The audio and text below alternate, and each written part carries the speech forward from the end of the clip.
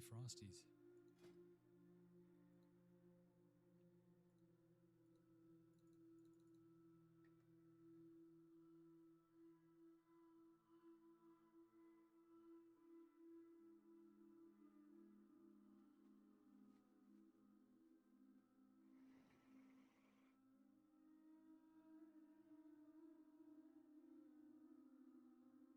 It's going to cost us more to make them.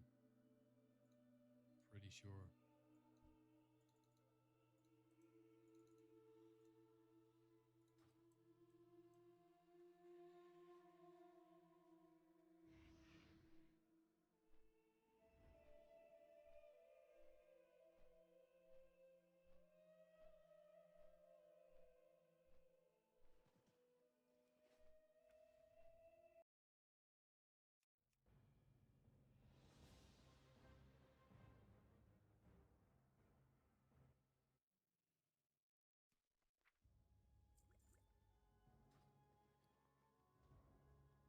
We ran out of space on our bank alt. Full netherweave bags on him and full bank slots, netherweave bags, all full paste pots.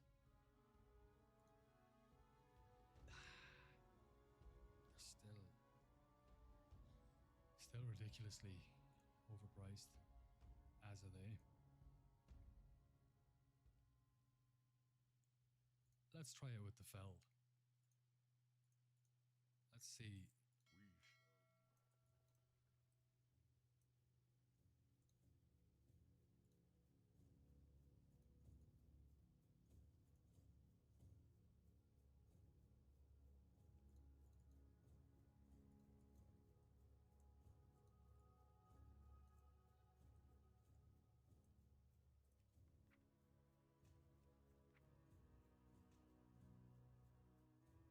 Seconds instead of 5. It's fine.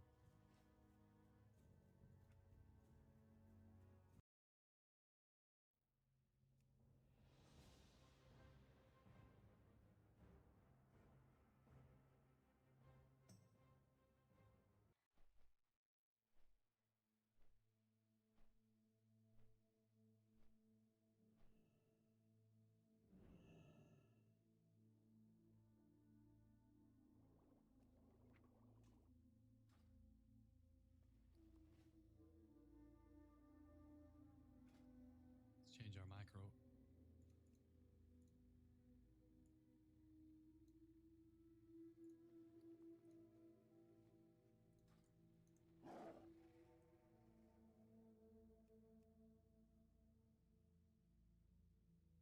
think we're good.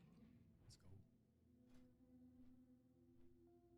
Yeah, full durability, revved up.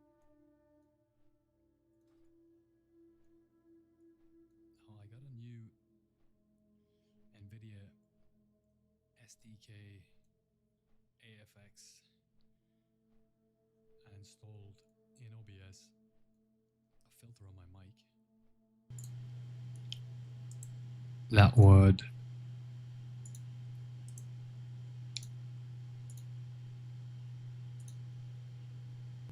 remove noise like mouse clicks, and it was working beautifully yesterday, beautifully. And today it's been fairly clicky, so hopefully that's a bit better.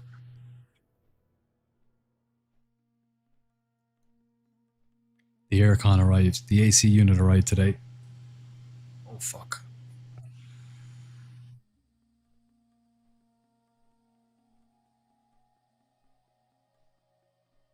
Right, chat, look at this. This is a 1 liter sports drink bottle, and I've had the hose coming out of the back of the AC in this bottle, and this is the 3rd one, full liter of water that I'm pouring down my sink since I plugged it in. 3.5 actually, and that's in 4 hours. So that's the dehumidifier. That's how much humidity there is in the air. That's almost 4 liters of water. That's a liter of water an hour the AC is pumping out. It's insane.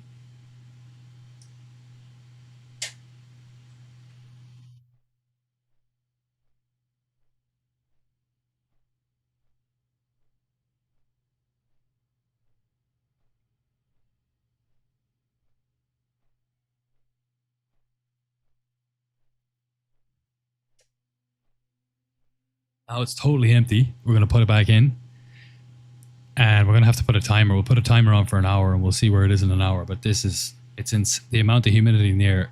It's absolutely bonkers.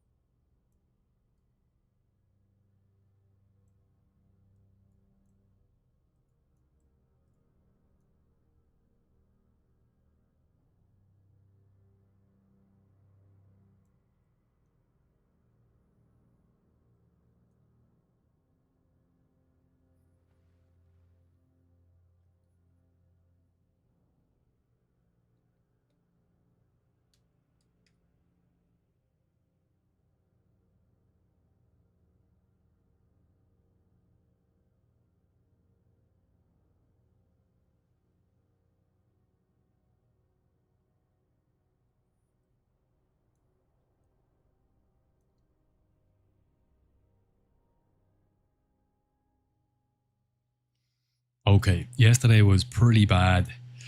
We had our worst MT ever. We had two really bad MT lockouts, and we had a very, very bad SV. Okay, we've got a left chest. This is nice. We're going to poison up straight away.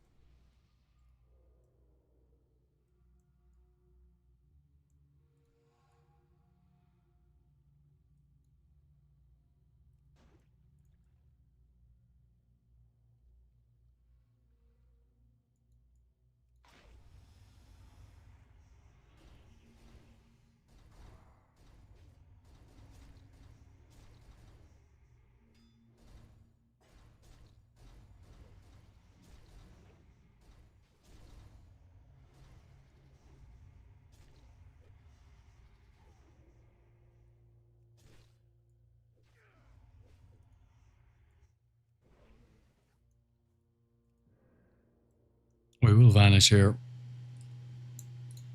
We did rush in,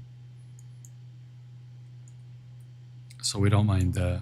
We don't mind splitting the kill.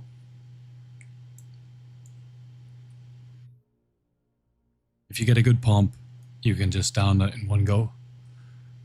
But I learned from yesterday and the day before, if it's looking dicey, if you're this low and you still have 25% of his health left, then just kill one of them, get one kill, and then bail.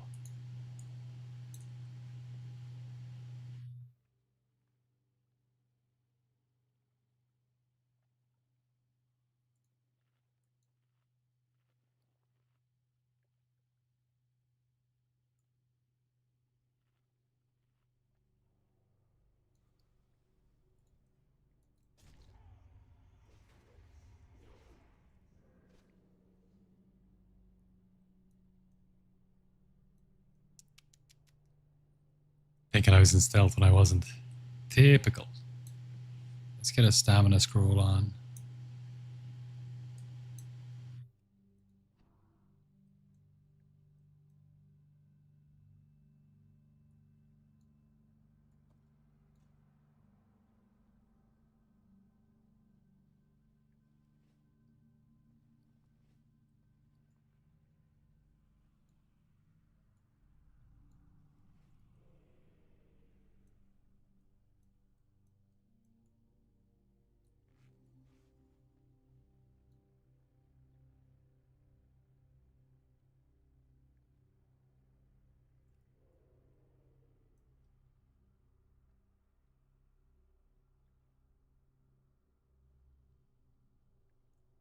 All right, now we can do it nice and relaxed.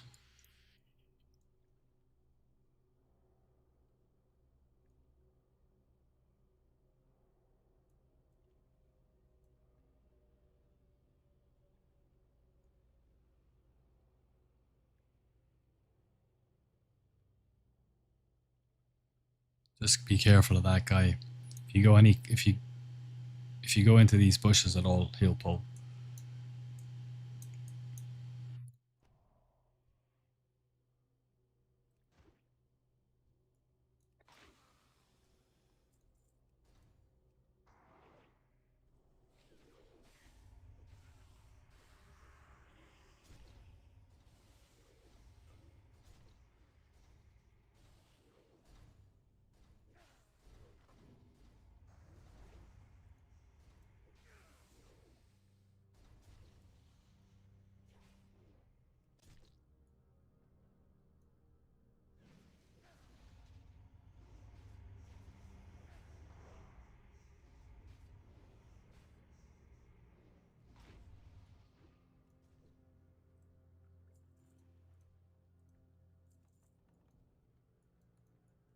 And if you get any closer than this, he'll pull.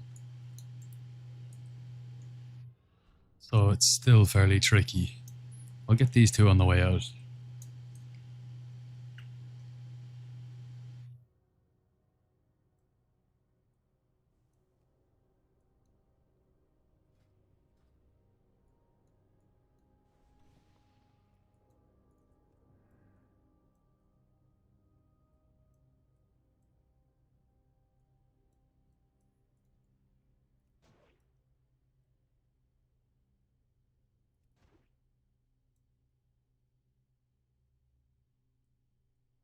Oh, we have a second combat chest. That's nice. Another shot at an epic. It would be so dope to get an epic out of here. But if it's not locked, we'll just click vanish. It is locked. We'll get the mines and the moats. By the time we get back, Adrenaline Rush should be off cooldown.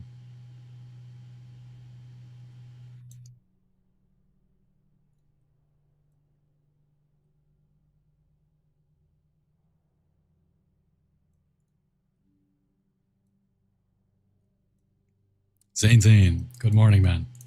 Good morning to you. Good evening to me. 5 to 7 p.m. You got an epic today? No. I was just saying it would be dope to get one. We have 2 combat chests. That's the first time that's popped up since we realized we were geared enough to do the first chest with combat. So it was chest 1 and chest 8, and this is the first run of the day. I mean, we could do chest 8 now without combat, you know, just pull them around the corner or whatever.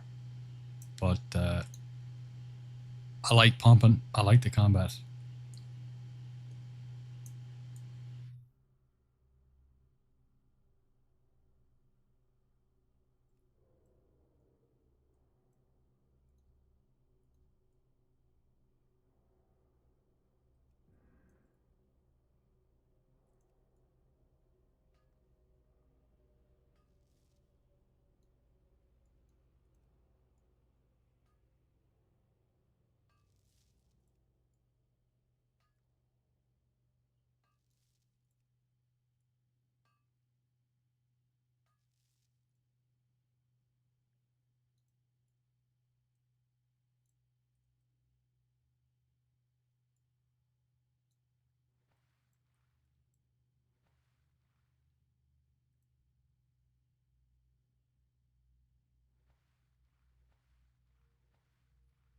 First run, just under 8 minutes so far. We'll get the 2 mines. We'll get the Boglord mines.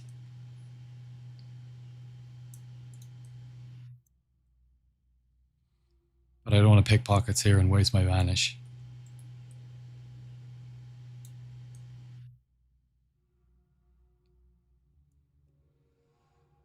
Excuse me.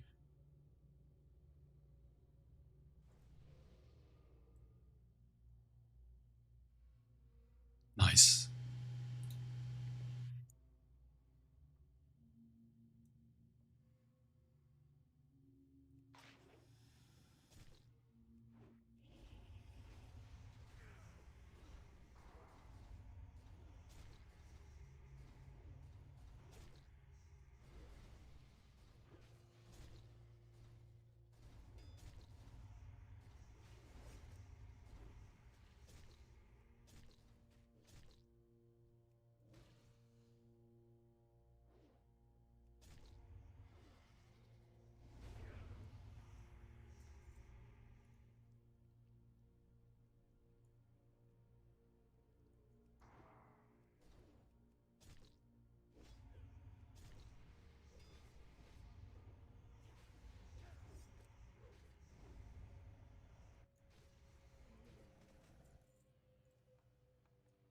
The armaments used to be worth 5 gold. They're down to 3. But it's still a nice bonus.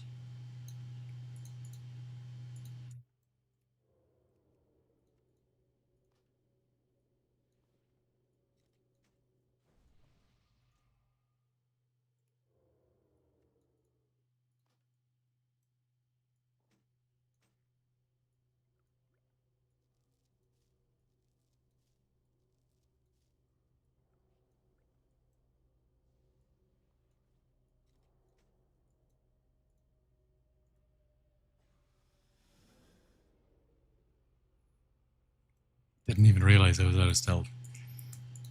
I would say I'm still half asleep, but I woke up God knows how many hours ago. Mobs hit harder today. I don't know why. I died like 2 times already. I wouldn't say they're hitting me harder, but I'm not hitting them as hard as I was yesterday, that's for sure.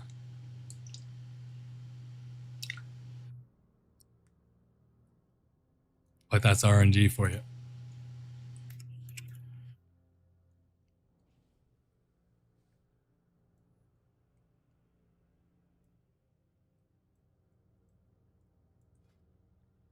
Ah, that's why I wasn't hitting them hard. Because I was in my NG set.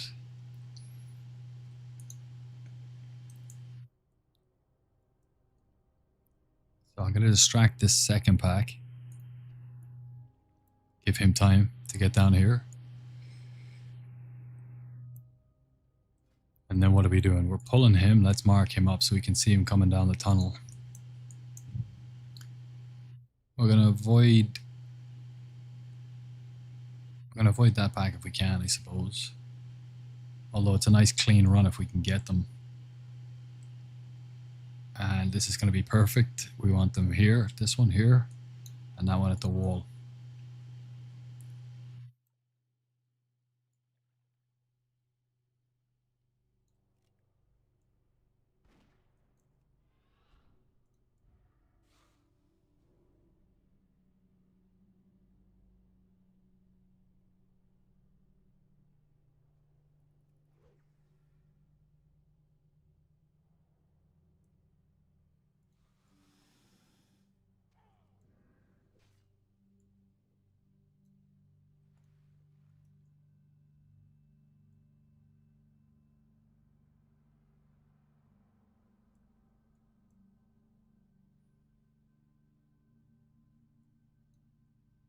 So we have another sprint in 14 seconds.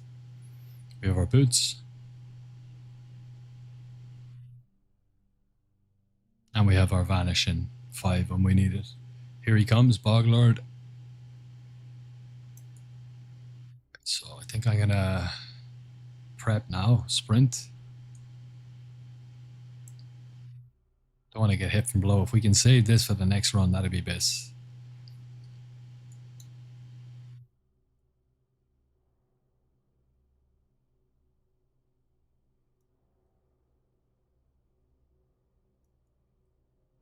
That's really good timing on him.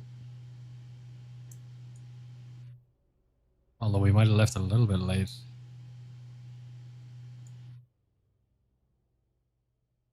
Ah, they're dead. Of course.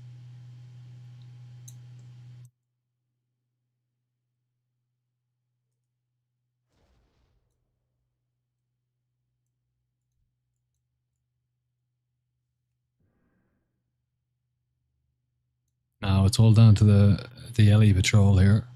That's actually not bad. That's actually not bad. Let's distract them. See if we can get through the middle. We did. That's nice. Let's just vanish.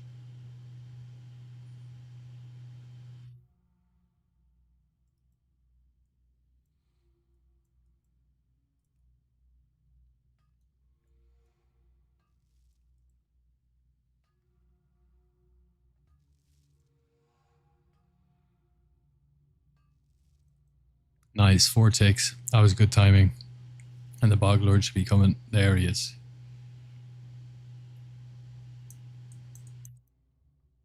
Nice, nice.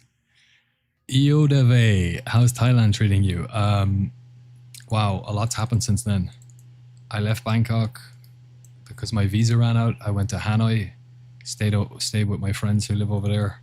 I lived there for 7 years, so I have a community over there. Stayed with them for a month. Went back to Ireland to surprise my friend for his birthday. And then I was in Germany and Holland, staying with my friend and my sister. I didn't really want to go back to Hanoi. It was a great option, but there were also reasons why I didn't want to go. And I was thinking about going to Eastern Europe to get somewhere nice and cheap, just to focus on streaming all the time. But I'd have to start fresh, didn't know anybody, and I wouldn't mind doing that.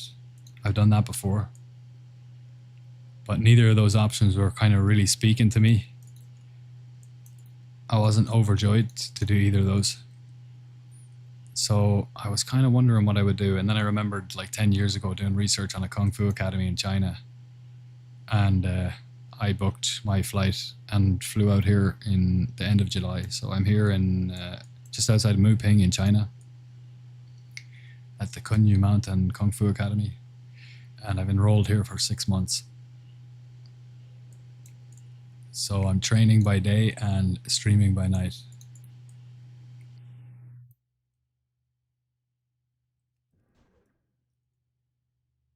But Thailand treated me well while I was there.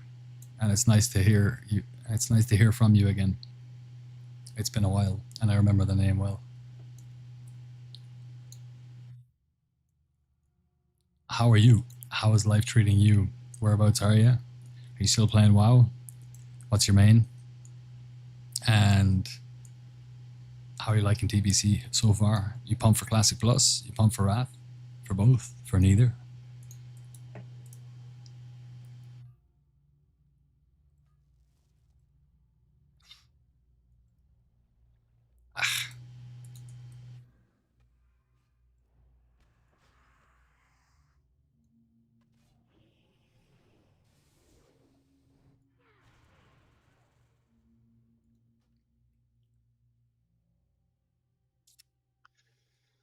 Hmm.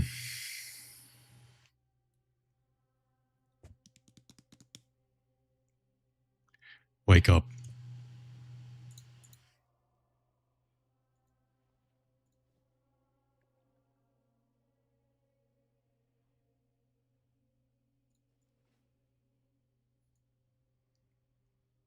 Hope you're doing good. I am doing good. I'm very happy with my decision.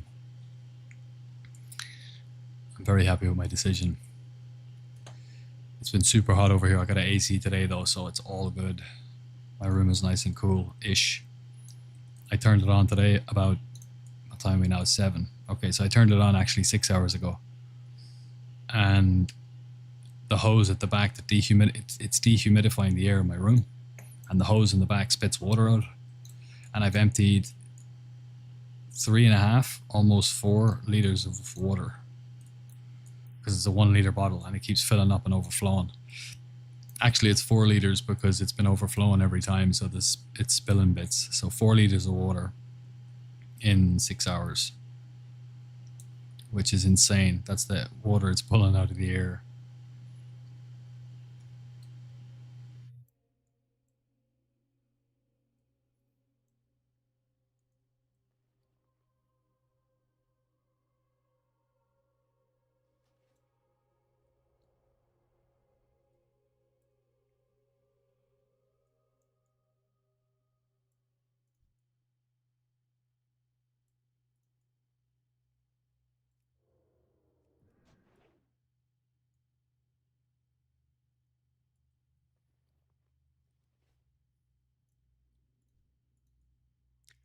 Thank God this is our first reset. It's kind of it's kind of blissed that the first hour, the lockout you do, you have the extra, however long your first run was, the lockout timer starts when the run ends. So if that was like a 10-minute or 12-minute or a 15-minute run, you basically add that time to your normal hour before you can get into the lockout, if that makes sense. And that's kind of nice because when you're just waking up or if you're just coming on and you're just warming up, like I didn't play at all before this, I just jumped on and pressed start streaming. So you've got an extra 10 minutes. You've got an extra run basically to kind of warm up a bit. We've got that extra time which so we can die. You know, we can scuff a chest. It doesn't matter too much in the first hour because you've got extra time to make up anyway. So it kind of works out. It's like a happy accident. There's the chest. It's not locked. That's lovely. We are in our energy set. They're pretty well positioned. This is going to be good.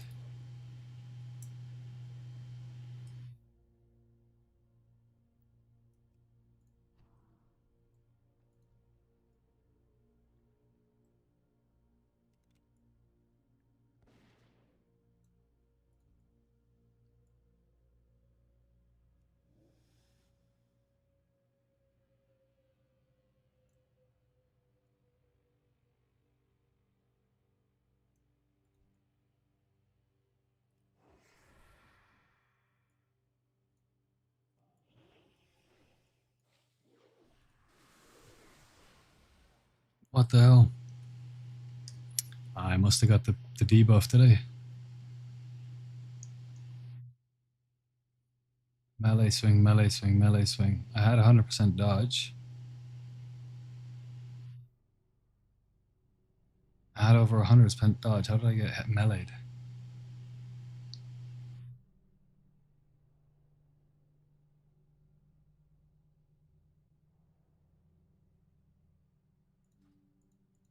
That's very strange.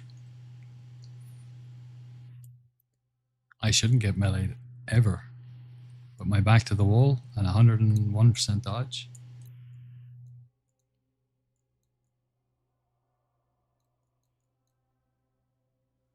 That's very weird. I'll figure it out.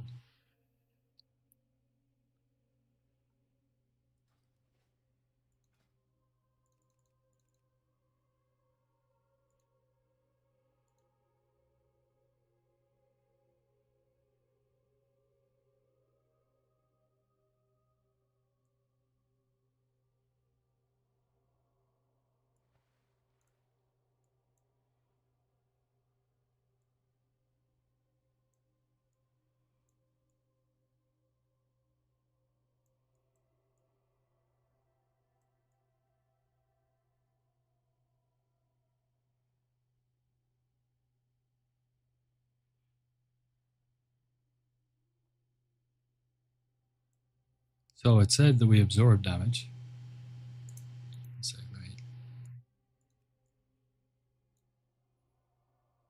So when we put the belt on, we absorbed 1300.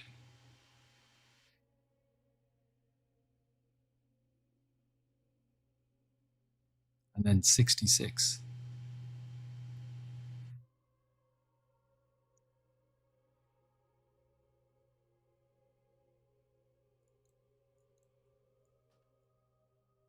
How are we getting meleeed when we have over 100% dodge? I don't understand that. And our back is to the wall. Unless for some reason they were hitting us from the side or something. But I can't see how that would be the case.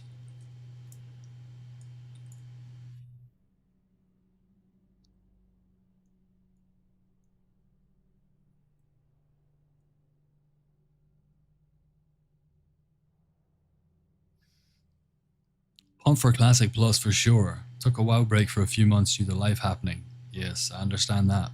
But might come back in a bit. Just saw you streaming and had to jump in for a bit. Ah, mate, thank you so much. I appreciate that. That warms my heart, so it does.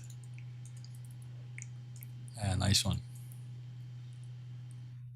Stream. Oh Jesus! Streamlabs telling. Okay, bro, don't listen to Streamlabs. I literally just installed it today to try and get some. I'm going to be upgrading my UI and all that kind of stuff for Classic Plus. I'm going to make my own overlay, and I'm going to use the elements from the WoW UI to do it. So like, you know the quest background for the quest. Where is it? It's all gray in this for some reason. I don't know why it's gray. It's probably from an add-on. But in original Classic, it's like browny kind of parchment. So we're gonna have parchment like that. Just little parchment overlays showing like, the latest follower, latest subscriber, that kind of stuff, and for all of the little bits of information on the screen. And then I'm gonna use the WoW UI, the original UI elements to create the overlay. So it completely matches aesthetically with the game.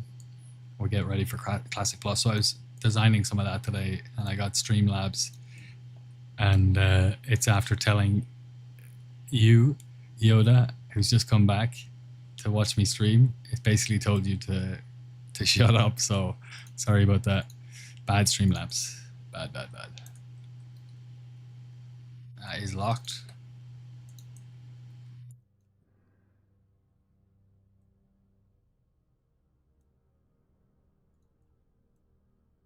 See if I can change that setting right now.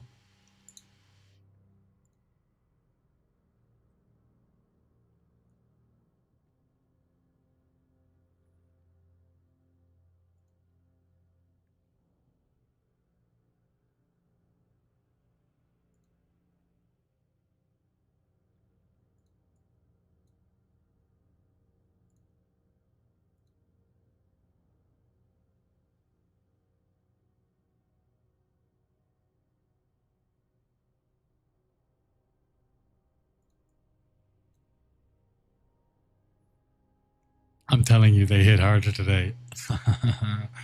Nah. Then again, I did just get absolutely one shot with 100% dodge and the belt. So I don't know what's going on. Nice timing on him.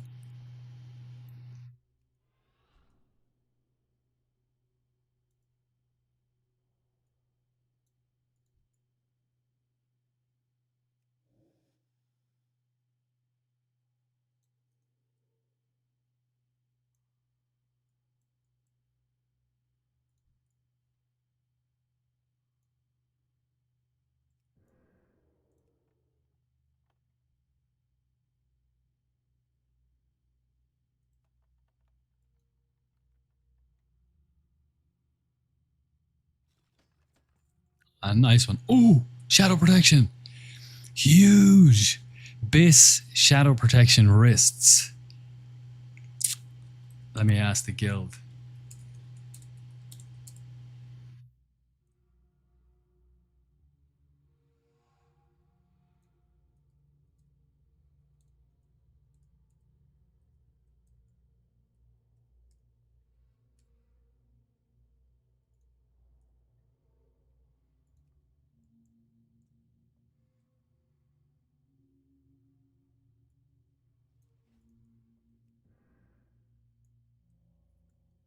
That is a huge, huge item if they're Biss. I mean, there's going to be a market for them anyway, because if you can craft other ones, they're going to be expensive to craft.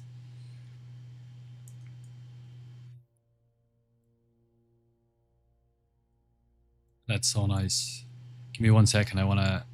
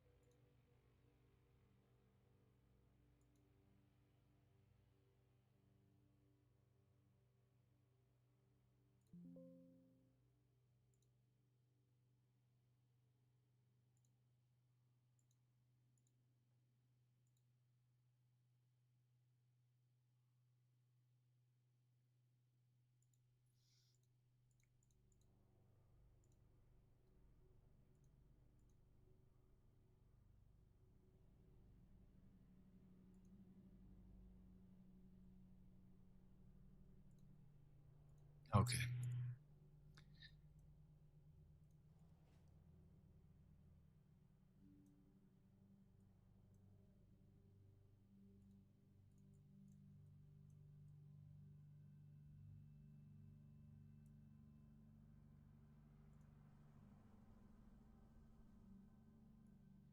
Yeah, it outranged me.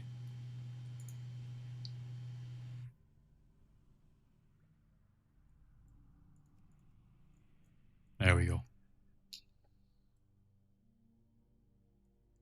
I still don't know why I'm getting timing on that guy. Always gouge him.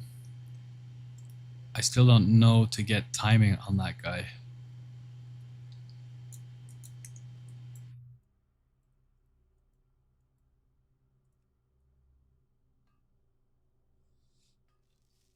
I'm out of practice, but I seem to be creeping closer to the right timing. But I used to get him. I used to get him all the time, just right there and distract. The gouge though is a problem because he pulls the guys around him and they can daze you. You have to jump and turn then, and it's kind of sloppy. But I mean, I still do it when I have to.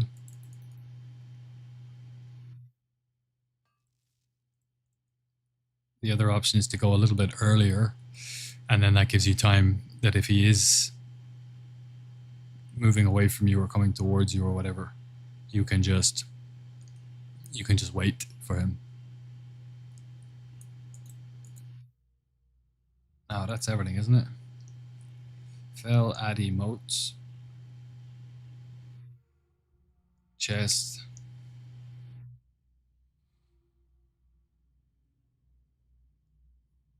Fell, Addy.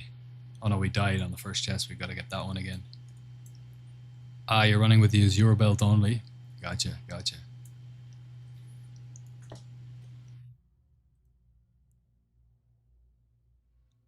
Got it. Got it, got it, got it. That is a huge item.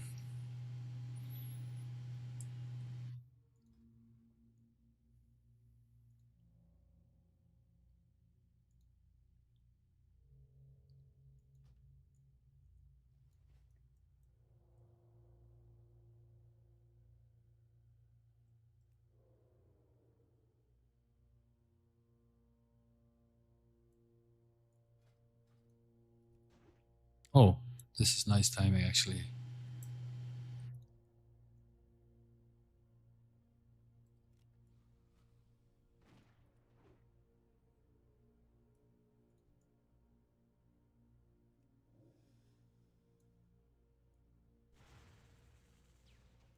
Oh my god.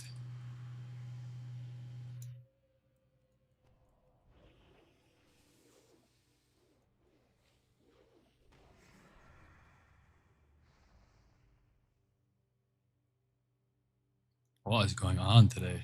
Okay, we got time for these, that's fine. It's not locked, okay, good.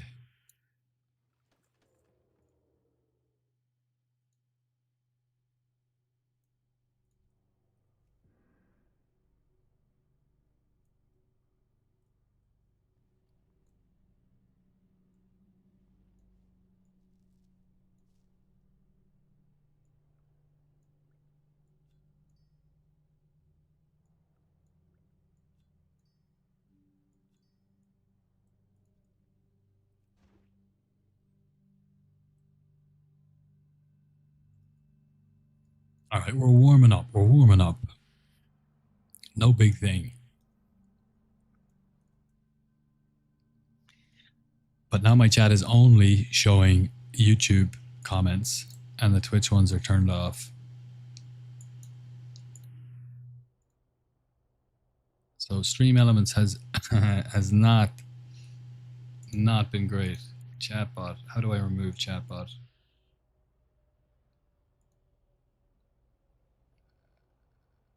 Bot status removed from chat.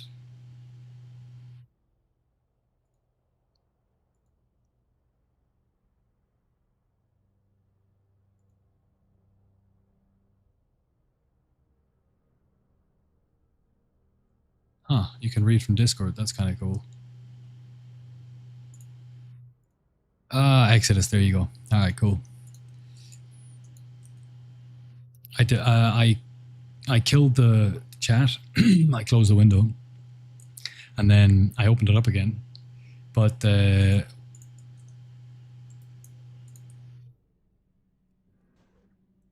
Vay's comment was gone, so I automatically assumed that it had removed Twitch. So thank you, Exodus.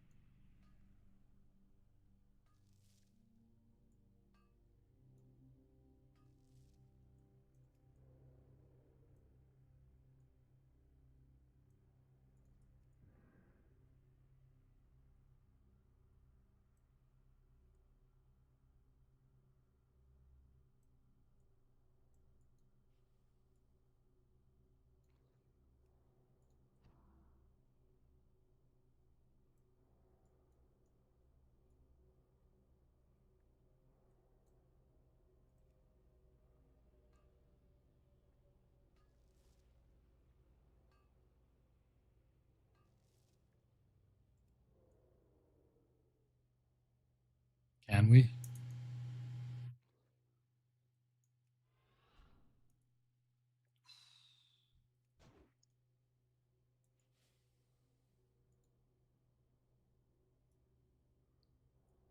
I shouldn't be taking such risks, but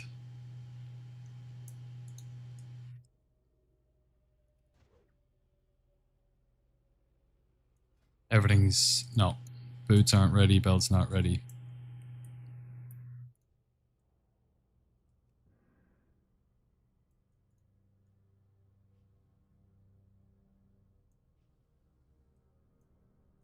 Zane, level engineering, but the boots and the belt is too expensive for me right now. Fair enough, but make them your first prio. They're so good.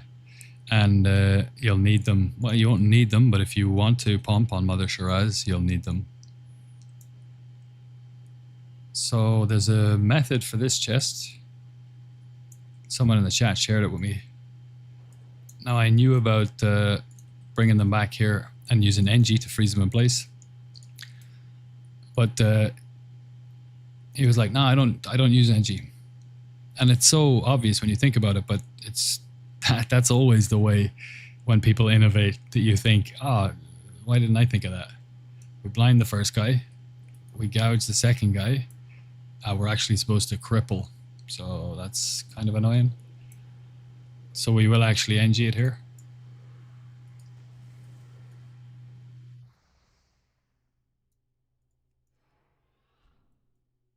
I should have put crippling on my weapons. But I didn't. But when the chest is unlocked, a little bit too slow. Sorry, we'll get it on the way back. That's my first attempt at it, so. And forgetting to put crippling on your weapons is big. Yeah, you blind, gouge, shiv, cripple, and then run back to the chest.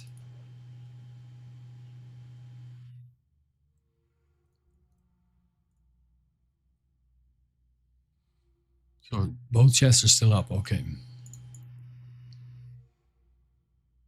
That's fine. We'll do that one first, the way I just mentioned. We might as well put crippling poison on now then.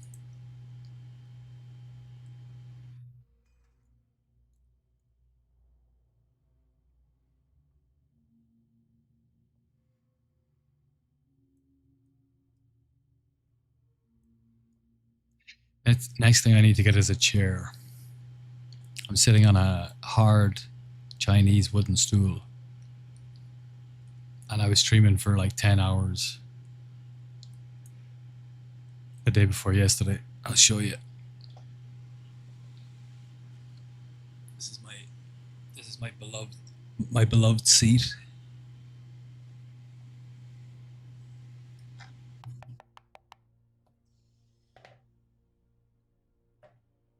But we do have a lovely cool aircon blowing air. That's why we can wear a hoodie today, since all my t-shirts are in the wash.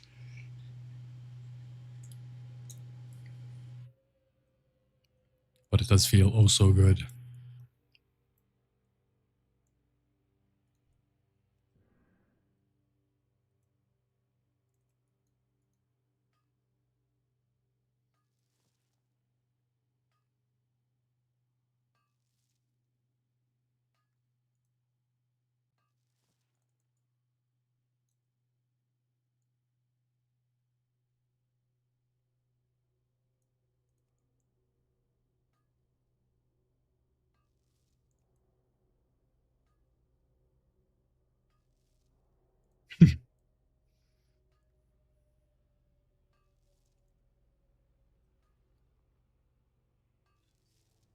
Oh, we got a noble topaz from an Addy node.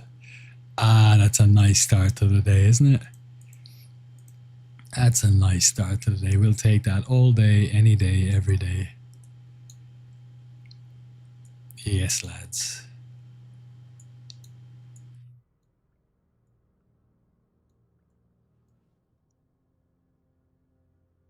Yeah, that's tidy.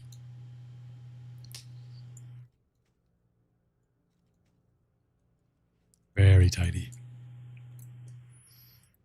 How many runs in? Third run, we're at 270 gold, and we have 2 chests to go. So that's going to be 650 raw from both on average, which is going to be 13 gold. It's 69.98. Let's call it 270. So that's 13 gold, 283. Then if we get 2 greens, they're probably going to be worth about 5 gold each to disenchant, 93.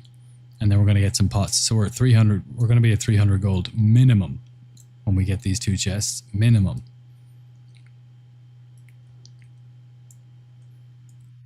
And if we get a blue item for an LPS or a gem, well, a Dawnstone, a Night's Eye, a Topaz, or a Ruby is what we're looking for, really. Okay, we've got Crippling up. I might buy myself some time here.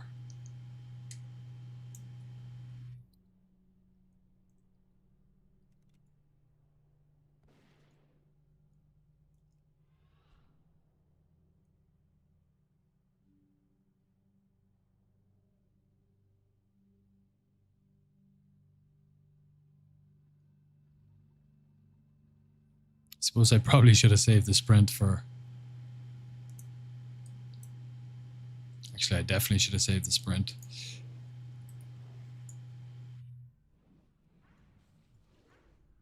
There we go.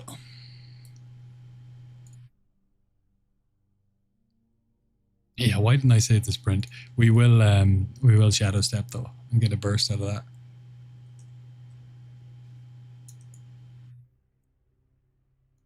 We're gonna be too slow again, aren't we? Yeah. If I used my sprint too early. Second time attempting the method from memory of a video we watched from someone else doing it. So we'll come back and we'll get it now in a minute.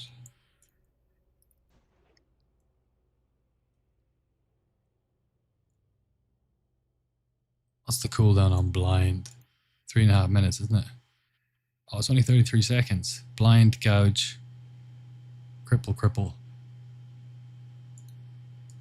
Let's do this chest first anyway.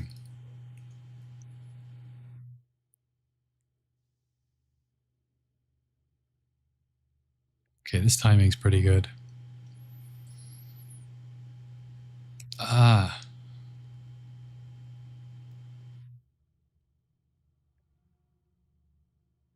we don't have our belt. Well, okay, here's what we're going to do. Since we got to wait for our belt anyway, we're going to use our boots this time. We're going to blind, gouge, cripple, boots, and shadow stepped. And that will give us enough time to open it.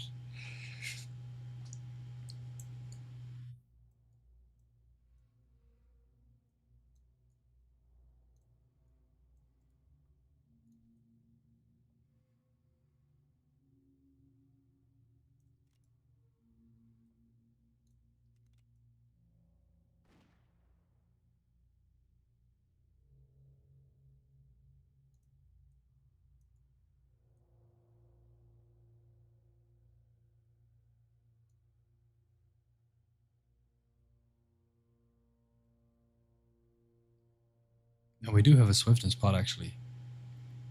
So it's blind, gouge, cripple. Oh, we can't boots out of this either, can we? We got netted. Of course. And I had my PvP trinket. I could have used that.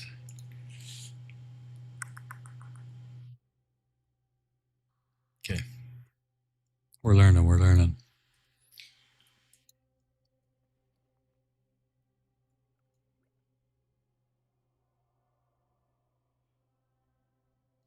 This always happens when we're learning new things.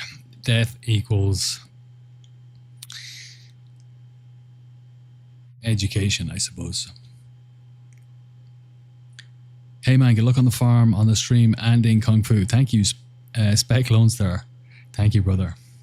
Tomorrow we're starting full bore back into the training again. Full bore. DF9KN1LP. Thank you for the follow, brother. Appreciate you. We're growing. We're grinding. We're getting there. Oh, we reached our followers goal of 340. Banger. Absolutely banger. I swear it was only 300 not that long ago. So we are getting there. We do have the level 80 rogue on the Wrath private server. I haven't touched him since the last time I was playing with him a couple of days ago. It's been a busy weekend. I've also got full phase 2 to phase 3 BIS gearing guide for rogues. It's sequenced. I just have to record the voiceovers. I was going to do it this weekend, but we've been mad busy with lots of different things. We had to install the AC today and blah, blah, blah. So I will get around to that. That's coming very soon. It's almost done. And in between them, we're just farming a lot of gold. A lot of gold.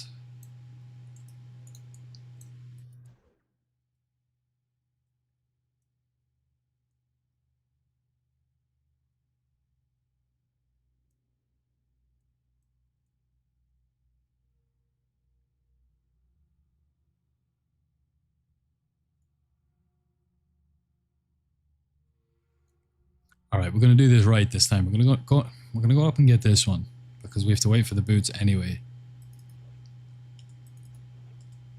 And then we'll come down and get the first one. We've done, it's our third run, but we still got half an hour left. We've got half an hour left on lockout, so we've got plenty of time. Plenty of time.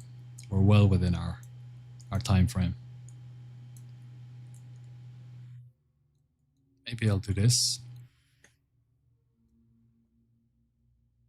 Just so I can do one of these.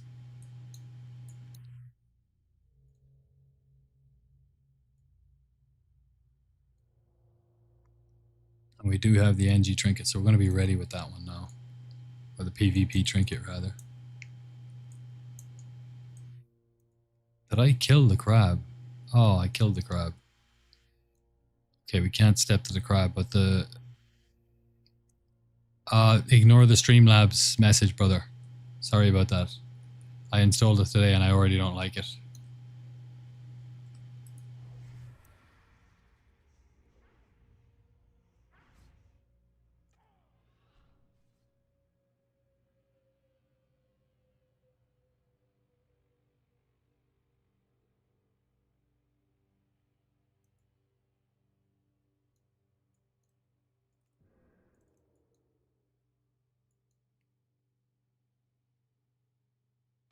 There it is. Okay.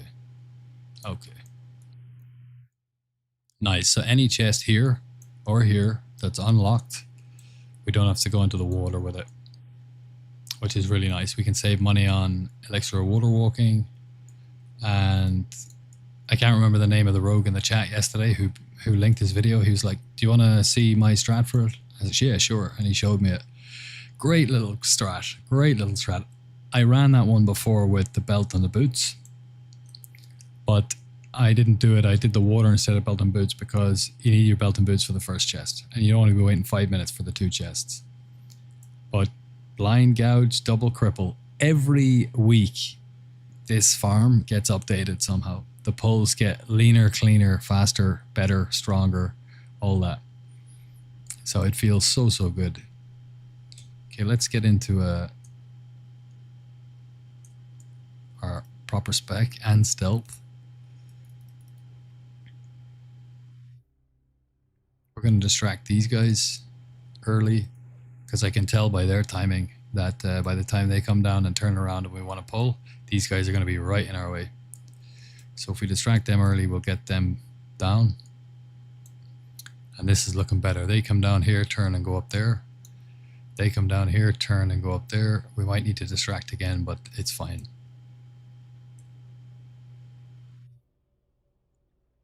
Oh, let's use the new meta.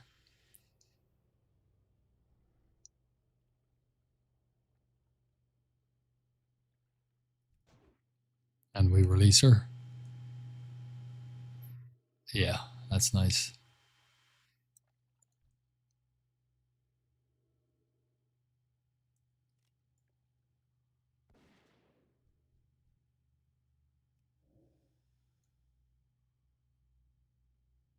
And I'm actually not going to use my distract here on these guys. I'm going to save it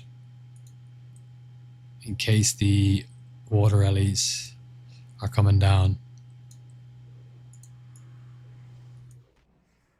And we need to distract them. Which they weren't, but just to show you how it works. If they're a little bit closer to the chest, you can distract them then. It's going to be tight, it's going to be tight, it's going to be tight. Oh. Oh, we got a failure. I will do a long pull then.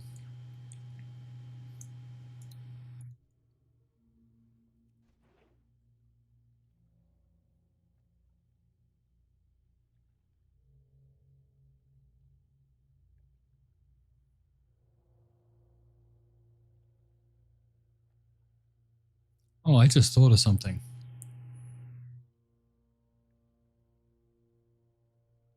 A new method that's faster than...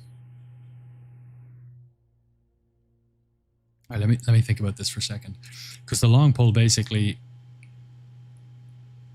you know, we pull like normal, we run up the tunnel, we step through this pack to that pack, we jump in the water. They all come down here and go around there and into the water and chase us up, and we run that way.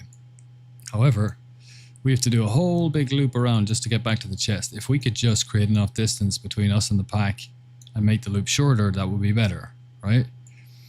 So if instead of going into the water, we pull them up, step through the pack, run over the bridge.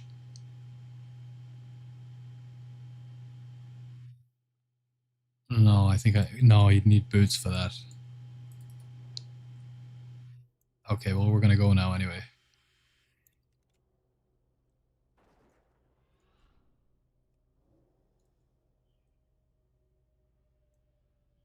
We can go straight through them.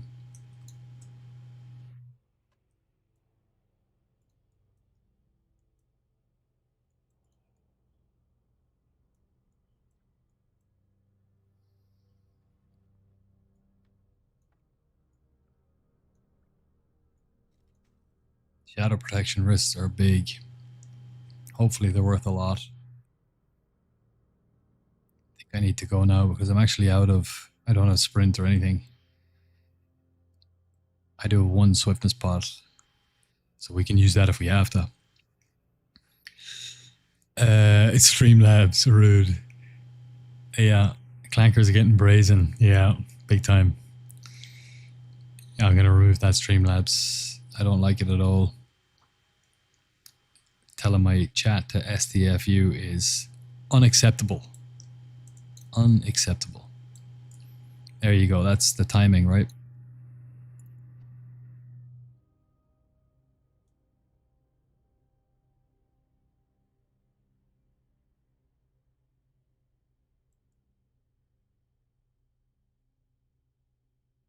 Now I think we just have to go here. He did hit us, but we do have it up. Look, so we can just... We don't even need to step across. We can just jump down when you have water walking and go and get the chest here. Body NU4, thank you very much for the follow, brother. Appreciate you. We're growing, we're growing. We just hit 340 followers. You are 341. Welcome to the Rogue's Diary. Hope you're having a good time. Oh, they're right behind us. Come on, come on, come on.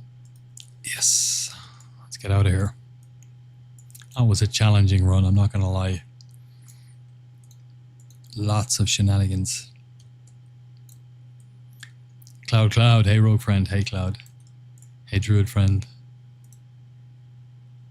We're on run 3 and we already made over 300 gold. We got a noble topaz from an adamantite node in here, in this run. And we got a knight's eye, I think from one of the chests. Yeah, from one of the chests. So on average, 100 gold a run so far is pretty good.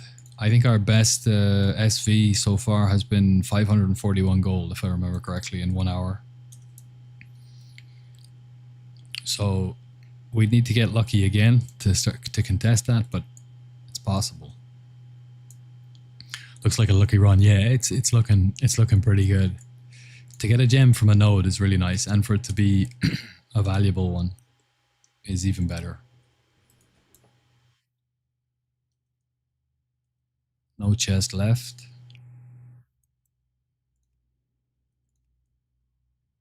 No chest right.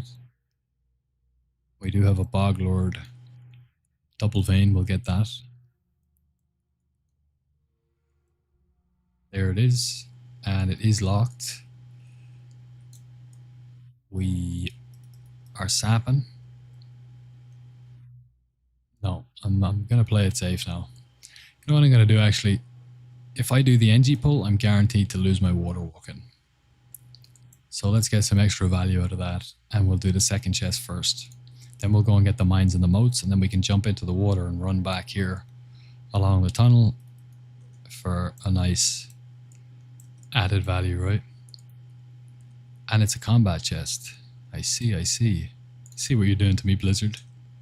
No, we don't want you to get added value from your water walking. We want you to lose it. No, no, no, no. It's a locked one. Well, I do want to do a combat, so let's burn these guys down.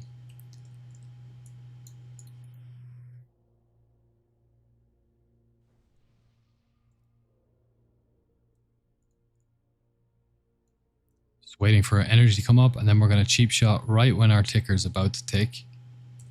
So we get an instant energy retick.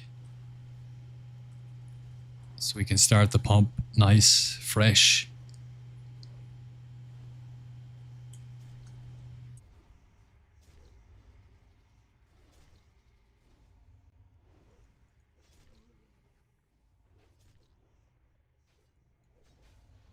I mean, that was a little better than the last one, that's for sure. Oh, finishing with a riposte is nice.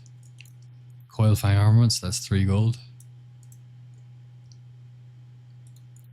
Fish oil you can keep.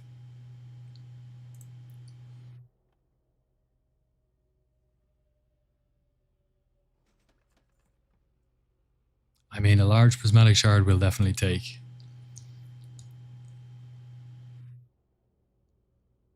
Yeah, this is going to be a solid run. I don't know if it's going to be record breaking, but it's going to be solid. For sure. What's our average at the minute? 373 from SV. We're definitely going to be above average.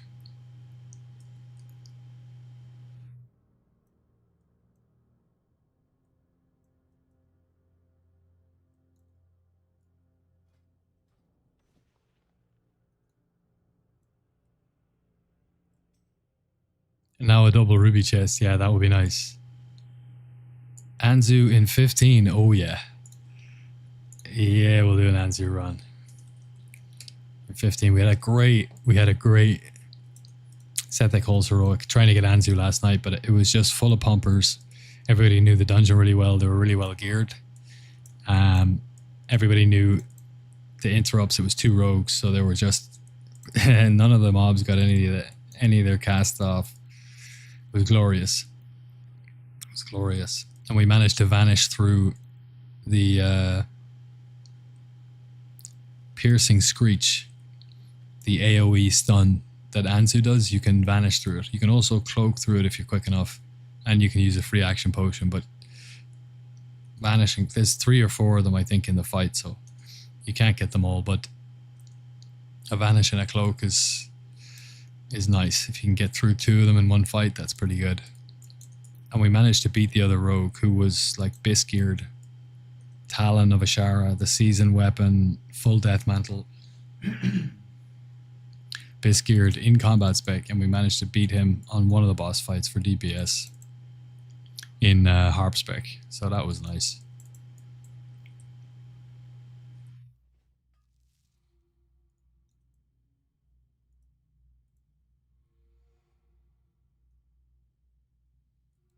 Okay, so we need to be quick then, because if we have Anzu in 15, we'll finish this run, do the last run, we'll do Anzu, and then we'll go into Mana Tombs.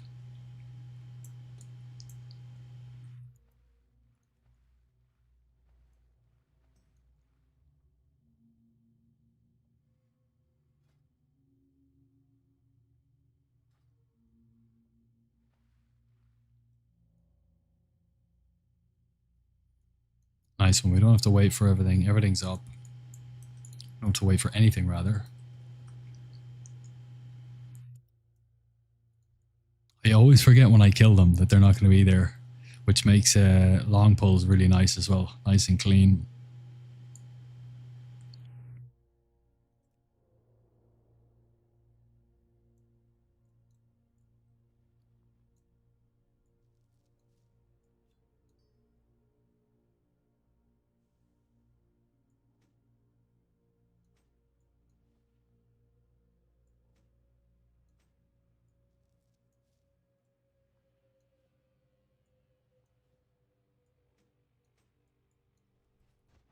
Okay, that's really nice. And that's also nice. Let's just pull.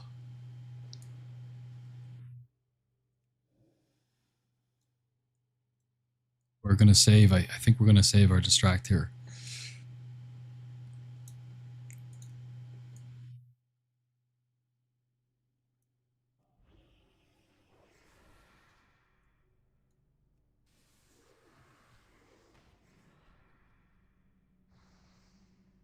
We were good. We were all right.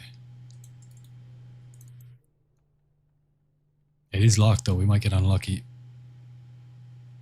Oh my god, we did get unlucky.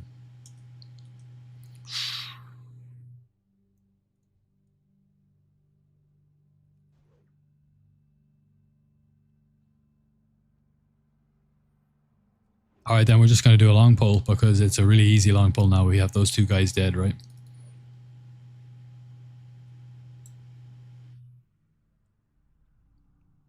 But we are going to be skipping those two mines up here. If we've got Anzu in 15, we need to pump.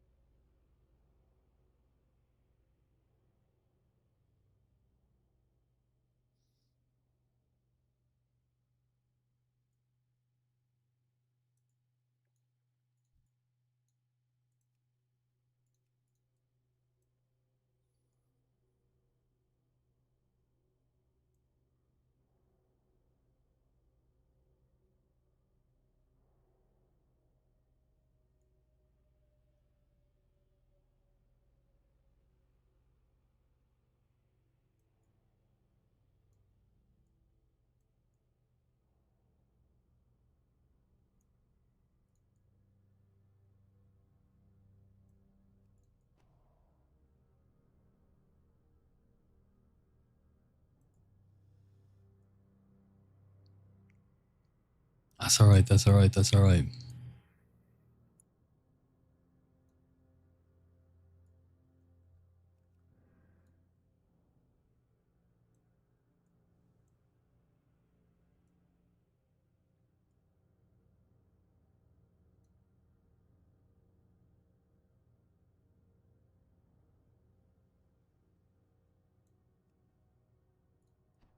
No resists, I hope. Oh, we got one. Let's get this quick, quick, quick, quick, quick. Oh, you gotta be kidding me. Unbelievable.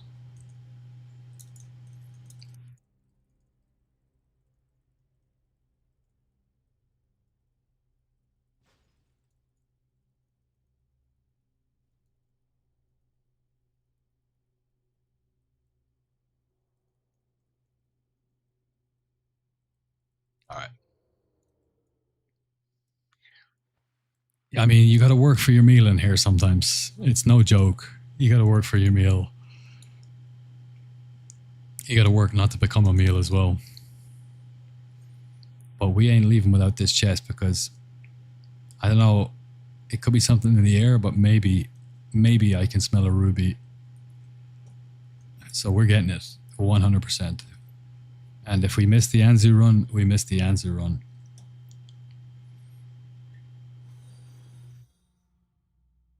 Beast of Nor, thank you for the follow, brother. Your follow number 342. So we are getting there. I was going to say slowly but surely, but it's starting to speed up now.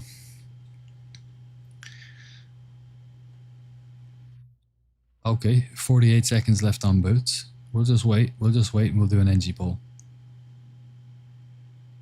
Doesn't matter how deep we take them in here, we can't get 2 cracks at this chest. But we can get 2 cracks at that one down there. Look at that. We have exactly 1 left. We will change our macro. We changed it to fell iron bombs because we were out of frosties. We had 1 left, but we're going to change it back to frosties so we can get that 5 seconds. And you know what? We're going to go deep and we're going to see how much we can get.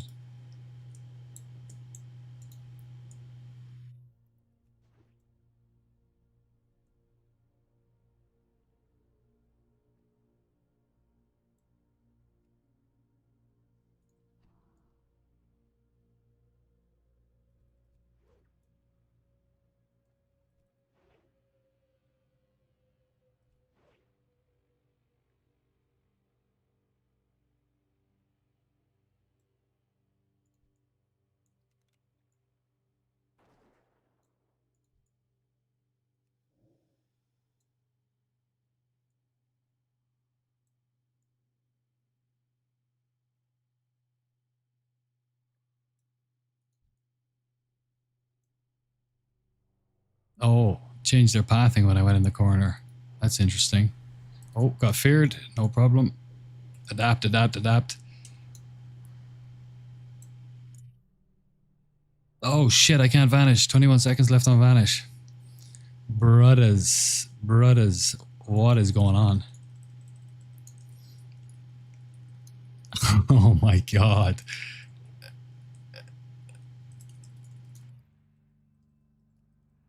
Oh, we're dead here. She can see us, right? What if we could blind her? Oh, now we can vanish. Okay. Christ. Oh. Okay, they're just stuck here now. They should disappear in like 3 seconds. They should just vanish.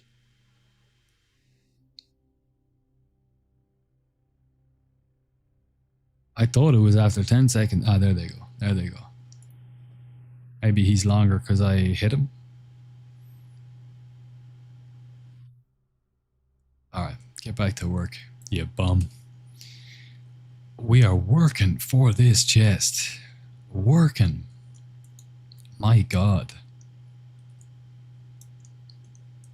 I haven't had a chest this stubborn in...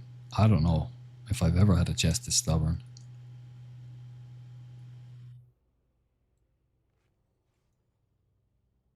Alright, what are we doing? We're going long pull. Obviously.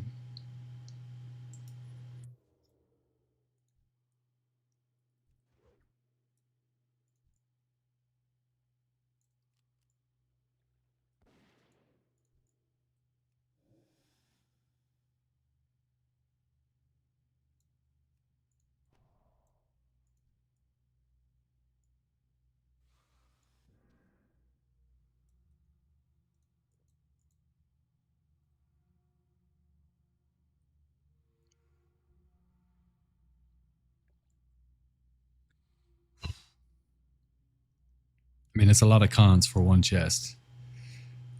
But it's about the principle at this stage. Feels long enough. Yeah, there we go. But this is nuts. Now double ruby chest. Yeah. Yeah, it's crazy. Stubborn chest. But we got these iron vambraces of shadow protection. And ignore the auction house price there. I need to check if they're BIS. ZodsX, thank you for the follow. Follow number 343. And the shadow prop, if they might be BIS. If there's another bracer that can be crafted, ooh, 344. Thank you, Cybolk, for the follow. But even if they're not technically BIS, they're an easy piece to pick up so that people don't have to spend a load of money on crafted gear. So I think we're going to make a lot of money out of that item as well. We'll check in the auction house what it's worth. And we will update our gold per hour for this run accordingly. We'll do that when we finish this run, whenever I get the whisper about Anzu. Oh no. I still got 30 seconds left on Vanish. What are we doing, lads? What are we doing? We're not going to have enough time.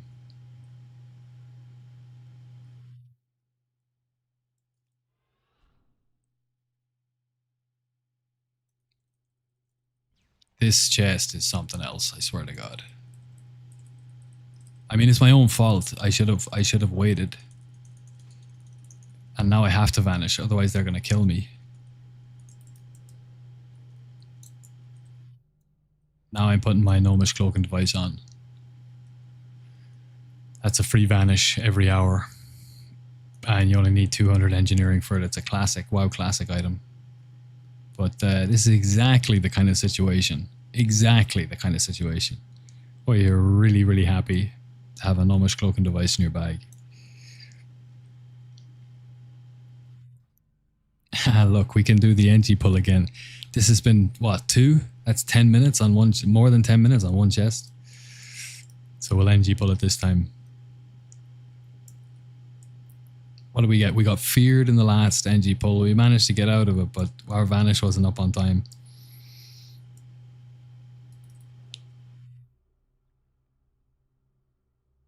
Ten seconds, 4 seconds. I think we can go right now, can't we?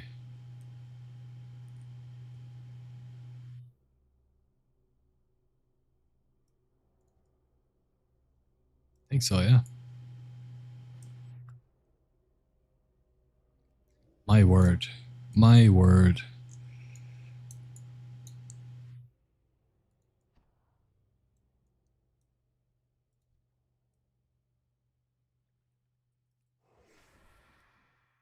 Oh, we have no grenades. We can do that one.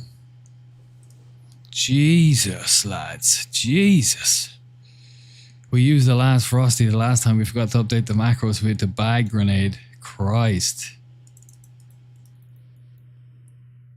Don't tell me he's going to see me. Don't tell me he's going to see me. I mean, what in the world? I swear, this has never happened. Like, obviously this has happened before where I'll miss a chest or I'll scuff a pull or something like that, but not this level. This chest is something else. This is legendary. This chest is parsing me. It's getting 99 parses on me. You know, outsmarted by a chest, an inanimate object. That's what's happening here, boys. I'm being ridiculed by this. I mean, I've got to give him props. I've got to give him props. You're a sadist. You're a sadist of a chest. Now let's update the macro. Not that we're probably going to need it at this point. Oh, we've got a separate one for 4 fells. So let's do that then. Good lord. Okay, so obviously we're long pulling now. Most men are outsmarted by chests. Yeah. Yes, we are. Yes, we are. Especially if there's a pretty face about 12 inches above it. Now, let's go.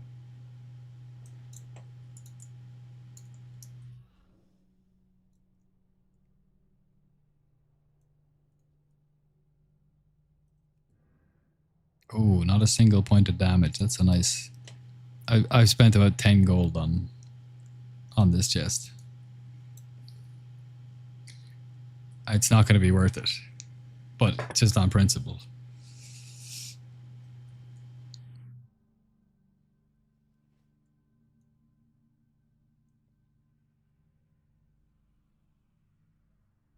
Feels about right. You don't want to wait too long because they're too close behind you.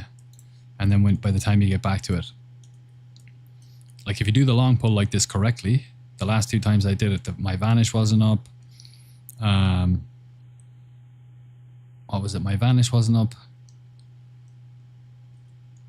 Some other reason, maybe vanish twice. But if you do it correctly, you get 2 attempts at it, and you can get 3 attempts at it. And in very, very rare cases, if your timing is absolutely nailed down perfect, you can get 4 attempts at it. But I am going to get clobbered here underneath and lose my water walking.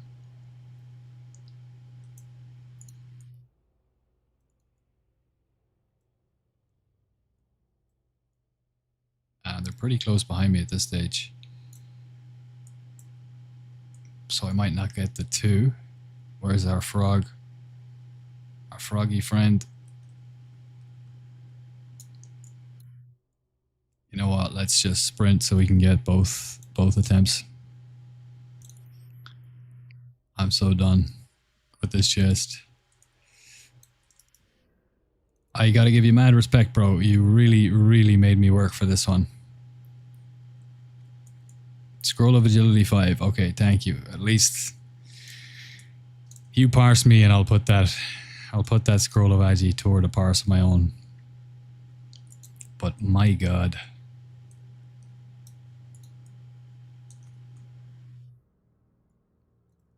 Patapo, good afternoon. How you doing, brother? This is cursed. Yeah, it was. Woo. Maybe Anzu break is needed. Nah.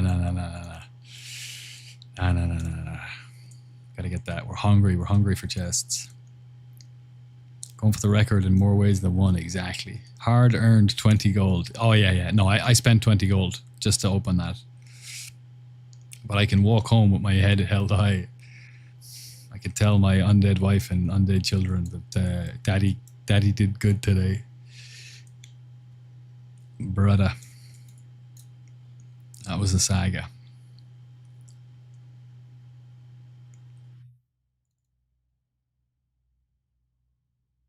Alright, this is the last run.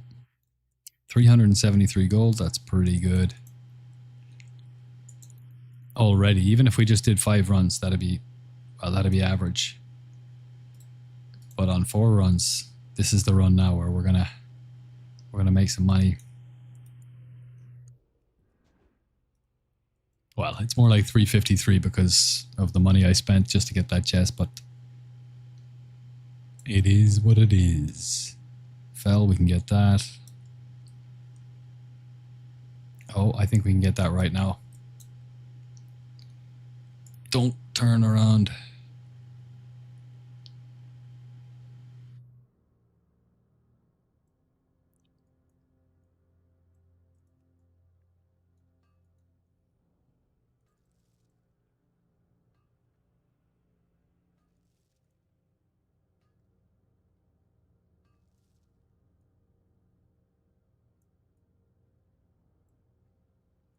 He looks far enough away that we could go back out as well, but it's always hard to tell, so I won't take the risk when you're exiting because you can't see.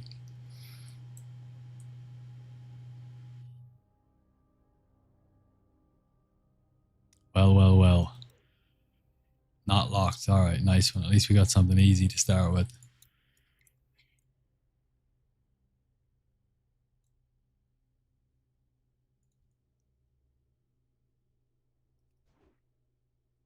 No, I was going to rush it, but we're not rushing it.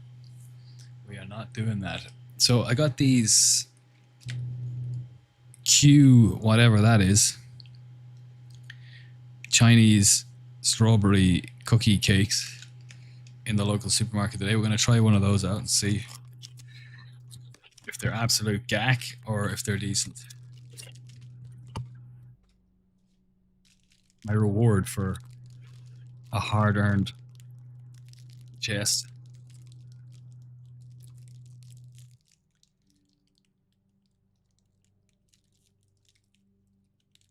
I just wanted to check if I can wave you today. Did you write an emote? I think Stream Elements has turned off emotes. Let's see.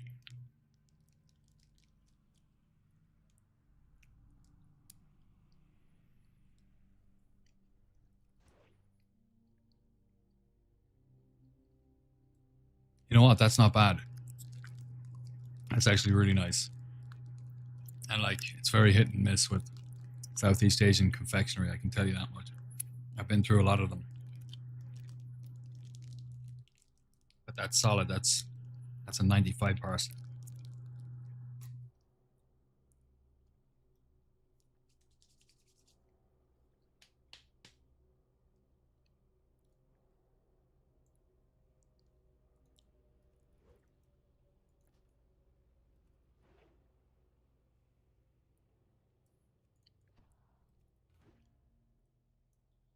Nice.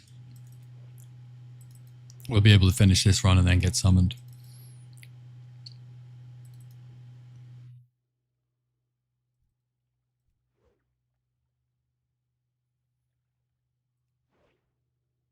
We're going to have to wait though. Let's get the Addy. They're not aligned.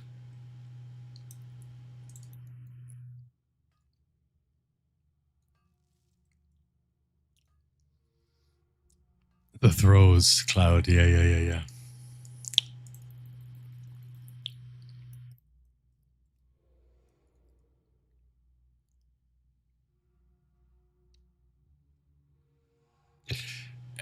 Sometimes, like in Manitoum, sometimes I'll get to the second chest, the one that's just after the first two rooms. There can be one straight ahead when you go through the tunnel and another one where there can be two Darkcasters. When I'm tired or I'm not focused, one mistake I often make there is I'll be waiting for my Blade Flurry to come off cooldown, and then I'll pickpocket around, and then I'll go to the pack and it'll come off cooldown, and I'll burst the pack down, and it was actually the other pack that had the chest. Like, I'll mess it up. And I do it here with chests as well. Like, I'll pull the wrong pack where the chest is like on this one or that one, and I'll forget about it. And I thought it was just me, but then on the Rogues Diary Discord, when I was chatting with people about it, they were like, nah, it happens to me too. Like, phantom chests, you think it's the other one, but it's not. All right, let's do this. Do this. And then do this. Then we're going to use our Shadow Step to burst and vanish. Now, we may not get 2 clicks off because we're using Fell Iron Bombs, and they only give us a... But we got it. They only give us 3 seconds.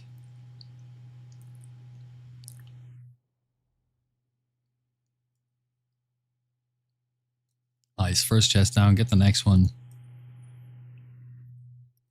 If the next one is unlocked, we can do the thing we did last time. Blind, gouge, shiv, sprint.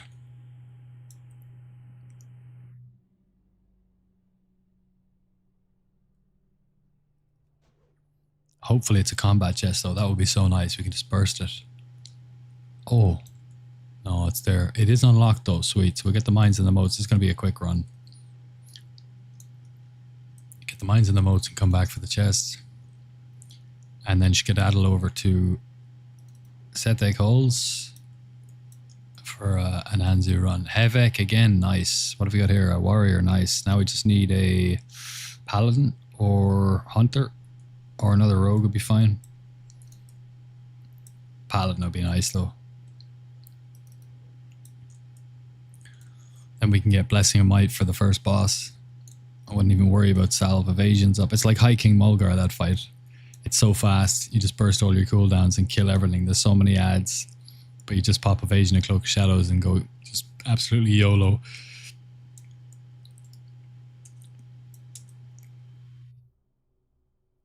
I meant outside the dungeon with my rogue. Hello, Samwise, my bro. How you doing, brother? Welcome. Good to have you back. You're like a fresh log on a cozy glow fire. That's what you mean to me, Sam. Siv, we will get another game in soon. I promise you that. Maybe next weekend. Let's schedule one in for next weekend. We'll do another deity game and we'll just go absolutely ham. It'd be great if we could start somewhere close together and just completely just pincer the AI, come at them from both sides and just go to town on them. Have our way with them, Sam. Oh, it is a paladin. This is turning out to be very nice.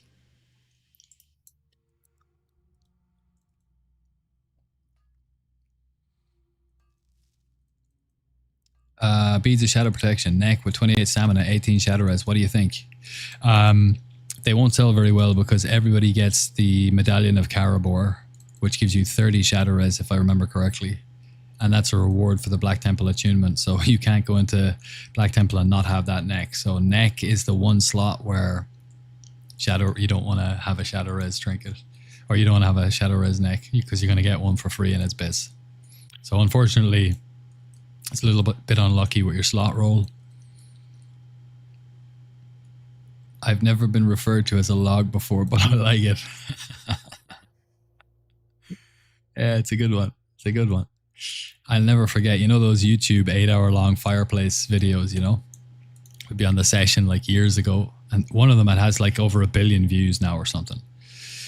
And I'm pretty sure that one was the one we were using. This is like probably 10 years ago. We're on the session. It's like we were up all night. We were drinking, back to the house party. Load of scalps, load of cans, load of this, that, and the other. And it's like 7 in the morning. Everybody's sitting on the couch. And I had put that fire on the TV just to have something going, you know, with the tunes. And we're all just sitting around on the couch, like winding down. And let me just double check I've got everything I need here. I've got blind, I've got crippling, I've got gouge, I've got sprint. We're good to go.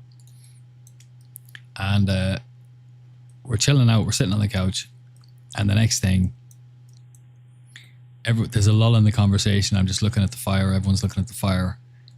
And I just said, throw another log on the fire there for the crack, you know, just like trying to be funny. And the next thing, out of nowhere, a hand just comes and puts a log on the fire in the video because it was dying down. It was absolutely priceless. And you reminded me of that, Sam.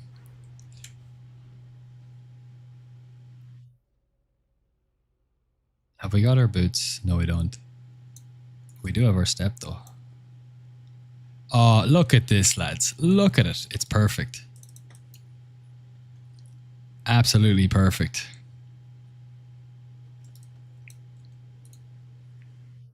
Done. Done and dusted. The timing, insane. Insane timing. Let's switch over to harp. Where was that? 435 gold. Not too bad for an hour's work. Well, it was more than an hour now, but that was lots of scuffing and dying and this, that, and the other. Let me see now.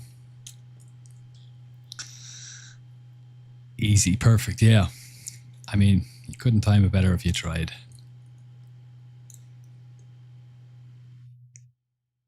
We're going to eat some mudfish. We do have a chamois, so, and we don't have a main hand poison, so that's good.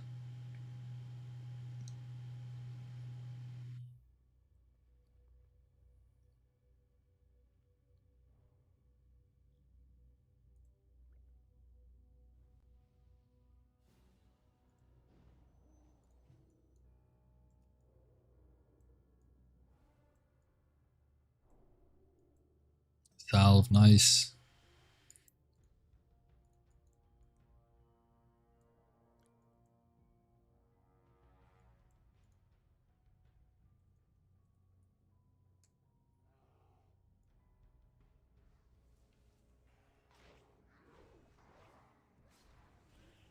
Hit your cloak, because they do that. Sometimes they wait a bit though, which is kind of annoying. Like there, we got hit by it.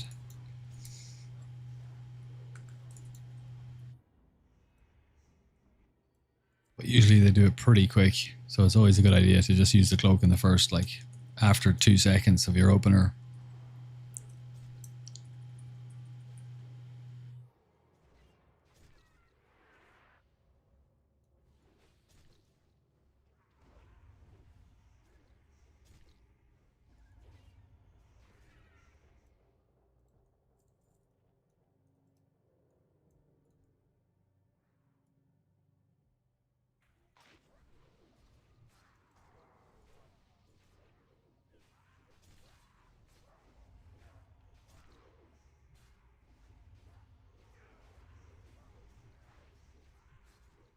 Oh, it'd be nice to get. It'd be nice to get Anzu. We saw it a few weeks ago. It dropped, but we lost the role.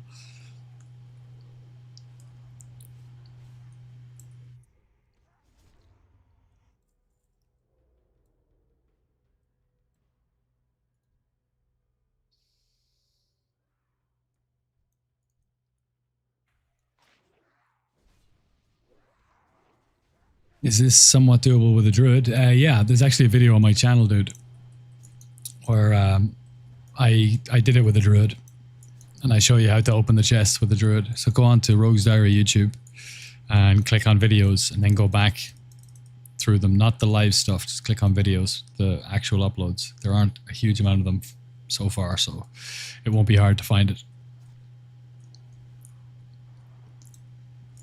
And that'll show you how to open the chests. I got my new 15 Troll Rogue, questing in Ghostlands, double fiery enchant, putting in work. Ah, mate, that's the dream. That is the dream. It's a thing of beauty. A thing of beauty.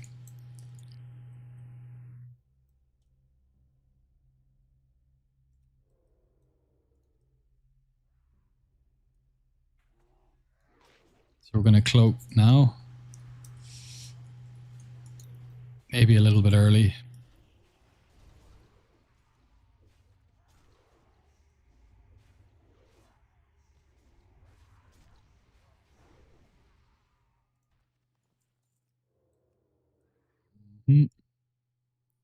So that won't happen.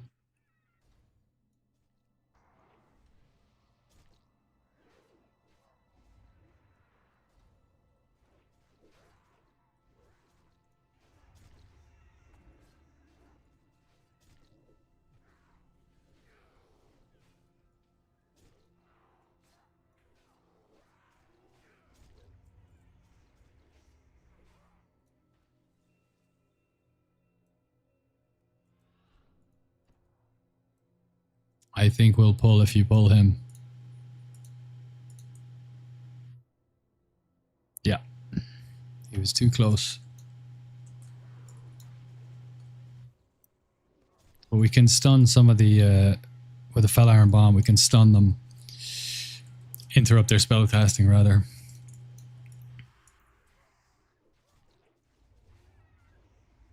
Just take the edge off.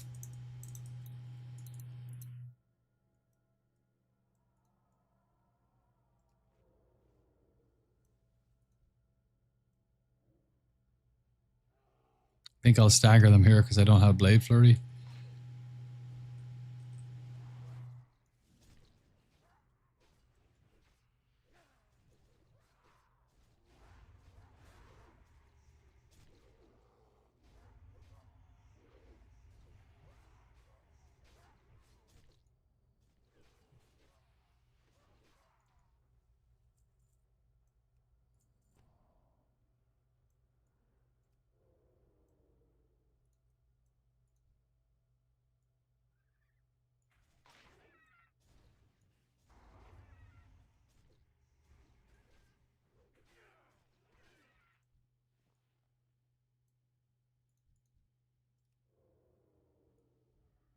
We can use Flurry here. It'll be 2 minutes before we kill this pack and the next pack, and people have to wait for cooldowns anyway. Not that we really needed it.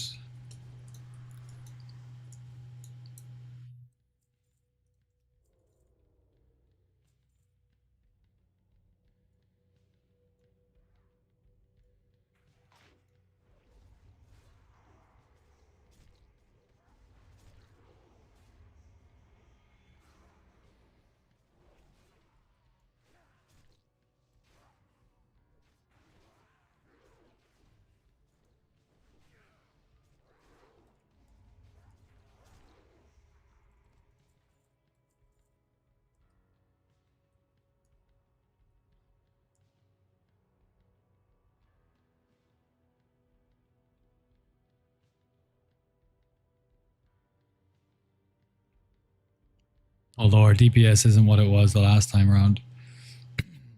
Actually, it's not. It's not bad.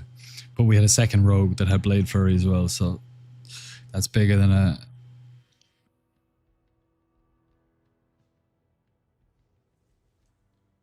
We definitely got the DPS for pump.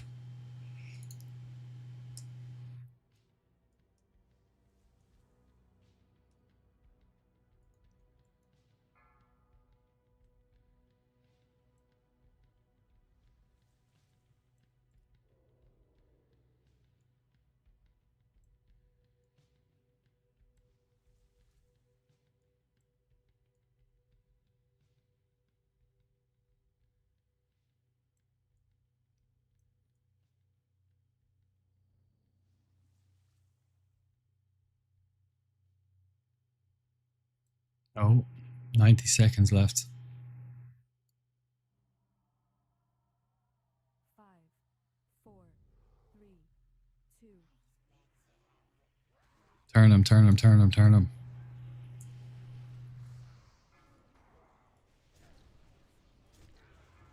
Oh, we don't have a Thistle Tea though.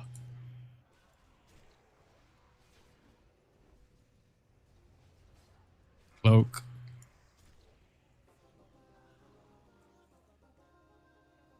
$2.8 bullshit.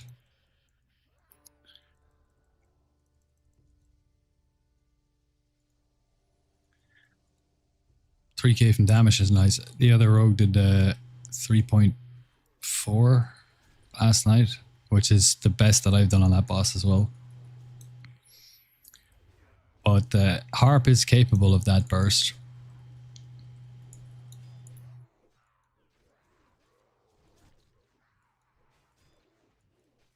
But you've got to get the procs.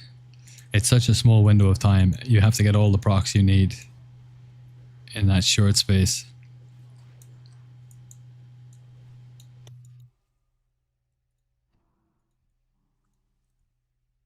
You can pull him from there. I would pull him from there. I'm just going to pull him now because if we don't, we're going to lose him.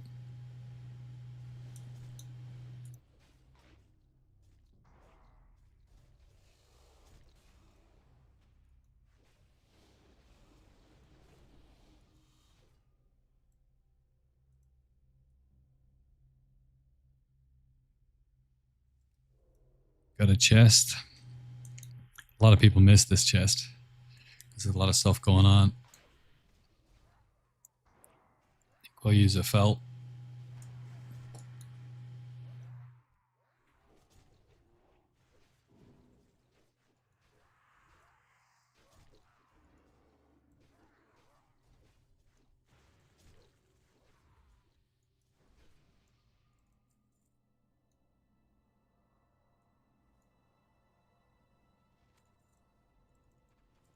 And we got a scroll of strength 5. Nice one.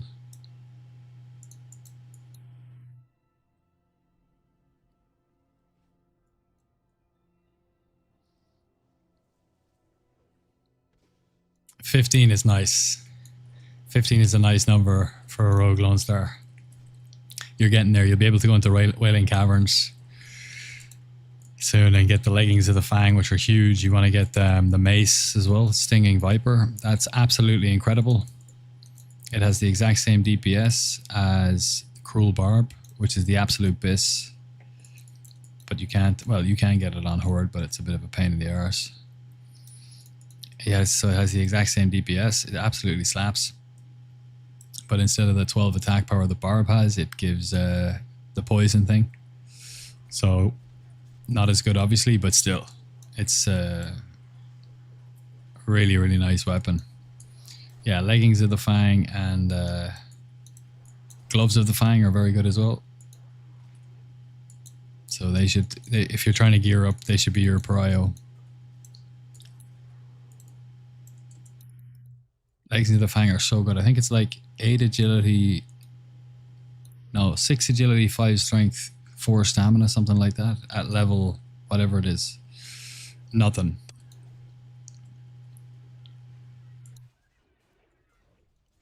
It's an insanely overtuned teen weapon. A weird unrelated question just popped into my mind. Do you have snus in some way, shape or form in Ireland? So when I was living in Thailand, I saw shops that said, we sell snus. I have no idea what it is, but then I heard of these other things called Zyn, so I assume it's basically the little nicotine pouch things you put in your mouth. I have patches, and I have Nicorette gum here as well.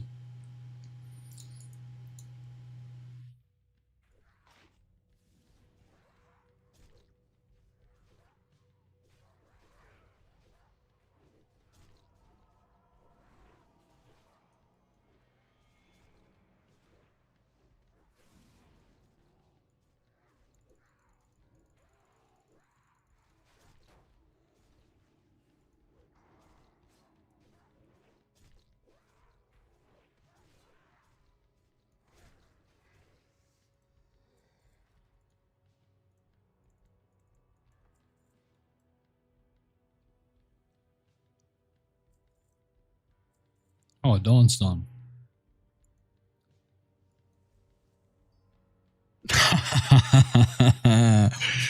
Of course I won the gem. Why wouldn't I?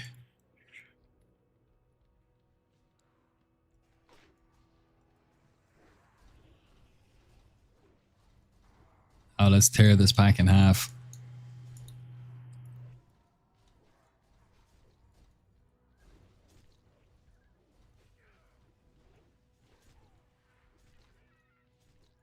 $2.1k burst, not bad.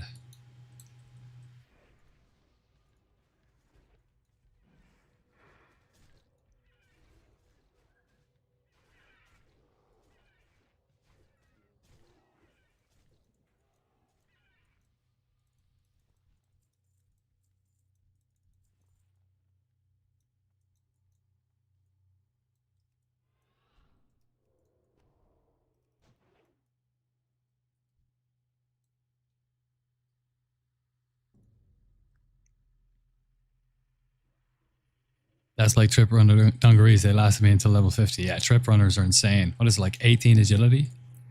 And like a little bit of stamina or something? Trip runners are nuts. Ooh, that was a really nice tab into half bar fear into interrupt. If I do say so myself. And we got a blind off as well on that one. Well, at least it wasn't me that got feared, hey? Yeah. But yeah, the worst was three fears in a row. You kind of sometimes, like, I forgot really to be ready for the second one, because you should always try to be ready for the second one. But I was ready for the second one in a run, a very memorable run. I was ready for the second one, but I was not ready for the third. As soon as he just cast three fears in a row, and it was like blind, kick, and then I was global, or I didn't have the energy for gouge, and that was that. That was that.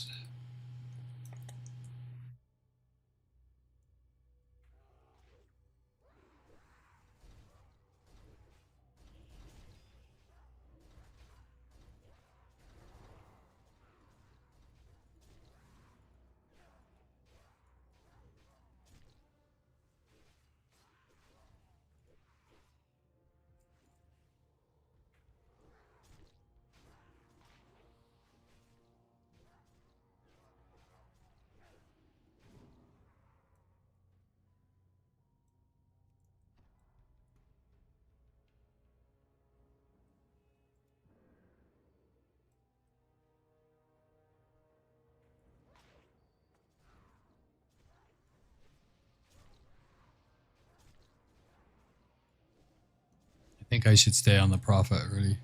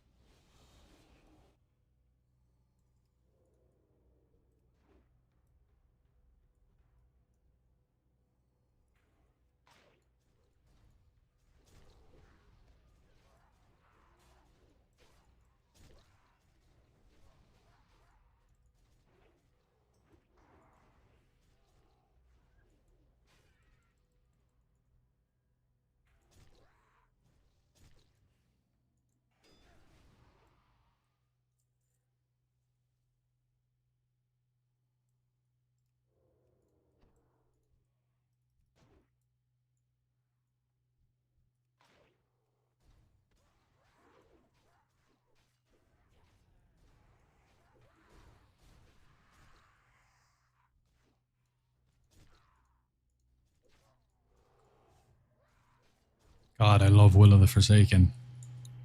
Honestly. Will of the Forsaken and the Cloak, you're all good.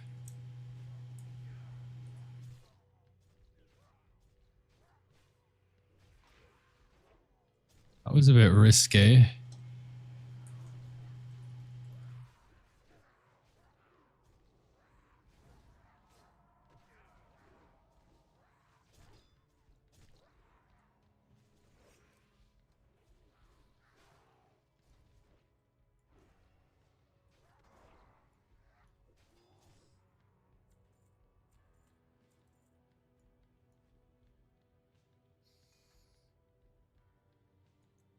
I see, so Zin doesn't exist in Ireland. I think it does. I think it does. Pretty sure I saw some Zin stuff in the shops over there. Snus is tobacco pouch and Zin is nicotine only to skip the bad stuff from tobacco. It's how I understood it. Okay, okay. Yeah, I don't understand it, that's for sure. I'm uneducated in the ways of the snus. Guys, what's going on?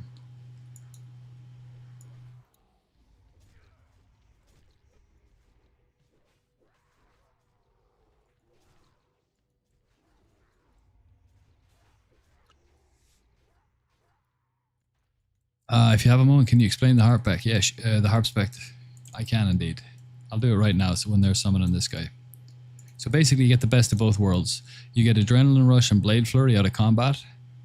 You get expertise. You get sword spec. You get the dual wheel specialization. All really good pumper talents, right? You get riposte as well, which is really nice when you're getting attacked. Because when you parry, it pops up. It only costs 10 energy and it hits for 150% weapon damage and it disarms the target for 6 seconds.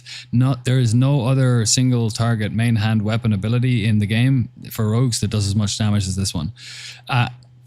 With swords, daggers, backstab, ambush, whatever. But this is the best, heaviest hitting mace or sword ability in the game. And it only costs 10 energy, but it only becomes active when you parry.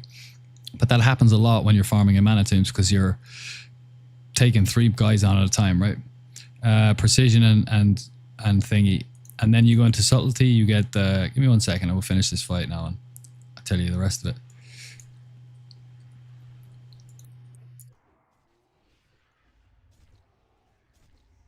I'm using my adrenaline rush here because it's single target burst on him, and I want to keep my my blade flurry for when his feathered friends come out, so I can pump them. So here they come. Paralyzing Screech. We're going to try and... oh, I don't think we're going to be able to vanish this.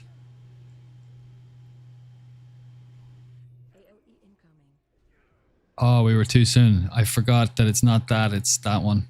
But we did manage to cloak it. You see that? Everybody else is stunned, but I cloaked it. So it's like kind of like Gruul's. And now we're pumping with Blade Flurry just to kill all those quickly. You can kick feathers, so you should kick feathers to get my Blade Flurry. Need to get my Slice and Dice up and running again. Spell Bomb. So I don't think there's much we can do about this one. We don't have any faps left, do we? No. Here we go. So you don't want to spend your combat points. You want to wait for the birds to come down. And then just hit a Blade Flurry. Or rather, spend them on a Slice and Dice so you don't waste them. There we go. I can hit a bomb.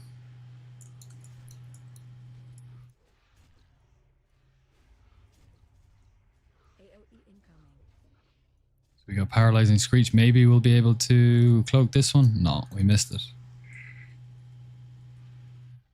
It's like Gruul's Vanish. You gotta be like get your timing really spot on. Now, by the way, Harp is only for farming, really. It's fine. You can use it in heroics, like I'm using here, but that wasn't a great. That wasn't a great example. We were top DPS yesterday, but we only had. I think we had about 100 more DPS.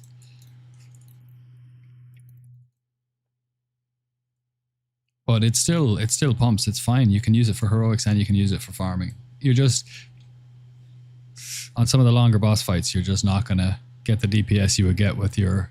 It's really good for short burst, basically. So yeah, we get all these combat talents and we get riposte, and then in subtlety we get faster speed, blind sap. Hold on. Yeah, faster speed. You get blind and sap. I'm actually going to chill here when he does the thing, because we can actually cloak this. Now, there's a 10% chance it will slap me, but I like to gamble. And then you're up on the boss straight away for some pumps.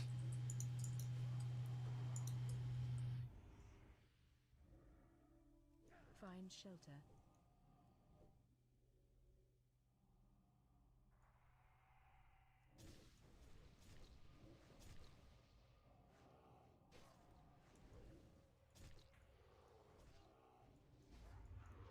Honestly, I don't even think there's. I don't think there's any point really in using slice and dice here, because especially when you're with pumper groups like this at this stage in the game, because you're constantly running in and out. Just lash it all into eviscerates or ruptures if you can. I'll need the nether. I did get a top DPS on that one, but that's because we cloaked and we could stay in, right?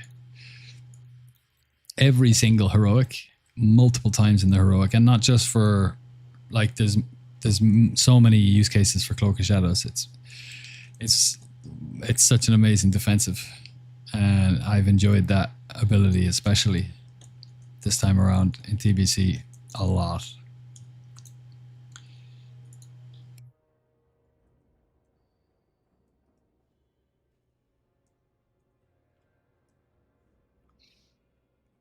I won the nether.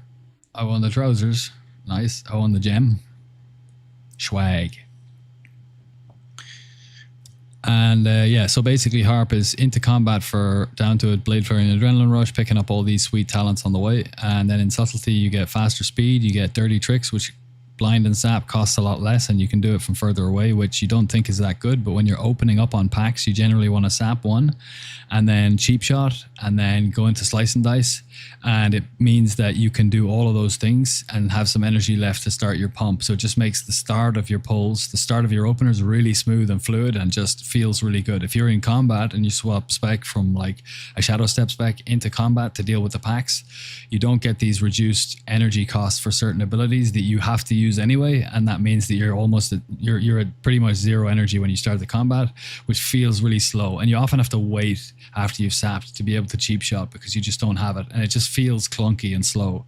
Whereas with Harp, because you have Dirty Tricks and Dirty Deeds, this reduces the energy cost of Cheap Shot as well.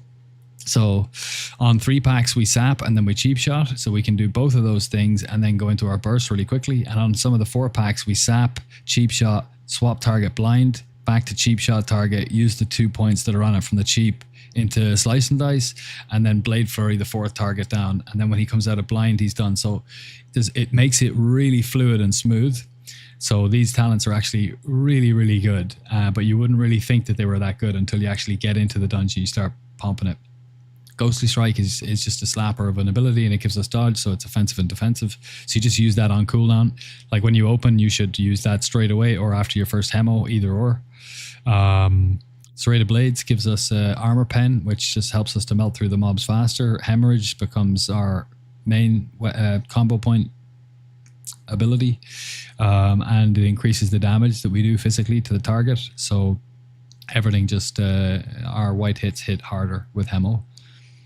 Over here, Initiative, this is just filler points so we can get to the next tier, but it's still kind of nice. Half the time when you Cheap Shot, you get 3 combo points instead of 2, which is nice for burst. It's all about the burst. This is a really MVP talent as well. I really, really like this. Basically, it gives you, it's almost 50%. Like half the time, whenever you dodge or resist a spell, you get a free combo point. And when you open up on packs and your blade, you're always... When we open up on packs in Mana Tombs, you always use Evasion and you always use Blade Flurry. So you Cheap Shot, if you get lucky, you get 3 combo points. You use Evasion straight away and Blade Flurry. Then you dodge 2 attacks. You know, you hemo and then you got 4 combo points, and from dodging 1 attack, now you're up to 5, and you can, within a few seconds of opening, you can put out a 5 combo point eviscerate that hits both targets, and then you're spamming Hemo again, and then you dodge something, and maybe you cloak and you resist something, and you get another talent point, and the next thing you're up to 5, another combo point, and you're up to 5 combo points again. So the ideal scenario, and this happens, it's not rare, but it's uncommon, but it happens, is that you get 2 full 5 combo point eviscerates off while Blade Flurry's up. So both those eviscerates hit the second target, and if they both crit, that's when you get like unbelievable bursts, like 2.3k if you're an undead with me. It's really nice setup. You just get free combo points, and it just fuels your Blade Flurry and makes your eviscerates hit harder, and you can get way more damage out of your Blade Flurry window. Prep allows us to get a free vanish, sprint, evasion up. In Mana Tombs, we don't actually use it that much. You can use it to get a free vanish, or I generally use it just to get another sprint straight away to just make it faster. Dirty Deeds reduces cheap shot, as I mentioned before, but additionally, your special abilities cause 20% more damage against targets below 35% health. So when they do start to go down, they go down fast. That's basically everything that you use. Any finisher and any combo point generator does 20% more damage when they get down to a third of their health, which is just unbelievable. And then to finish it off, you get 10% extra attack power. Your 5 combo point eviscerates, you will never see as big numbers with your 5 combo point eviscerates as you will with this talent. In combat swords, you'll never see a 5 combo point eviscerate that will be as big as your best from Harp, because you get 10% extra attack power, so it does 10% more. So if you can do a 3k eviscerate is your peak in combat swords, in Harp your peak is 3.3. Okay. So that's insane as well. So yeah, it's a lot of fun, brother. It's a really, really nice spec. It's really smooth. Okay, let's sell a few things. We need to update the gold per hour averages above here for our last run in a nice one. It's still on there, 435 gold. Let's do that now then before I forget. And we need to update our gold total. Oh, let's do that. 435 gold. 26 and 35 is 61. And 400 and 700 is 1,100. Oh, look at that. Look at that for a number. 111,161 gold. I like. Okay, SV, let's get the calculator out. 373 multiplied by 16. 5,968 gold since last Saturday from SV. Then we add 435 for 6,403, and then we divide it by 17 for a new gold per hour average of 376 gold and 64 silver. We round up if it's over 50, we round down if it's under 50, and if it's flat 50, we roll for it. So we're rounding up to 377. The more lockouts we do, I'm going to swap these around because I always do SV first, but it's actually underneath MT, which isn't really kind of logical from a, well, you know what I mean. The longer we go, the more information we have, the less the gold per hour is skewed, even if you get two rubies in one run, because we're multiplying it out by such a large number. So these averages are pretty solid. They're not going to go up or down too much from where they are now, and they're just going to keep continuing to get more and more and more, closer and closer and closer until they kind of nail down. and we might do it for until the end of the phase, because phases change. So at the end of the phase, we might have a grand total, you know, gold per hour average for SV. Phase 2 was this, and whatever the gold per hour is at that stage, and for MT it was this, and then we'll start fresh in phase 3, because the market's going to be different for gems, and we'll see what they're worth then as well. 37717. Okay, that's done. Good stuff. And we got our gold total updated as well. Good stuff. Let's send all the bits over.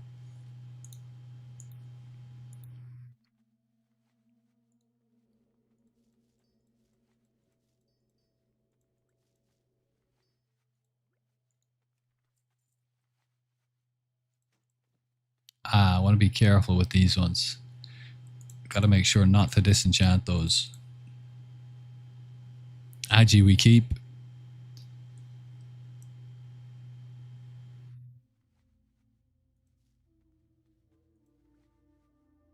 Is that it? Protection.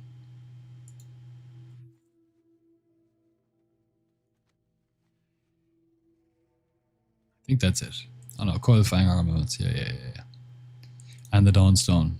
Always little bits down here missing.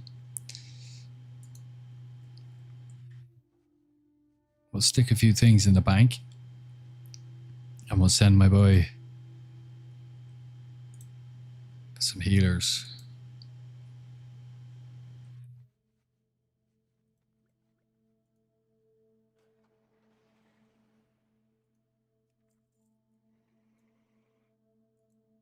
Alright, let's get out of here.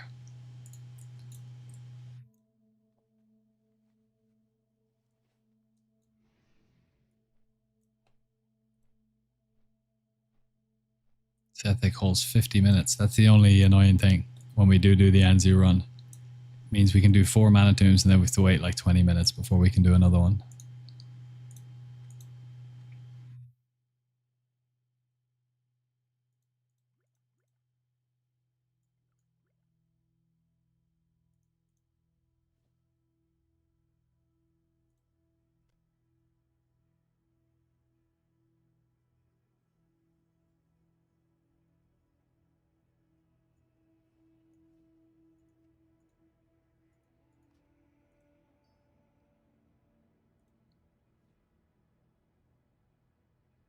Ah.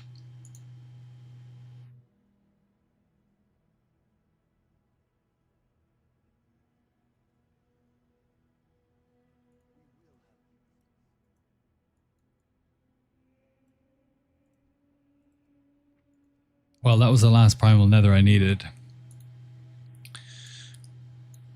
I need 9 of them. I can't remember what for. I think it's to upgrade my Deathblow goggles to X44s, but that's not for a couple of phases. Still, if you've got 1 in your bank, you might as well have the amount you actually need for the thing.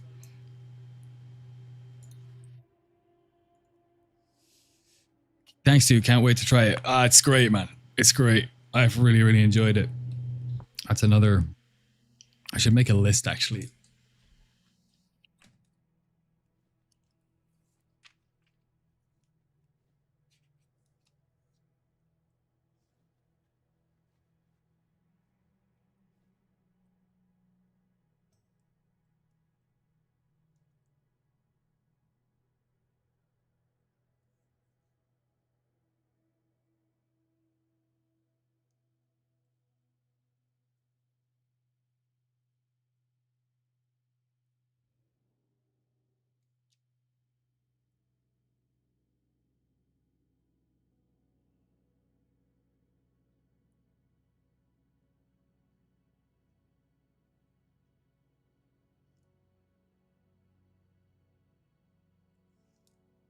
Things I love about TVC this time around.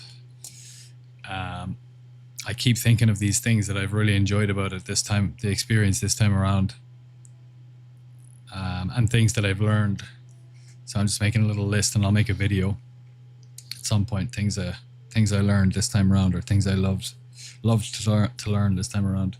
Winterfall Firewater is on the list actually, because it's like a few silver, and early on when you're running heroics, you don't want to be obviously using haste potions, or you don't even want to be using agi potions in heroics, especially early on, because, well, hyper early, as in like doing heroics in week 1 with all the pumpers who also burst to 70, you know you're playing with really good players, and then the heroics aren't that hard actually, even though you're under geared.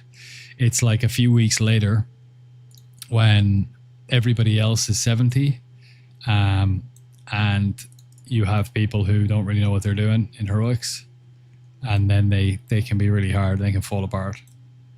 So you don't want to be using major agility, because if you die, which is often in heroics early on, you've wasted 5 gold. But Winterfall Firewater are like 30 silver, 20 silver each, and they give you 35 attack power.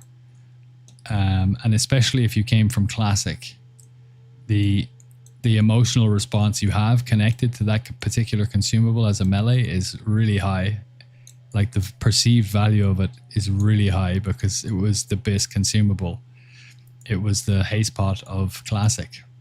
And the fact that you can pick them up for like pennies now and use them for heroics to pump more DPS is a novelty that still hasn't worn off for me. I enjoy it so much. So that's another thing. Spine Sever actually should go on the list.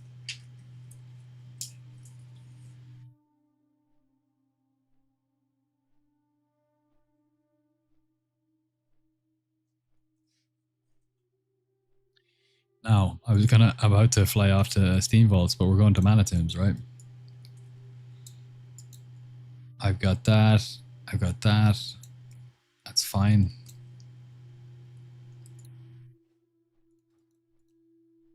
And I've updated those. Let's reset this. Oxalis, thank you for the follow. Follow number, what were we at? 345 or 6, I think. Yeah, we're getting there. We hit a followers goal at 340 about an hour ago, and then we got a scatter of follows come in. A plethora. Another one, Tyrant TV. Nice one, brother. Nice one. 47 maybe. Yeah.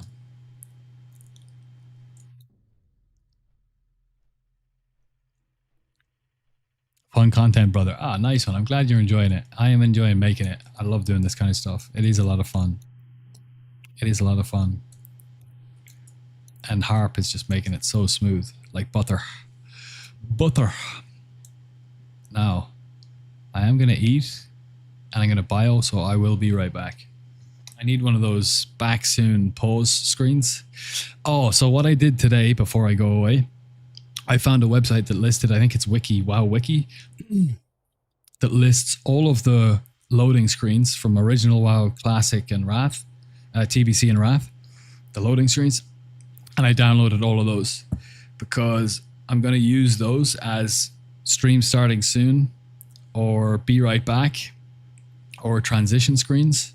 But what I'm going to do is I'm going to, and I found in there, before I get to the next point, I found old loading screen images that Blizzard have either on their server or in the game files that are never used. And they look so cool.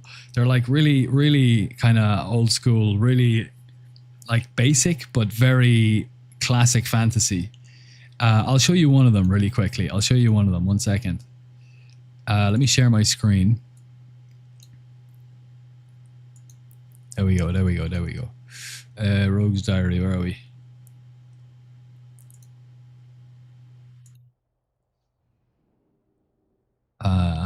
Loading screens. Here we go.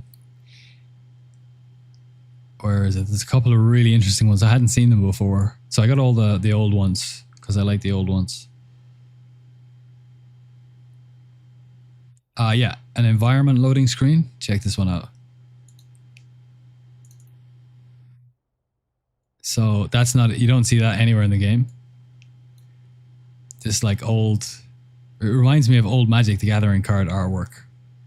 So we'll use that somewhere. That's really cool. It's just to be, I think when if it's a waiting screen or if it's a be right back screen or something like that, and WoW Classic players who have been playing this game since I have, like decades, and they see that and they're like, I have never seen that before. You know, that's really cool to be able to show people something that they've never seen before. We got another one here. This is a dungeon loading screen, which is really cool. I really like that. Like super basic. And then there's a colorized version of it here. I'll definitely use both of those, I think. That's a Wrath. Thermal, yeah, Wrath. That's Wrath, yeah. Culling of Stratholme. Yeah, this one. This is a dungeon. Or a cave. That's it. Cave loading screen, it's called. So there's some loading screens that aren't in the game and have never been seen. I've never seen them anyway. So I'm going to use those as like loading screens basically. And to make my overlay for Twitch, it's going to be Classic Plus inspired and old school. And yeah, I'm super pumped to make it, to put it together. And with the new or the old loading screens that have like a human mage in it, there's one that looks like Alyssa Morano from Charmed, and you know, there's a couple of like, there's an undead model. So I'm either gonna get little speech bubbles and write little jokes or memes, or write something in so the guys in the loading screen are saying something, and then change them around every once in a while. Just so people, it's like a new spin on an old thing, you know, for stream starting soon or be right back. So like it turns them into a mini comic, and that's a way of revamping something old and beloved. And the other one was to put faces onto the Photoshop faces onto the little guys on the loading screens, you know, like of different memeable characters onto them. So I had a load of ideas today. They're written down in the book, so we'll be working on that soon. Anyway, I'll be right back and we'll get back into the farm.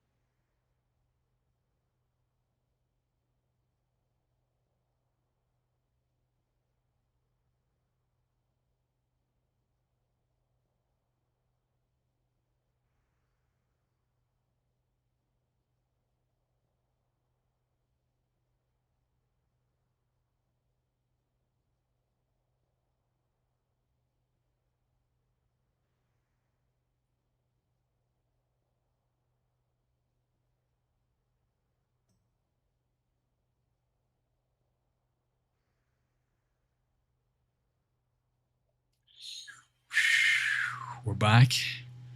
We need to reconnect our AirPods. And then we're going to pump. Just think a zombie, like zombie outbreak event happens, like at the start of almost every zombie movie. And then it cuts to a Shaolin temple full of monks up in the mountain somewhere. And then the film is set there. And the zombies reach the monastery, and then the monks have to deal with the zombies, but they don't just with kung fu. I don't know how it would end though.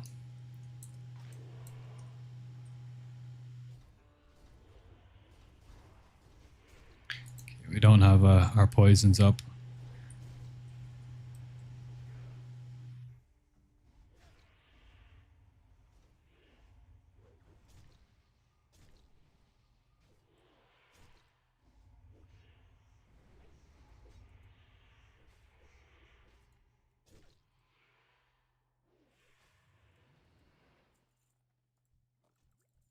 Nice, we got a green off a mob. That's always nice. One of the pros of mana tombs. Getting greens off the packs, it's always good.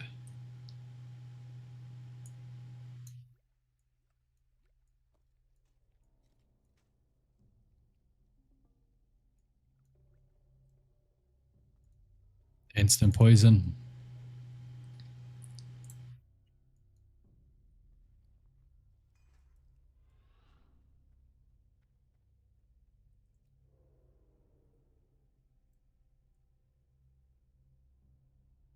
And I think I'll just do this to get the most out of the sprint. That happens often. We get stunned there.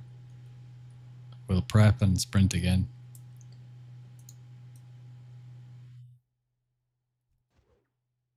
No chest ahead. If it's over here, which it is, we'll have to pick. We have one vanish left, so it's okay. We got to resist straight away. Unlucky. Always create distance before you vanish, by the way. Run, jump, and then vanish. Because if you vanish when the mob's right on top of you and it goes to hit you, it can spell batch or get through even after you vanish, and that'll definitely happen to you a few times, and then you'll just learn by frustration. Let's have another one of these sweet, sweet Chinese strawberry cake cookies. Red velvet berry flavor. Check this out. Oh, it cuts out my face. It says red berry velvet flavor here, and that's red berry velvet in Chinese.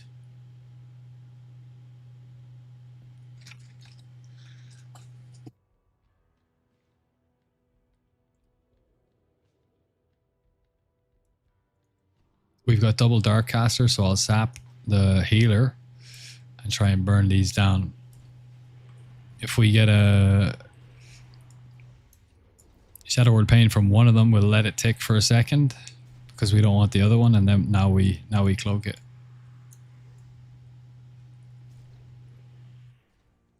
And this is like a nice safe little place here.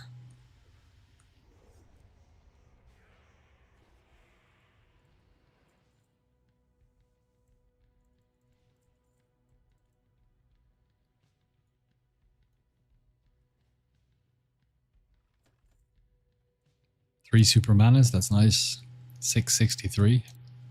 It's on the upper end. 650 is like the average. Ish. Oh, no way. Okay, we're gonna die here.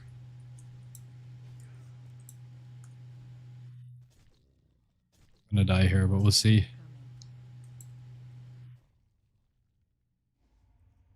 Can't be blinded, so that doesn't do anything. His range there was insane. Alright.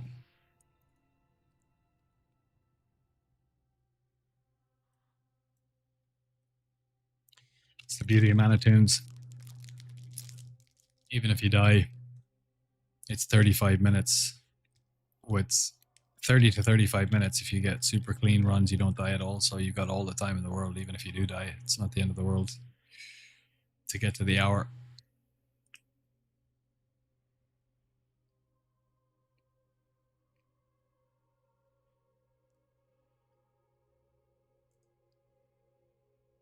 But yeah, that was sloppy.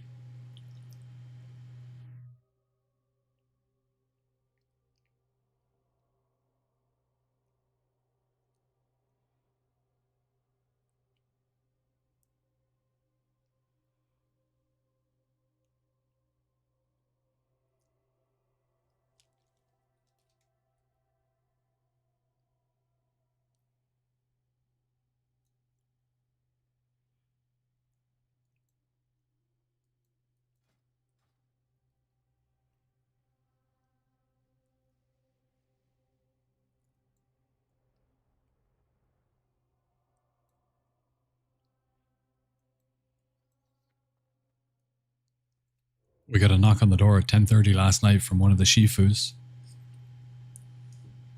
telling me it was time to go to bed. And that hadn't happened before, so I think they're starting to enforce the official rules a little bit more stringently. And we raid once a week, either on a Wednesday night or Thursday night or Friday night, which is technically early morning Thursday, Friday and Saturday for me, because raid starts at 2:30 a.m. my time. And then we raid to about 5 a.m. But I only have to do it once a week, so it's not the end of the world. But I don't want to get caught with my lights on at that time, because I might get in a lot of trouble for it, and they might tell me that I can't do that, and then they'll definitely be watching me.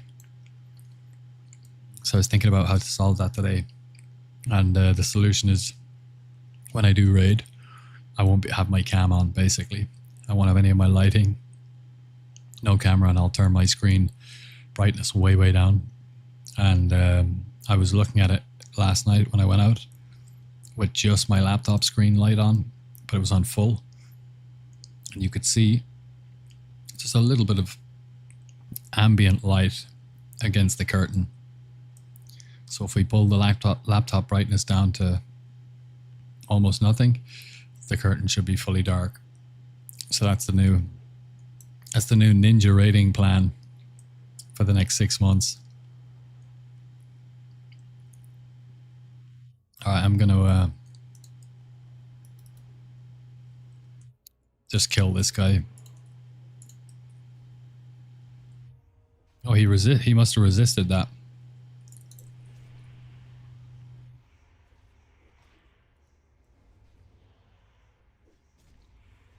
And just make sure you cloak that before you vanish if you've got the poison up.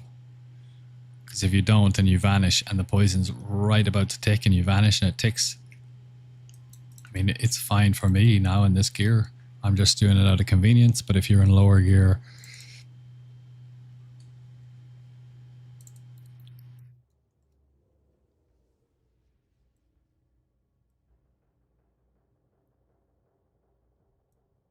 and we got a nice easy Addy up here.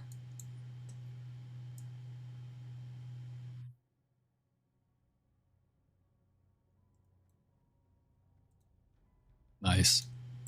That line on the floor is the safe spot. Once they go past that, if they're on this side of it in your mind, they'll pull. Sweet, first round done. I forgot to reset it, didn't I?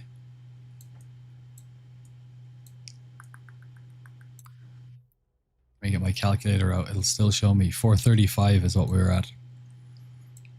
So we're at 491 now because we round up. So what's that? 56.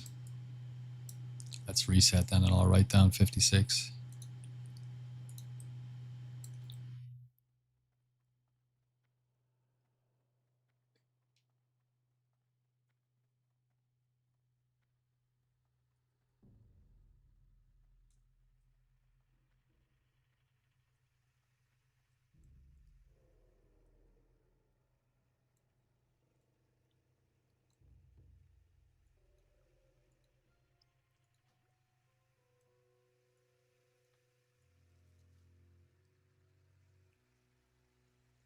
Pretty bad Addy rolls though. Two double two tap mine.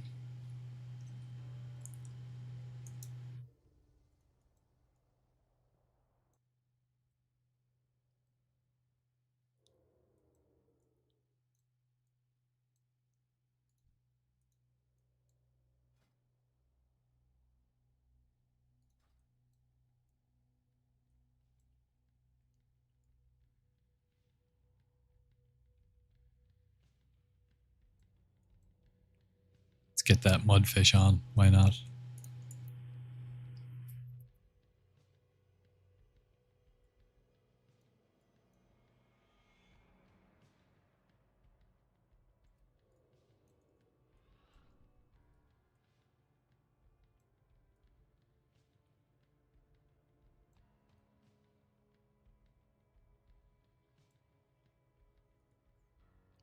And I'm not even gonna sap here. I'm just gonna burst the three of them.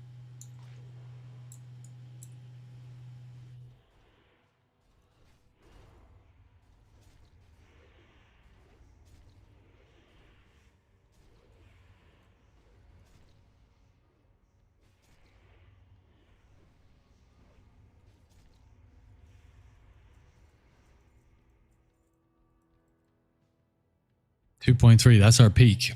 We've never gotten higher than that in a burst, so that was a very nice burst. 3 super manas, lovely.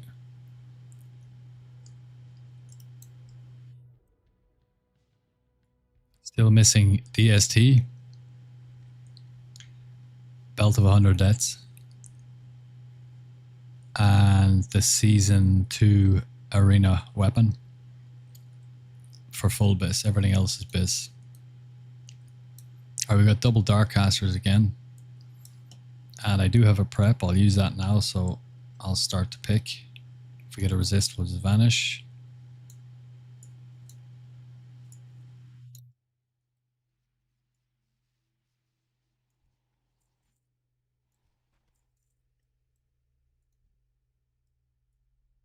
Even if you don't have a vanish left, the 2-packs are fine. You can generally kill them without any cooldowns.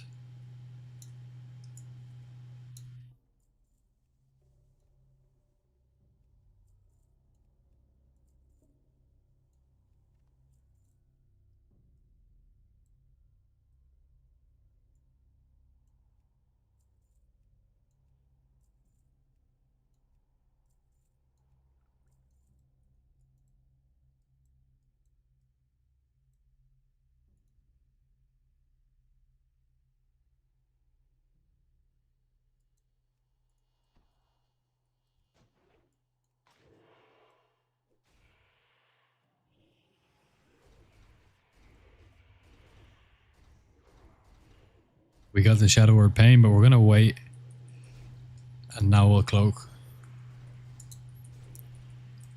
Just in case we got another one.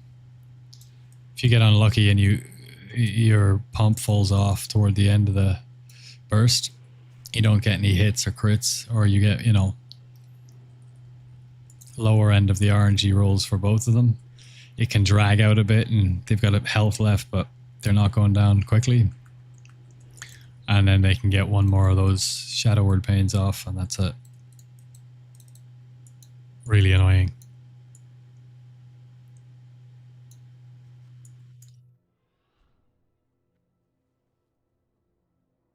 Alright, let's not do this again.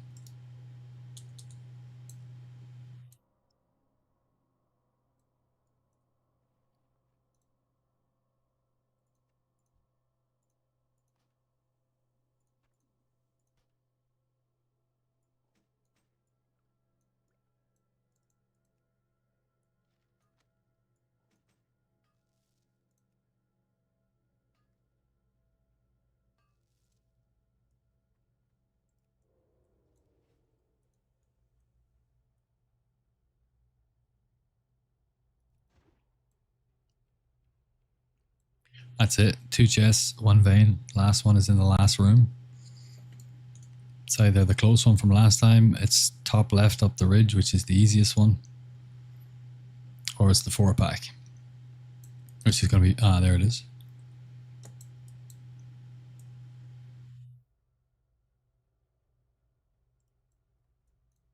They're coming back. I think they might pull here. Hey.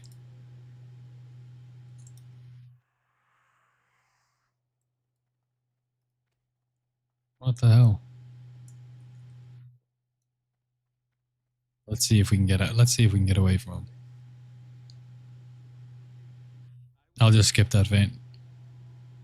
That does big damage though.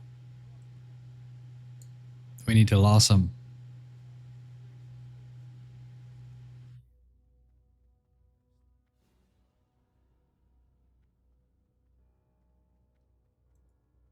We need to loss him. Oh, come on, come on, come on, come on, come on, come on, come on. Oh no. Oh. That's... Oh well. Alright, we reset. We're not going in for an extra mine. And we often miss a mine in SV as well. If it's a Boglord mine, we'll just skip it sometimes. So... Op Snowsa. OP Snowsa just followed.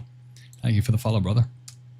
Loads of follows today. Super, super grateful. We were at 340 earlier, and we're up closer to 350 now, which is really, really good.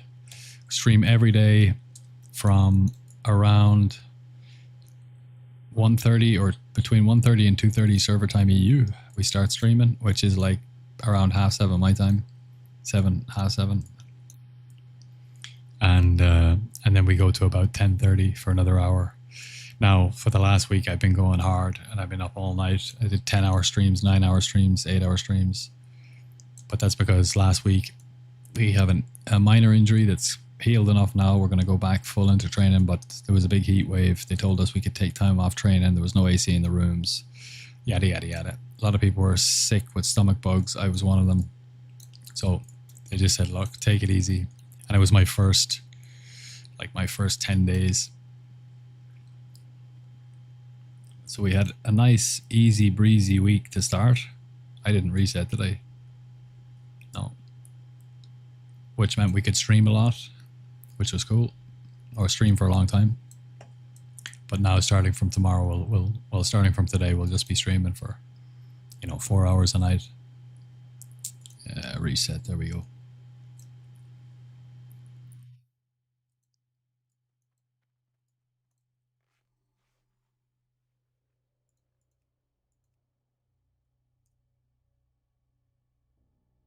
I like the Zen panel. Just keep things nice and chilled out.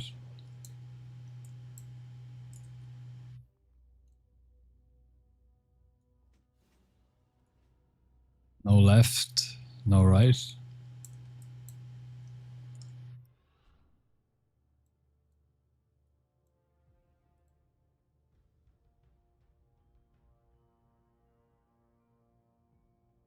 Hold on, this is our 4th mana tombs run.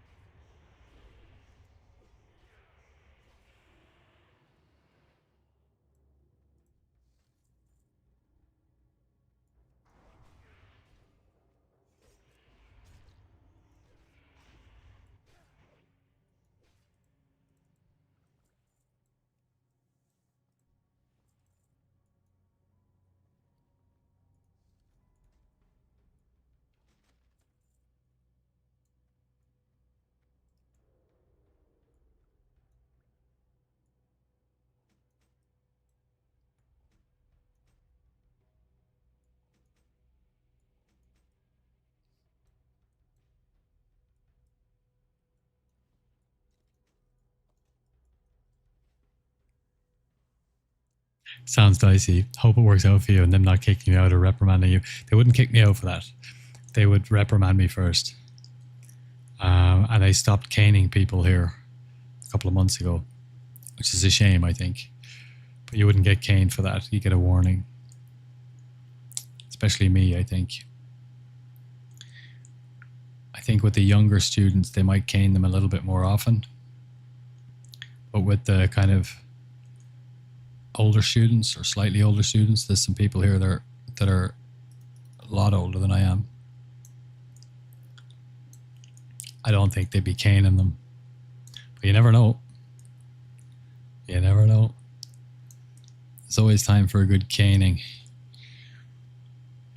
I wanted to say hi and thank you for streaming. This is nice. Chill way to start my day. You're very welcome. I appreciate that and informative. How geared do you think roads need to be able to do this? You can do this. Get the 6, get the 70, go and get the PvP blue honor set, which you can get either from being honored with reputations or just go into battlegrounds and farm honor. It's really, really easy to get. That gear set is enough. It's got a 2 set bonus of like 35 resilience, and resilience decreases the amount of damage that you take from critical strikes and from damage over time effects, which are big here because these guys can poison you and the guys can put the Shadow Word Pain on you. So resilience is actually very powerful here as a defensive stat.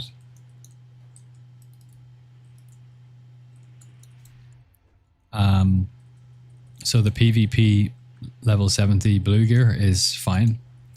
And for weapons, you can start with PvP blue swords, the ones you can get with honor as well. It will be challenging.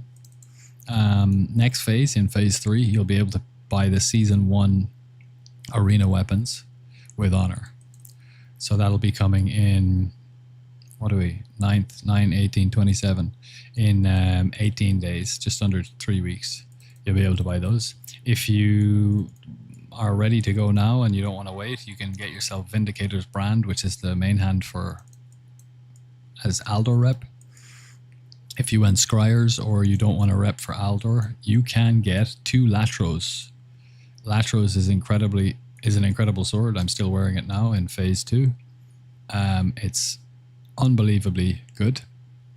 And if you go Harp spec, Harp isn't as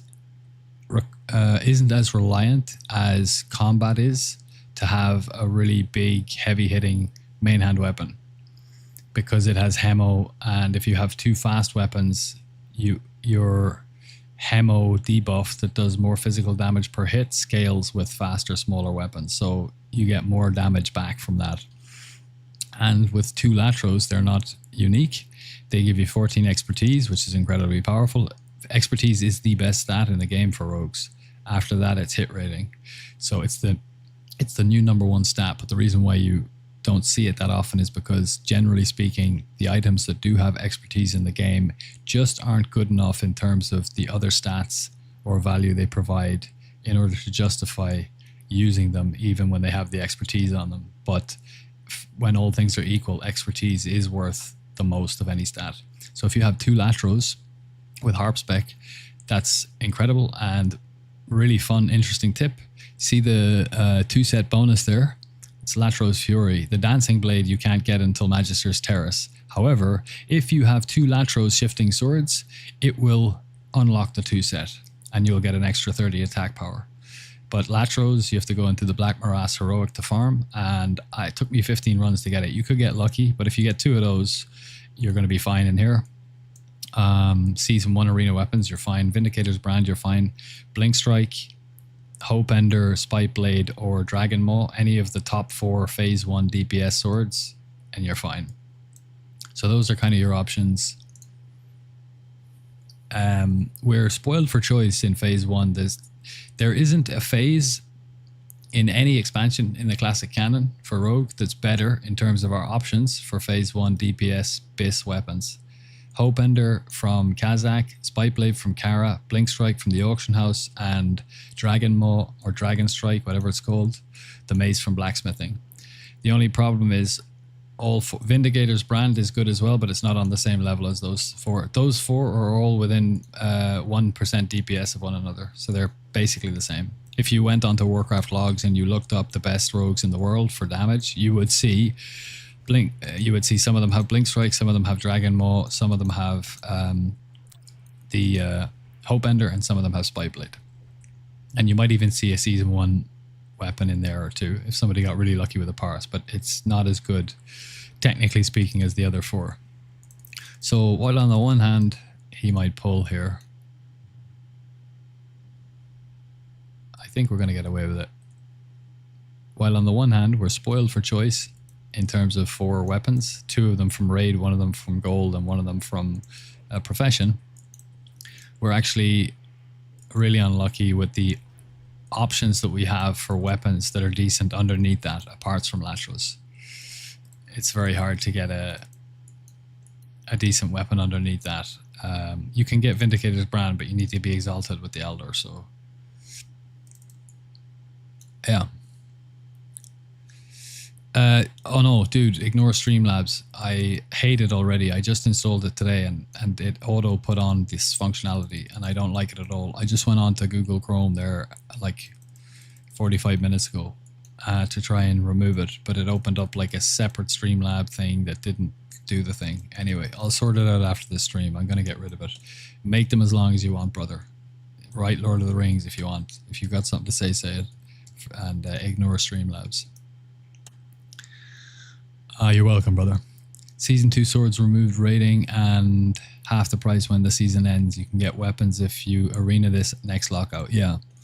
So that's the other option as well. You can do arenas, get arena points, and then next lockout you'll be able to buy them without rating. But it's more, that's a more difficult option of the to get the season 1, you just need honor. So you can just literally go into Eye of the Storm and farm a load of honor and then get the season 1 weapons, which are more than enough for the farm. But if you want the season 2, which are better, instead of farming honor, you know, you need to go and do 5v5s or 2v2s or whatever you like and farm arena points. And then yeah, in season 3, you'll be able to get those instead of the season 1, but you just have to do arenas instead of doing battlegrounds. So it's up to you, but they would be very powerful. They would be a lot more powerful than the season 1. All right, we got 6 minutes left until lockout.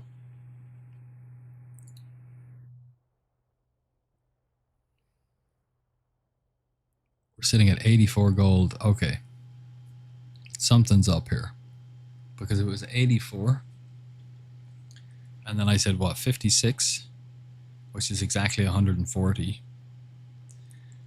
But 140 is way too low to be real. Because the lowest rolls we ever got, we got yesterday. And it was, I can't remember what it was. I think it was 250 gold or something? So there's no way that we've done 4 lockouts and we're sitting at 140 gold. It's actually technically impossible. So I made a mistake somewhere. I'll have to go back to the stream and have a look. Maybe it's 156. That would make a little bit more sense. But I'll go back through the stream and I'll have a look and just deduct the SV amount from the MT amount.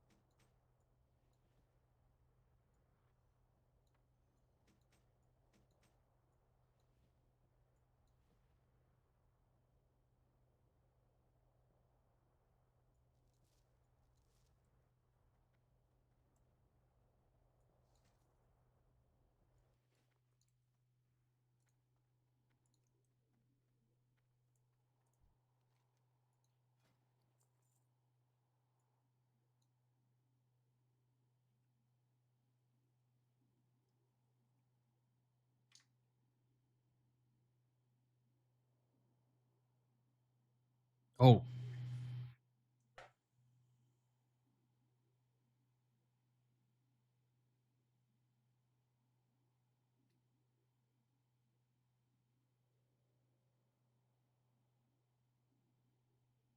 this is good. When I started the stream, We just changed this bottle. We took it out from the humidif. We got a new AC today. It's been pulling the moisture out of the air, and this is, you can see the water on the top of it there.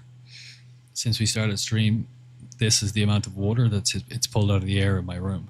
It's almost a full liter, and we've done 4 of these today. So we've taken 5 liters of water out of the air in my room today with the new AC. It's absolutely nuts. It's hard to believe, but that's what it is.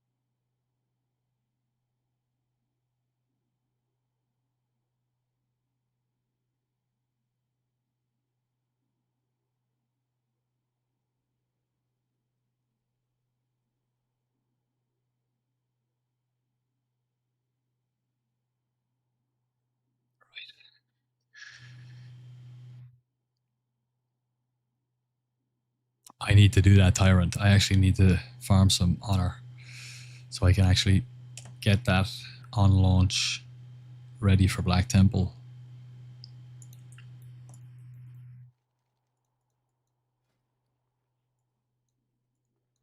I don't know. We went in. We did the midnight release launch for SSC.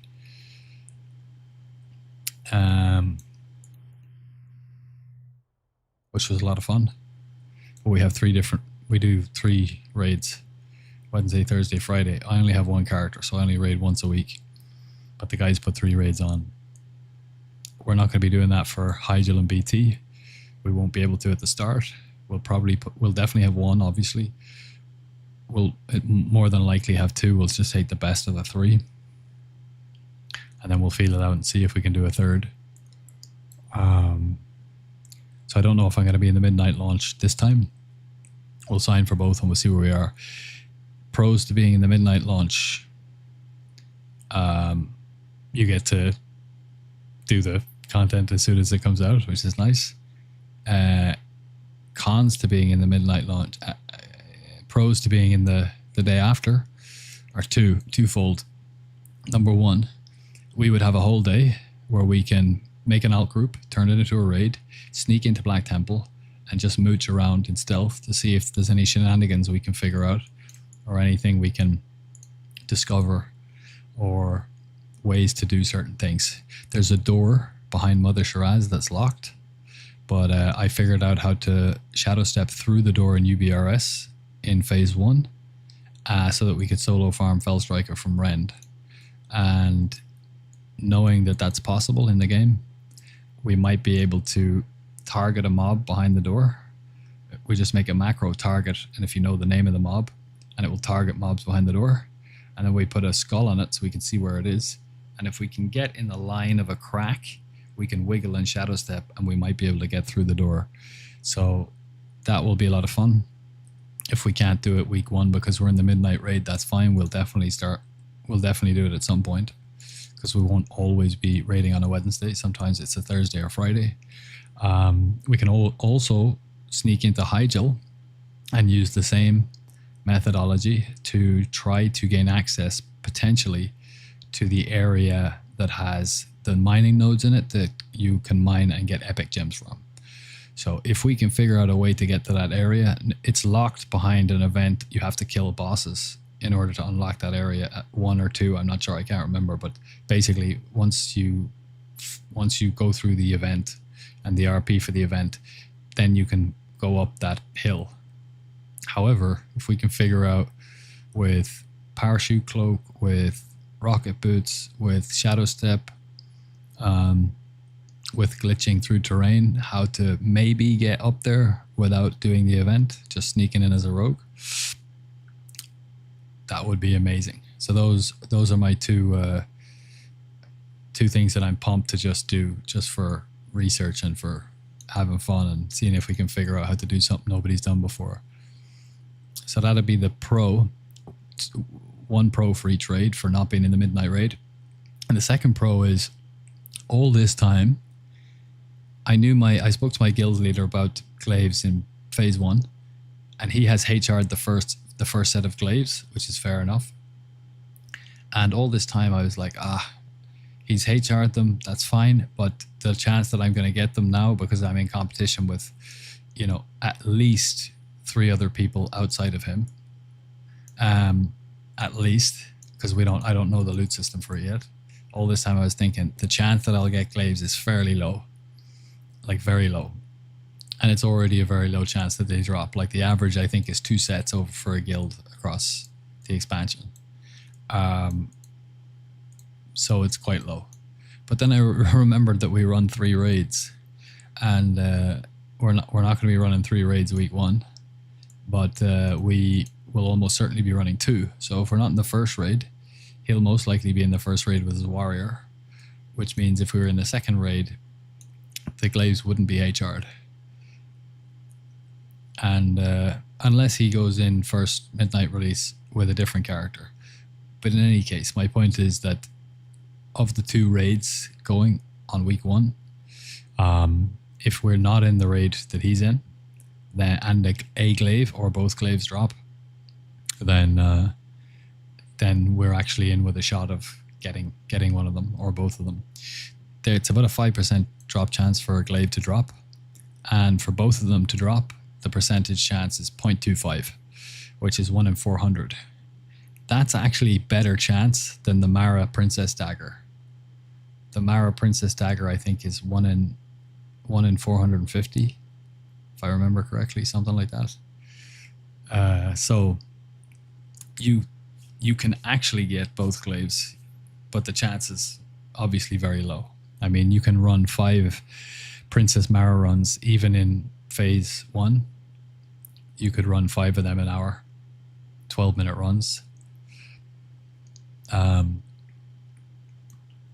And it still takes, on average, 450 runs to get the dagger. But it is possible. But you can only kill Illidan once a week. So while it's a slightly higher chance to get double glaives from Illidan than it is to get dagger from Princess, the frequency of attempts you have to get at it is, what is it, like 12 weeks, is it, per phase now? So that's basically like doing 12 runs of Princess and getting the dagger if both glaives dropped in this phase. So it's very, very unlikely to happen. But Dumb and Dumber meme, you're telling me there's a chance? That's what I'm feeling. That's the way I'm looking at it anyway. Alright, we can go. How crucial is an enchanter alt? Feels like an enormous investment. Time to level enchants to 275. It's not that big of an investment. And the money you make back is... The money you make back from enchanting just continues to increase as the expansion develops. Because the vendor price for the items is locked from release day 1, phase 1 launch. The vendor item for things is locked. But the value of the enchanting materials you get from those items continues to increase as the phase goes up. So definitely make it an enchanter alt. 100%. It costs nothing to level the first 300 or whatever it is. It's not 275. You need 300 was classic, wasn't it? Maybe it is 275. We'll see, because I'm about to log over and check. So the answer to your question is, it is absolutely going to make you loads of money. And if you don't do it, you're losing money. On every single lockout, you're losing money. Like a lot of money. And the amount of money you lose continues, increases.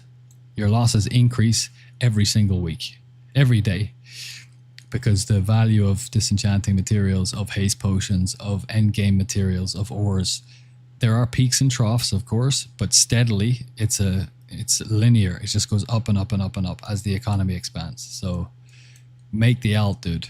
Get an alt to 35. It takes you no time at all. And then just use the money that you farm from here. One hour of farming here is going to get you 300 gold. You're going to be able to get most of your enchanting levels out of that. It's nothing. If you farm in here for 3 hours, you're going to be, that money will probably be enough to get you up to 275, almost certainly, just from 3 hours of farming. And then every single lockout you do after that, you're increasing your gold per hour by like a significant amount. A significant amount. On my server, Arcane Dust are selling for just under a gold now. You know, bracers sell to the vendor for, I think, it's either 2 gold, around 2 gold 25. The bracers you get from in here, 2 gold 25. So if you get 3 Arcane Dust, you're already making money, and that's one of the worst rolls you can get. You can get Lesser Planar Essence, you can get like Prismatic Shards. It's just free money. So it's absolutely crucial for increasing your gold per hour. I have been drawn in by the info. Queen of Azeroth, welcome. Thank you. Welcome to the chat. There's certainly lots of info, I'll tell you that. There's certainly lots of info. Any questions you have about rogue gold farming or parsing or anything like that, just shoot them out.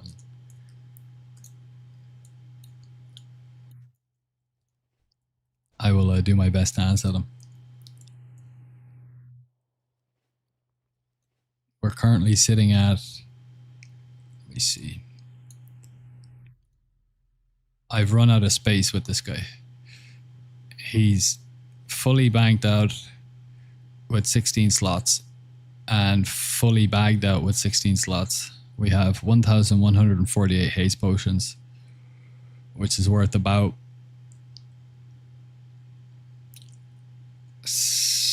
about 17,000 gold. But in the next phase, if they increase by 5 gold each, that's going to be worth just under 20, about 22,500. And if they go up to 25 gold for Sunwell final phase, which is not outside the realm of possibility, they were that price on certain servers last time around, and there's way more people playing this time. If they go up to that, then we're looking at on the other side of 25,000 gold. Instead of just over 15, we'll get just over 25, so that's 10,000 gold. And that's just from the amount I have now. I'm just going to keep buying them all the way through the next phase as well. So we're going to have thousands of haste pots, and then we'll just sell them all when they peak, which is going to be at release of final phase. And we might be able to buy 1 Dark Moon card greatness with that. And we need 2. Hey, I've been doing this farm for a bit and I'm unsure if I sell my uncut gems now or wait for phase 3 launch to start selling. Phase 3, yeah. It's a difficult question. I know there's people in the chat who are like, oh, it's obvious, sell them now because in phase 3 we get epic gems. But week 1, there's going to be a lot of people with a lot of new gear, and there's not going to be a lot of epics on the auction house. And the ones that are in the auction house are going to be absolutely ridiculously highly priced. So people will probably want to gem their gear, and they're not going to want to spend like hundreds of gold on a single epic, knowing that in a couple of weeks they're going to go down. So I think that the blues will sell fairly well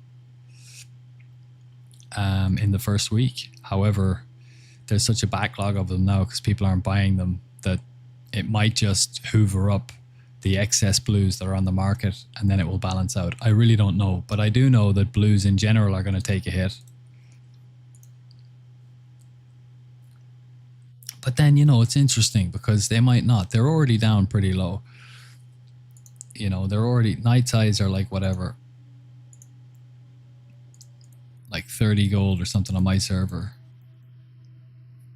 I don't really see them jumping. I don't really see them dropping lower than that when the Epic equivalent of them is going to be only 20% better. You know, it's take a rigid Dawnstone, for example, or a delicate living ruby. That's 8 hit for the ruby and 8 hit for the Dawnstone and 8 hit for the ruby. The Epic gems give you 10 hit. It's 20% increase in stats, but the price increase is going to be like 200, 300, 400%. I don't know. It's going to be insane. Absolutely insane. And a lot of people just won't spend that much for such little extra value. So there will always be a market for the blues. I just don't know how it's gonna go up and down. I just don't know. So I can't give you any advice. I have saved. I have just saved the ones that I've got now. At the moment, I think the Star of Elune are going to go up because people aren't going to want to buy the Epic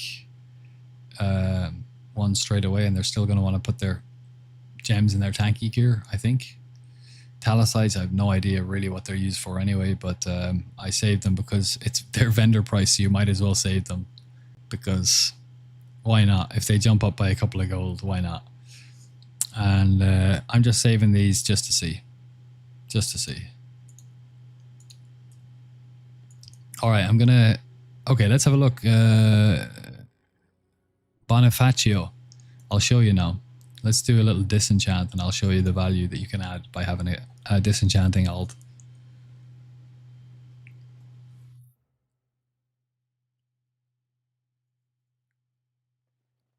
Enchanting is RNG, so we might get an unlucky roll, we might get a lucky roll, but even if we get an unlucky roll at this stage in the release cycle, the enchanting mats are worth enough that I don't think it's possible to even lose money anymore.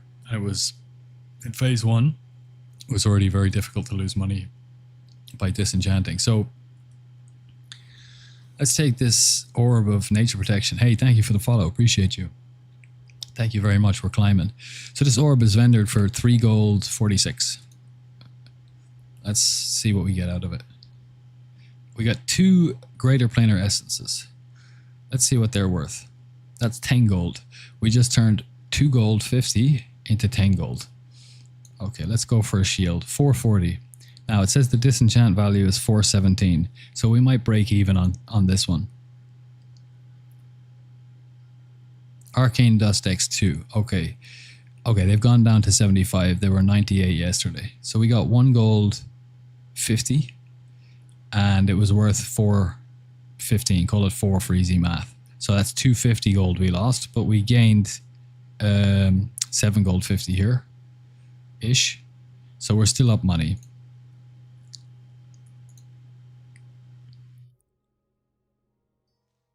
Four Arcane Dust. Okay, 4 Arcane Dust is a bit better.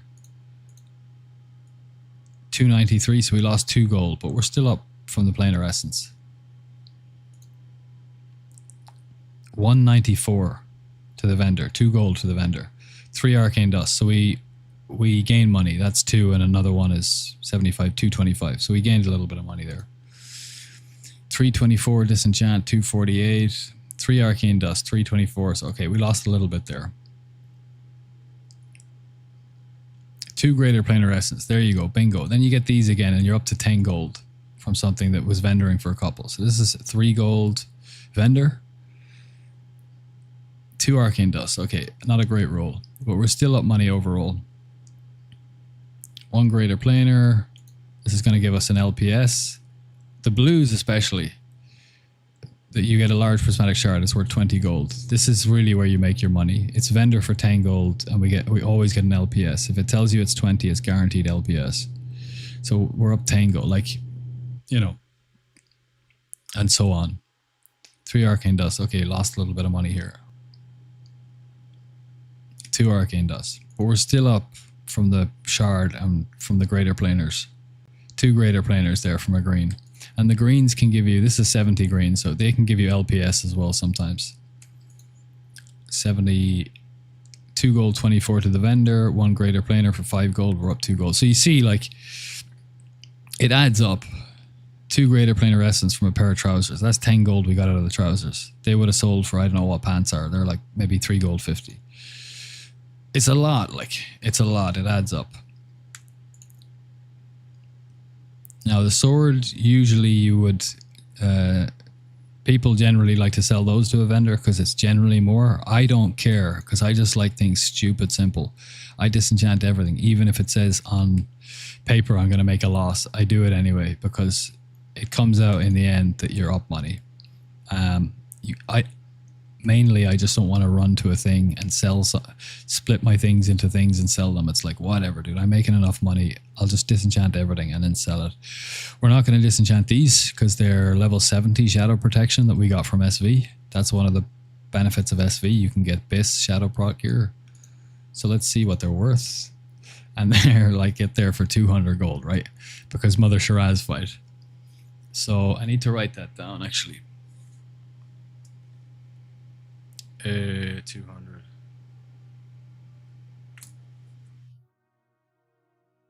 And I'm actually going to put them in for 179 because I just want to sell them kind of quick. So 180. When they do sell, I'll actually update the SV, the total gold for that, because that wasn't factored into my gold per hour. The Kiwi farm only treats all greens for their disenchant value unless they're gems, which are specifically for market value. So this wouldn't have been counted in the gold per hour for my SV run, but since that's one of the benefits of SV, that you can get those bits.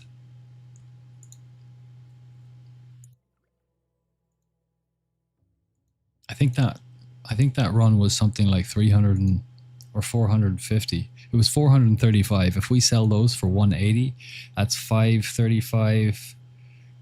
That's 615 gold from 1 hour of our SV. That's our best SV so far since we started the measuring this stuff last week. Not in total. We had I think we had a somewhere between 700 and 800 gold SV hour in the earlier phases. Here we go, 13 planar essence at 5 gold each. You know, 65 gold. This is why you need a disenchanting elf, brother.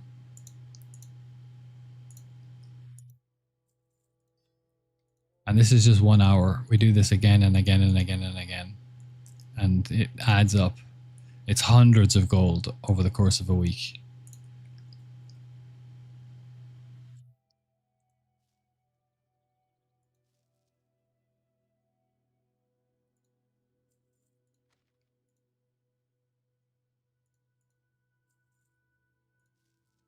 We are saving our ores.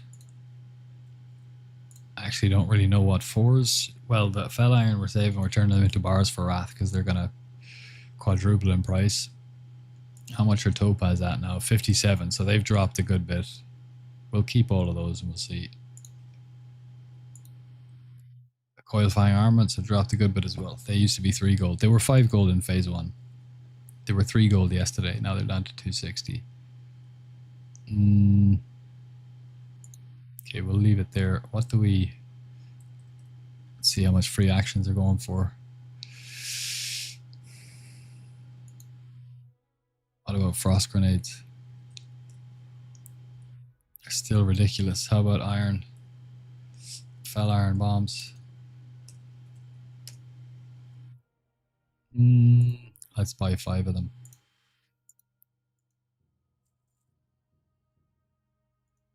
Just for the NG runs we're about to do. And what are we at? 10 p.m.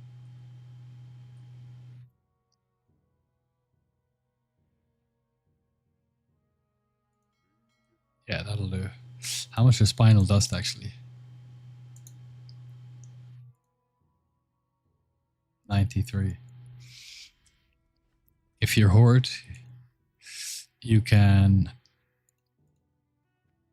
go to Tranquillian. One sec, send this over. It's horde only, but it's a min-maxi strat for the next phase.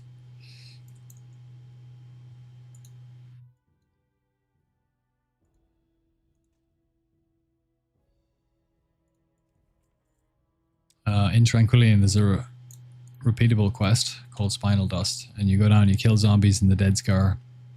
It's the level 10 to 20 zone, and the Blood Elf area, right? And you go down along the Dead Scar where the zombies are, and you kill the zombies there. And some of them can drop spinal dust. And you take, I think it's 5 or 10 of them, and you hand them into this guy, and he'll give you 5 of these elixirs that aren't guardian or battle, so they stack with your other pots, and they give you 30 attack power against undead. And there's a lot of undead in the next phase raids. So if you're trying to parse, then you want to be using those, and the only way to get them is to hand in spinal dust. So I went a few weeks ago and bought all the spinal dust in the auction house, and it was enough to get me these. There wasn't much up there, and I think I paid like 25 silver each for them, for the spinal dust, and you get this. And 30 attack power isn't to be laughed at. It's a nice little chunk of attack power. So now I got 13 minutes left. What about poison? Let's switch our spec. I find the shield's not worth DEing. Well, from that particular batch, that seemed to be the case, but it's RNG. It's RNG. You know, on another batch, the shields might give us greater planers or whatever. But I think when I moused over the shield, it said that the vendor value was slightly more than the disenchant value. But I don't bother, because then you're like checking every item and you're like, oh no, I'll sell this one, and then you're splitting everything. Like the amount of batches of these things I go through a day, the ball ache and the annoyance just to save a few silver, like I can't be arsed. It's the reason why I don't pickpocket either. I just want to get back into farming, and you'll make more money that way just by. Now, if you've got the time, you could, but I'm not that hair splitting about it. I don't care when it comes to that. It's like just disenchant. For me, it's disenchant everything and then sell it. And I don't care if I make a little bit of a loss on certain items, because in the final analysis, you're making more gold, and a nice bit more gold. But if you yourself have been looking at shields specifically, and you find that you always get lesser dust from shields, maybe you figured something out about shields that I don't know. And in that case, no, maybe it's easy to form the habit to just leave the shields in your bags and then sell them on the way to the auction house. But it's one more thing I have to click, and one more thing I have to micromanage, and it's like there's so many things already, so I don't bother. But that's the beauty of the game. You get to play it however you like. And when you find a little way to take advantage of something that's your own, that feels really good. And I understand then why you would want to do it that way. It's like your own little cheat code that you discovered. I love it.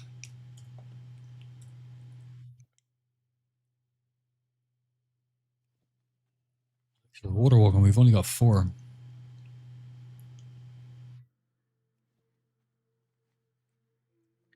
But that's all right. We've got swim speed pots. Yeah, exactly. Yeah. Strecker. Your own little cheat code. You find your own way of doing it. You find a vulnerability, you exploit it, and you create value for yourself. And you get this pure little goblin grin on your face. You're like, I found this thing that nobody else knows. I get to make money this way. And then you just want to keep doing it because it's your own. That's something I love about this game. That's when... Are you going to be doing... Oh, of course, I'm doing the Karazhan farm. I just boosted a level 80 rogue on the Wrath of the Lich King private server 2 days ago on Warmain. And I didn't have time to do it today, but I'll be doing it over the week. You can actually buy coins, and then you can just buy the gear you want. And you can buy all the gear you need for that farm. I can get Fell Striker, Essence of Gossamer, Titan Steel Spellblade, everything I need for the Karazhan farm. So that's what I'm going to do. And then I'm going to go and perfect the farm on the private server, and I'm going to record the video. And then when Wrath hype is peaking, I'm going to drop that, and it's going to be an absolute bomb. It's going to be an absolute banger video. So I cannot wait to do that. And somebody told me yesterday that there's another farm in Wrath, and I'm super pumped about this. There's another farm in Wrath where you go into Black Temple at level 80. You need to kill the first 3 bosses, apparently, in order to get past the door behind Mother Shiraz. But, like I said, I discovered how to get through the door in UBRS using Shadow Step, so if I can apply that to Black Temple, and I find a way to get through that door, we don't have to kill the first 3 bosses. However, so if we do that and we find a way to get through the door, we can literally go in at level 80 and do that farm. And that's where you kill all the blood elves in those rooms with the hookahs, smoking the pipes and bongs and shit. You go in there and you round them all up, and it's the same thing. It's Fell Striker, Fan of Narius, infinite energy combo farm for disenchanting mats. But that's also a huge farm. And so I'm pumped to do that one as well. And in the event that we can't get through the door with Shadow Step, you just need a healer, and you need a Blood Elf tank. Like, Blood Elves can solo Supremus in Wrath anyway with their self heal, and I'm gonna have a Blood Elf as a second character anyway. So if I can find a way to get to kill the first 3 bosses with my Blood Elf. Or rather with my Death Knight, sorry. Then I can just have this rogue in an alt group with him. And then once I kill the first 3 bosses, just log over with the rogue. And then we can get through the door and we can do the farm that way. So I'm pumped to go and see how to figure that out to get that to work. And then I'll have 2 base gold farms for Wrath ready to go. Tutorials ready to go. And I think releasing them just before pre-patch or in and around pre-patch will be bis. So that's my plan for Wrath content, those 2 farms.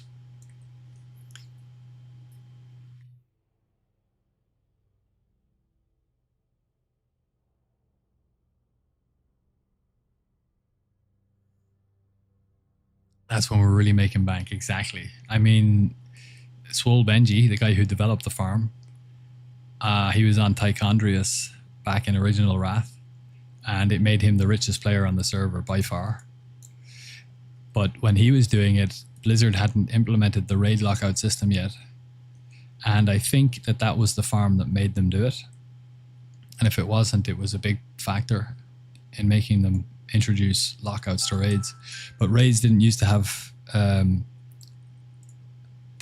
hourly lockouts like dungeons do. You could literally just go in, do the pull in 5 minutes in Kara, kill everything, log out or run out, reset, do it again, and you could just do that infinitely all day. No lockouts. So you could do 12 of them in an hour. Like bonkers amounts of gold that guy must have had. Insane. So yeah, really looking forward to making that video. And I can do it whenever I want, actually, because I can just buy the gear. But I have training, so we'll start working on it this week. There's a lot of things to do. I need to stream in the evenings content. I need to finish the phase 2 to phase 3 video. It's all sequenced out. I just need to do the voiceovers for it. It's just going to be a quick and dirty, hey, this is a phase 2 to phase 3 BIS gearing guide. Here's what everyone wants to see. Here's the 2 warglaves. It's 220 increased DPS, which is just a little bit under 4 Dragonspine trophies. That's what the 2 glaives are worth when you have them together. They're worth 4 Dragonspine trophies in DPS. And then from there, we'll just go down in terms of the amount of DPS you get from single items. So we can put a prio list together. And I found something interesting with the rings as well. How much time have we got? 5 minutes. So the band of the reputation one,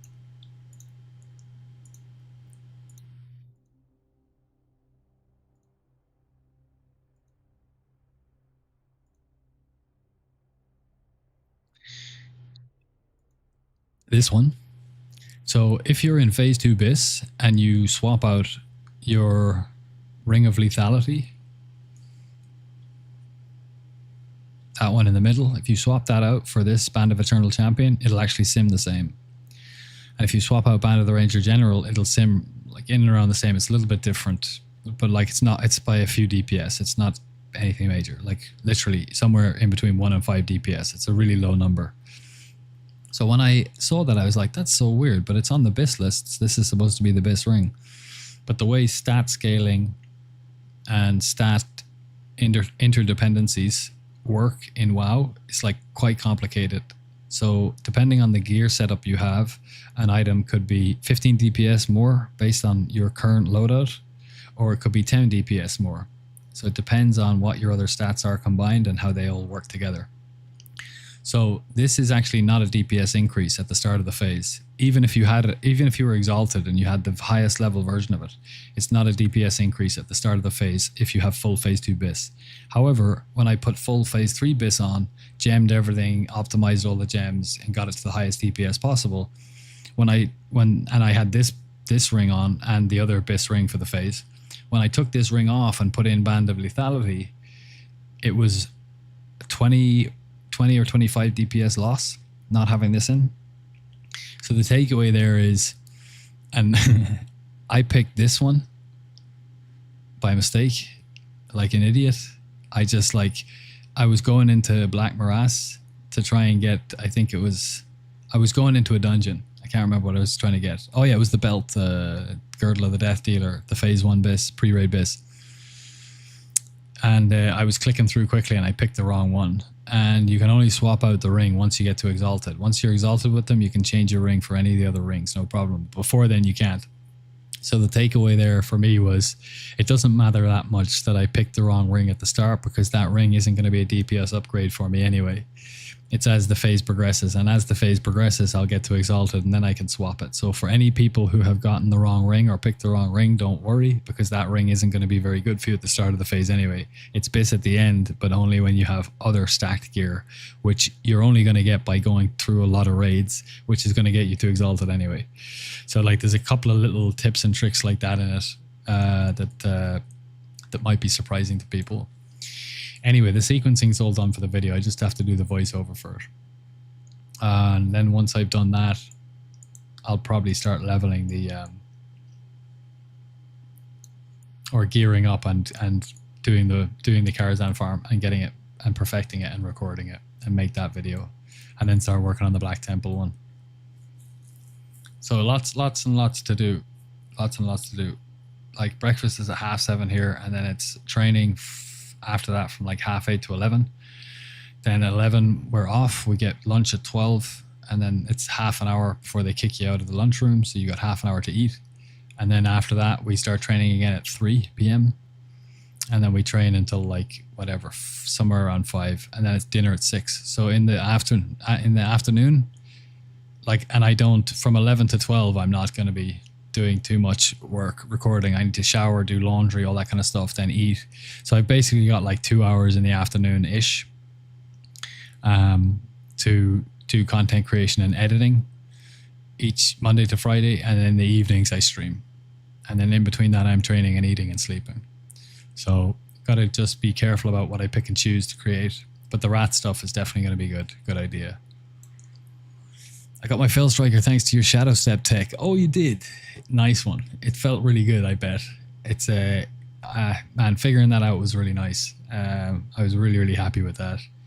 And then going in, I got it on my 12th run, like my 12th kill. So I was super lucky. But it feels so good to have it. It feels so good to have it in my bank. And it's not unique, so technically in phase 1 World of Warcraft, you can get 2 of them at the start of, before Molten Core opens. Like, that's insane. How much DPS is Glaive for Warriors? I have no idea, because I haven't simmed it. I've only simmed for Rogue. But it's 220 DPS for Rogue. And the difference from the DPS increase from phase 2 BIS to phase 3 BIS, full BIS, optimized gems, best enchants, everything, is 5 500 and 545 DPS. Increase of 545 DPS if you're from phase 2 to phase 3 bis. It's massive. It's the biggest. I think it's the biggest DPS gain that you can possibly get between any two phases in TBC. But it makes sense because Warglaives are 220 DPS. Like, you have to imagine, Dragonspine Trophy for Rogue is 55 DPS, give or take 5 DPS, depending on your loadout, what gear you have. 55 DPS. Belt of 100 Deaths is like, I think, 45 DPS increase from the next best thing from the last phase, not Belt of Deep Shadow, because that's a filler that's quite close to, it's about a little bit over halfway. It's like 20 or 25 DPS increase. But if you're going straight from phase 1 bis into 100 Deaths, it's like 45 DPS increase. And that's considered like an S tier item. And Dragonspine Trophy is considered like S tier or close to God tier because it's 55 DPS, give or take. And the Warglaives, when you have both sets of them with the bonus, is 220 DPS. It's by orders of magnitude more DPS than the God tier items, than any other God tier item in the game. Absolutely insane. Let's see where we are. Okay, we can go. Let's do it.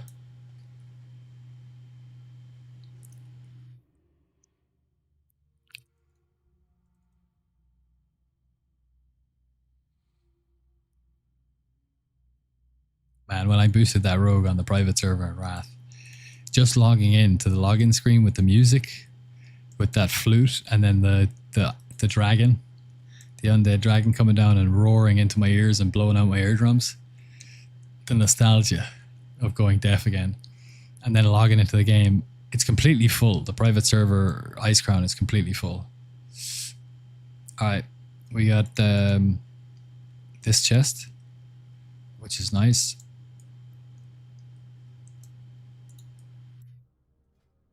We're in our DPS set. 28 seconds, that's enough time.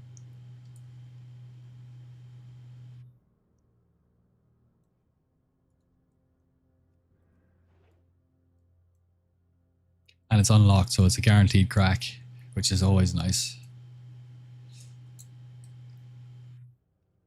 We are going to distract here, though.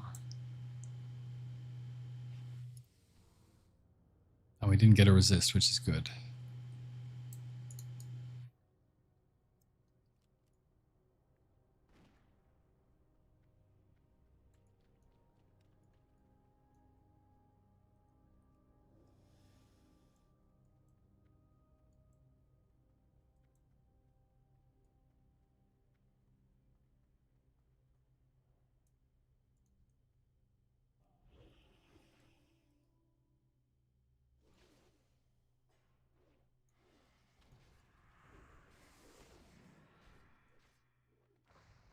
Oh, I got netted. Good job by my PvP trinket on. You see how far that net through? That's why you want free action potions. But if you don't have free action potions, you absolutely need to have this talent, Improve Sprint, which I have. So when you sprint, it breaks the net. But even after you break the net, like that, when you're boosting away on your boots, you can still get re-netted, as you just saw. So you have to have your PvP trinket up for when that happens.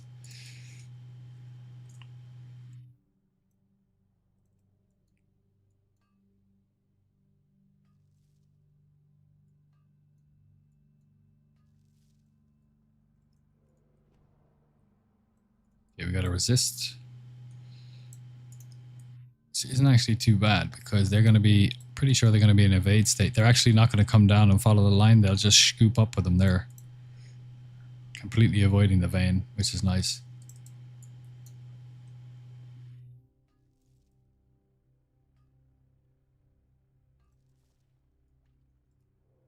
Okay, pretty smooth so far.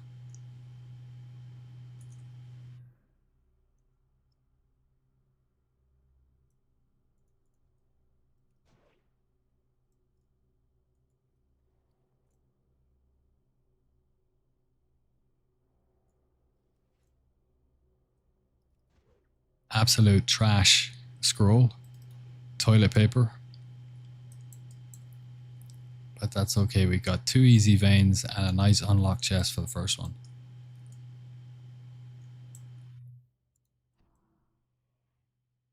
I think we'll go cloaking device here.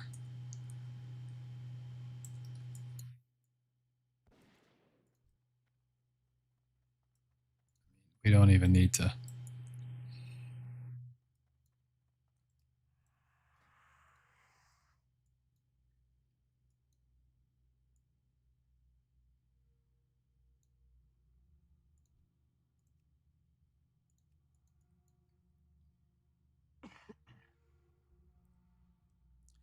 It feels like heaven having an AC.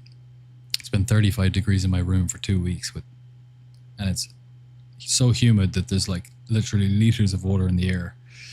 And for the first time today, it's like cool in my room. I can wear a hoodie. It's such a luxury.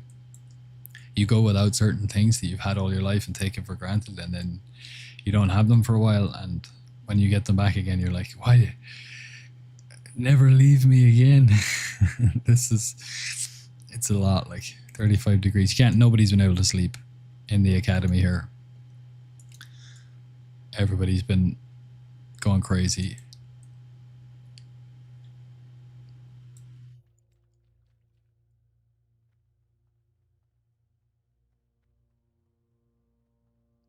Okay, so we have to wait, but look, we're pretty far ahead of them, so we don't have to worry too much. So as long as you mark the guy, you can see where they are. You can see if you can wait for him, or if they're too close behind you, you have to shadow step behind one of these and try and burst it. But if you don't shadow step, then you can save it for this guy and then blind, and that gives you enough distance from him. You just don't want him to catch up and hit you, so you lose that water walking. So I mean, you can vanish anytime really, but I do like to troll them for a while. Or you can sprint. Now we should get at least 2 attempts at this, and 3 maybe. So that was 1 failure. Yeah, we get 3 this time if we need it, but we don't need it. Scroller strength 5, nice. We love agi and strength because we use them as well. But obviously we get a lot more in a week than we need to use, and if you wait till the Wednesday to sell them, they go. The agi 5 were 13 gold, which is the highest I've seen them, but obviously they increase week to week. There are peaks and troughs, but in general, they're always creeping up. They're going to be 15 gold in phase 3 easily, and then continue on for that. So, Mana Tombs and SV. As the expansion continues, the farms get easier, and the amount of money that you get out of them increases. It's win-win.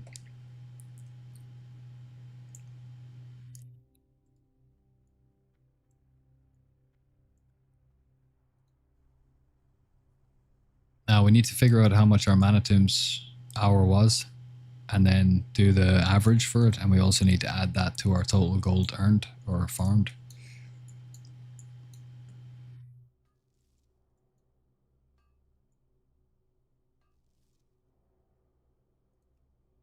Cinematic.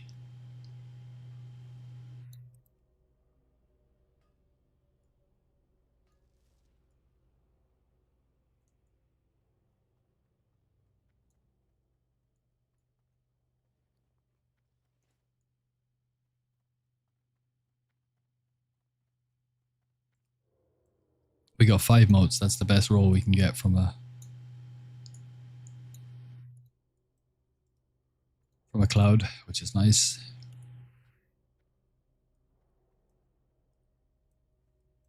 So we're probably going to be at 65 gold unless we get a gem from this mine. Probably are at 65 gold.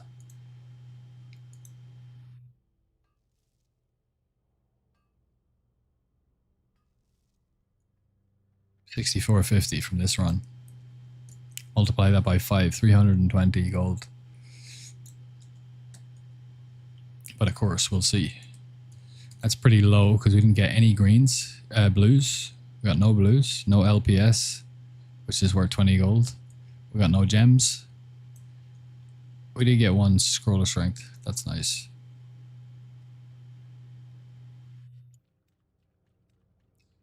But that's it. Run 1 done. We still have 6 minutes left on the water walking. So what we'll do when we come into the next run, if it is chest 1, which we can combat now, we'll skip it. We'll get on the way out, so that we can maximize our value from this and use this on the second chest. The only way that backfires is if the second chest is chest 8 and it's locked, in which case we always kill the 2 guys.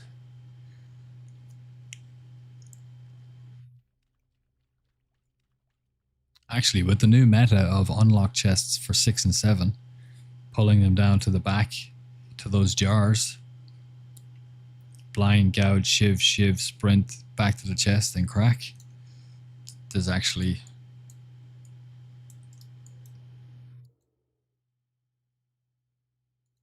Yeah, we might be doing that anyway.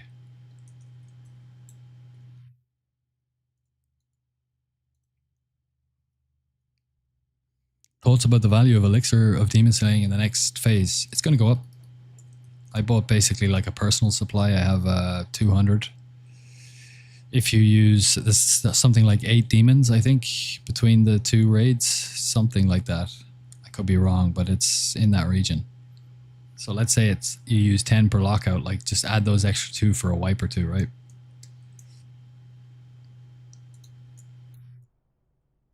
Um, 10 per lockout or 10 per week. 12 weeks or 14, 16 weeks would be 160 for the phase. If we continue to do those raids into the next phase, which we probably will for Black Temple at least, probably not Hyjal. Thank you for the follow, Lox SJ. If we continue to do Black Temple, we're going to need more. So 200 I think is enough for me. I bought them at about 5 gold, give or take 50 silver. And they're up to 6 now, but on Wednesday they were up to 7. So yeah, they're going to go up next phase. I mean, they could, on my server, they could cap out at 7, because sometimes I've noticed this phenomenon where the price of certain assets will spike before a phase, and then people think it's going to go up even more, but it actually peaked before the phase when lots of the people were selling. But I would assume it's going to go up. Are you having trouble timing patrols, Water Ellie, since the last update too? I'm not having... I was just rusty as hell because I hadn't played it in a couple of months. But I have noticed a couple of differences in the behavior. For example, these Ellies here, they used to come down here, turn around and go straight back up. Now they come down here and then they go up here, and then they go down here, and then they go to here. Which is actually nice, because if the fell is there, when they come down here, if we tried to do this in phase 1, you distract them here and dink the fell, but they were still too close. One of the guys at the back would aggro. But now, because they go up there, you can distract them here and you can get the fell that way. So you can actually shave, you can get that fell in a window of time where normally you would have had to wait for them to patrol out before you could get it. So that's actually a good thing. However, when I've done like the long pull at times, I've had Ellies in the pull where I thought it was very strange that they were in the pull. I had no idea how they pulled. They are the Ellies from the start of the dungeon, and the pull I made was like from here, and they came into the pull really late, so they didn't catch up with me in the water when I was running down this way. When I was coming back this way, they started running up here as if they'd just been pulled by something, which is very weird. So there are some differences. The save spot here still works, and the save spot back there still works. So nothing too crazy, but enough to make you scratch your head. Any tips to kill the Naga for the first chest? Sure. As soon as it pops up, I'll show you how I do it. I've still died or scuffed it as much as I've gotten it clean. Probably more than about 50-50. But I've definitely learned, because even with almost full bis, it's still it's a tight window of time between the elementals, and if you don't get a good pump, if you don't get good procs, hits, and crits, and you can be left with only one guy dead, and after you finish your blade flurry, they're still both alive. You can kill the first guy, but the second guy still has like 30% health or something like that. So it can be, and in that case, I just vanish. I've learned patience. Just vanish, wait for the Ellies to pass, go back in. There's 2 left, sap one, burn the other one down. You're all good.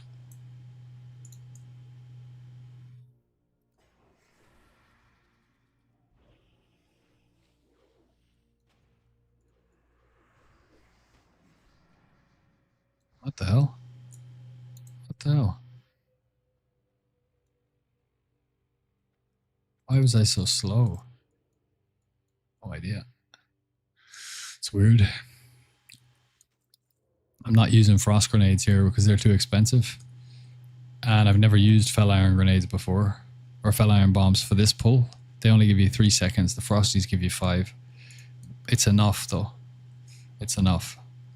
The only difference is when the chest is the one down here in this kind of trunk thing. I just discovered this week that if you pull the mobs deep into this corner and burst around and you make sure that they all come around and you get them all in the freeze and then burst around, that will give you enough time to do 2 attempts at the chest, which I hadn't discovered before. So that's the only difference. Oh, nice. It's a combat chest or a click vanish chest. That's the only disadvantage to using fell iron bombs, that you don't no longer have 2 attempts at that chest. But even then, you have to get lucky that one of them doesn't resist your fell or your freezing grenade. Okay, so it is unlocked. So we're going to do this click vanish strat, which is so enjoyable to do. So we come out of stealth. We're lost, so he can't see us, but we are going to pull aggro when we click. We click, we vanish, and while he's in evade state running back, we click again. He won't pull, and then we can open it. This is and we got a Agi5. That's so nice. This technique is, I love it. Oh no, I already wrote it down in my list of things I learned to love this time around in TBC. That's got a nice iambic pentameter to it. A list of things I learned to love this time around in TBC. We'll go with that maybe. It's a bit long-winded for a title, but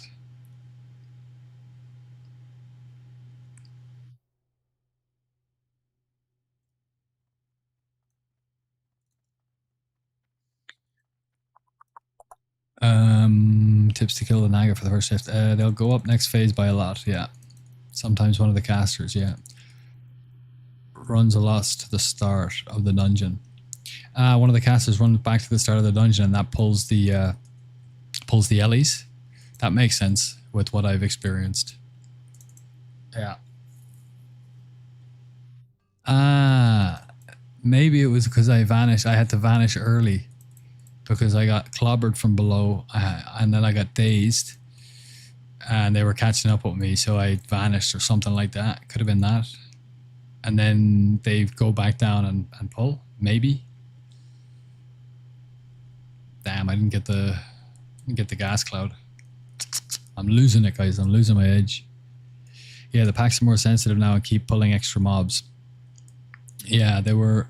I think timing is still a factor. I think a lot of it can be solved by timing, because I haven't had that happen now over the last few days, because I've gotten back to where I was when I got the farm down pretty fluidly. I still make stupid mistakes here and there, but in terms of the timing and the pulls,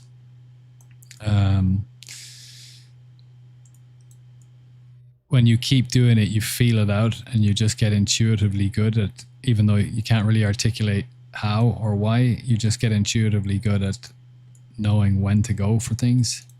And you just notice that the problems you had just start to disappear. They just don't pop up as much.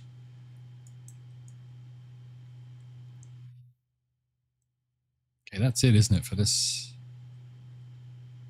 go round? 5 last turn, 3 this time. Average is 4, so we're doing all right.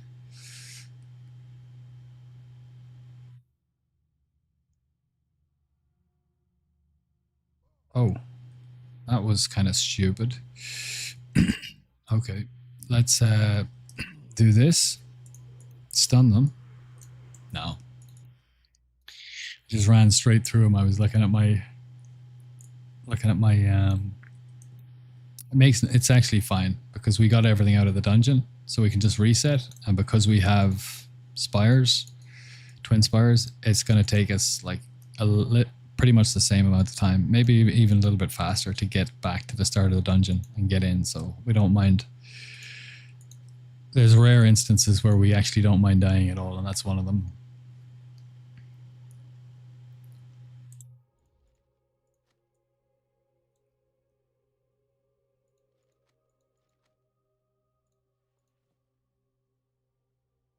We were gonna, yeah, evasion, stun them with the bomb, swim speed potion to the safe spot, and then try and drop combat. But I'm glad I died actually.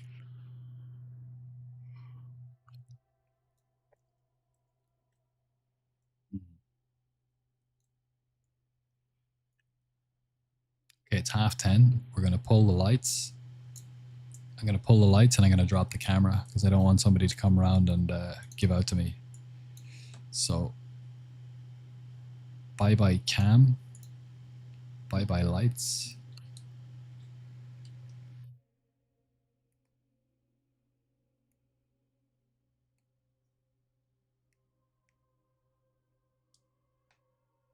And let's turn the brightness all the way down. Sweet. We're in stealth IRL. We're in stealth IRL here.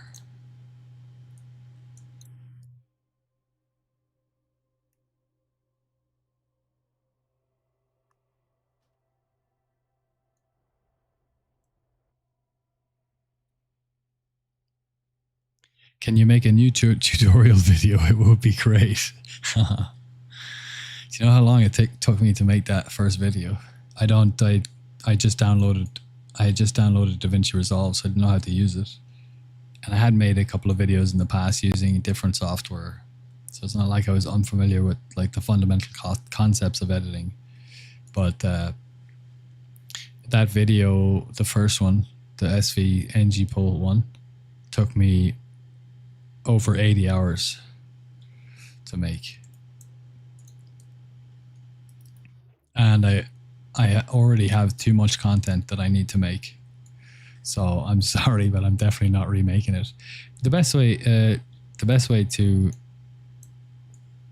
just watch the stream and watch the VODs. And if there's a pack or a part or a pull that you're having a particular problem with, just go onto my YouTube or go onto Twitch and just flick back through the VODs and find the same chest, and then just copy me how I do it. That's the best way to do it. Play along. Okay, we got this one. We're in the right spec. We're in the right set. Let's sap him again. And I think I'm going to do this with these ones and just go now.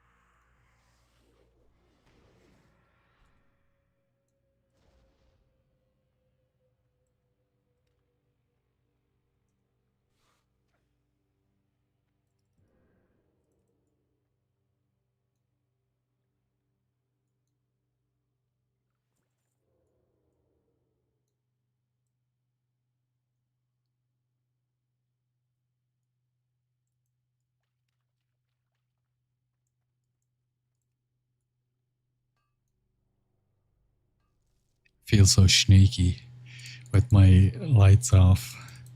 playing late. I feel like a teenager again, you know. Turn off that bloody PlayStation. I'm not playing PlayStation, Mom. Turn it off. In my bedroom with all the lights off.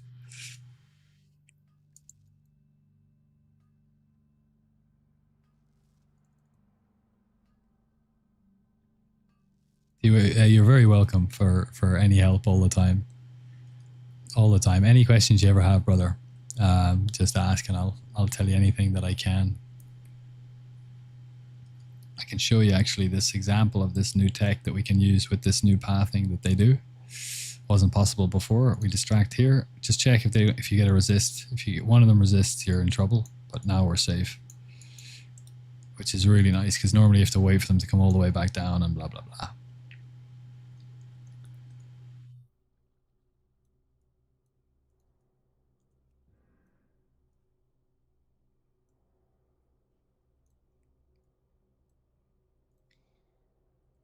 What's this? Run 3. Start a run 3. We've done halfway. Okay, so we've halfway through run 3. We've got both mines and one chest, which means we're exactly halfway through the 5 lockouts in terms of value. Apart from the gas cloud, but we'd split that in half because we get 2 primals per hour. So in half an hour, you get 1, which is worth 20 gold. So this is 170 gold. If we keep this up, it'll be 320. But if we get lucky and get something decent, it'll be more.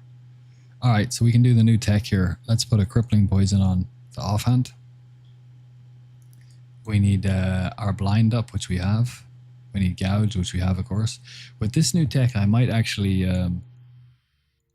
oh, I have improved gouge. Nice one. Nice one, nice one, nice one. All right, we're going to do this.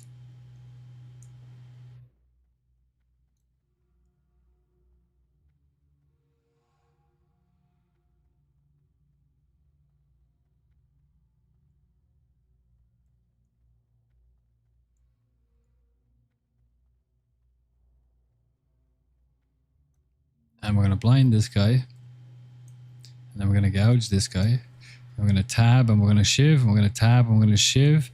And then we're going to sprint. And now one's blinded, one's shivved, gouged, and the other 2 are crippled. And then we can shadow step. You can only do this if these chests are unlocked, because you only get 1 attempt by the time they get back. But if they are unlocked, you don't have to go all the way down around here. Some legend in the chat. This was his innovation. I had done this before, but I was using bombs back in phase 1 because I was like, I could actually get these chests with bombs as well instead of going all the way down here. So I did it, but then you have to wait for your boots and your bombs, and you need them both for both chests, which is annoying because it's a 5-minute cooldown. So it was quicker to just do it the other way. But I never thought to, oh Jesus Christ, how many times am I going to fat finger that shadow step? But I never thought to just go with the old blind gouge shiv. And he was like, hey, 2 days ago, he's like, hey, you know, you can get that with just without any cons. I was like, oh yeah? And he goes, here, check the video out. And he had made just a little clip of one pull. It's like 2 minutes long. Legend. Absolute legend. I'd say half of this pull, the farm as you see it now, I'd say half of the methods that you see in here are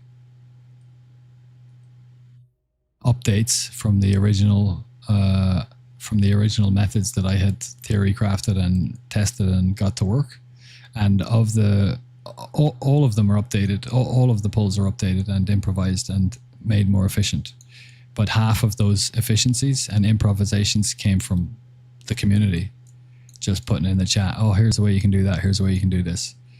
Like, it's so good. I've learned by sharing what I've done, I have in turn gotten huge amounts of value back from the community and learned so much from other rogues. It's been so cool. It's been so much fun. How big of a difference is a gold per hour? Look. Top right. Map underneath that. Kiwi farm underneath that.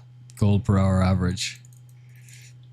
The number in brackets is not the number of runs. it's the number of lockouts. So multiply that by 5, and that's the number of runs we've done for each since last Saturday. We just started tracking the metrics last Saturday. So it's a pretty big difference. Like 75 to 80 gold difference. You do need to use cons in, well, you don't have to, but I do because it's just convenient.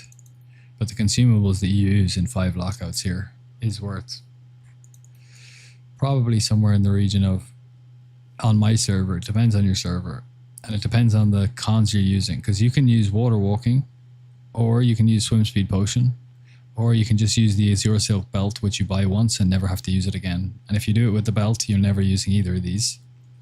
So that's one set of cons that you don't have to pay for. For the NG pulls, you do need, you don't need free action potion, because you can go improve sprint and PvP trinket, which is what we're doing right now. So that's another.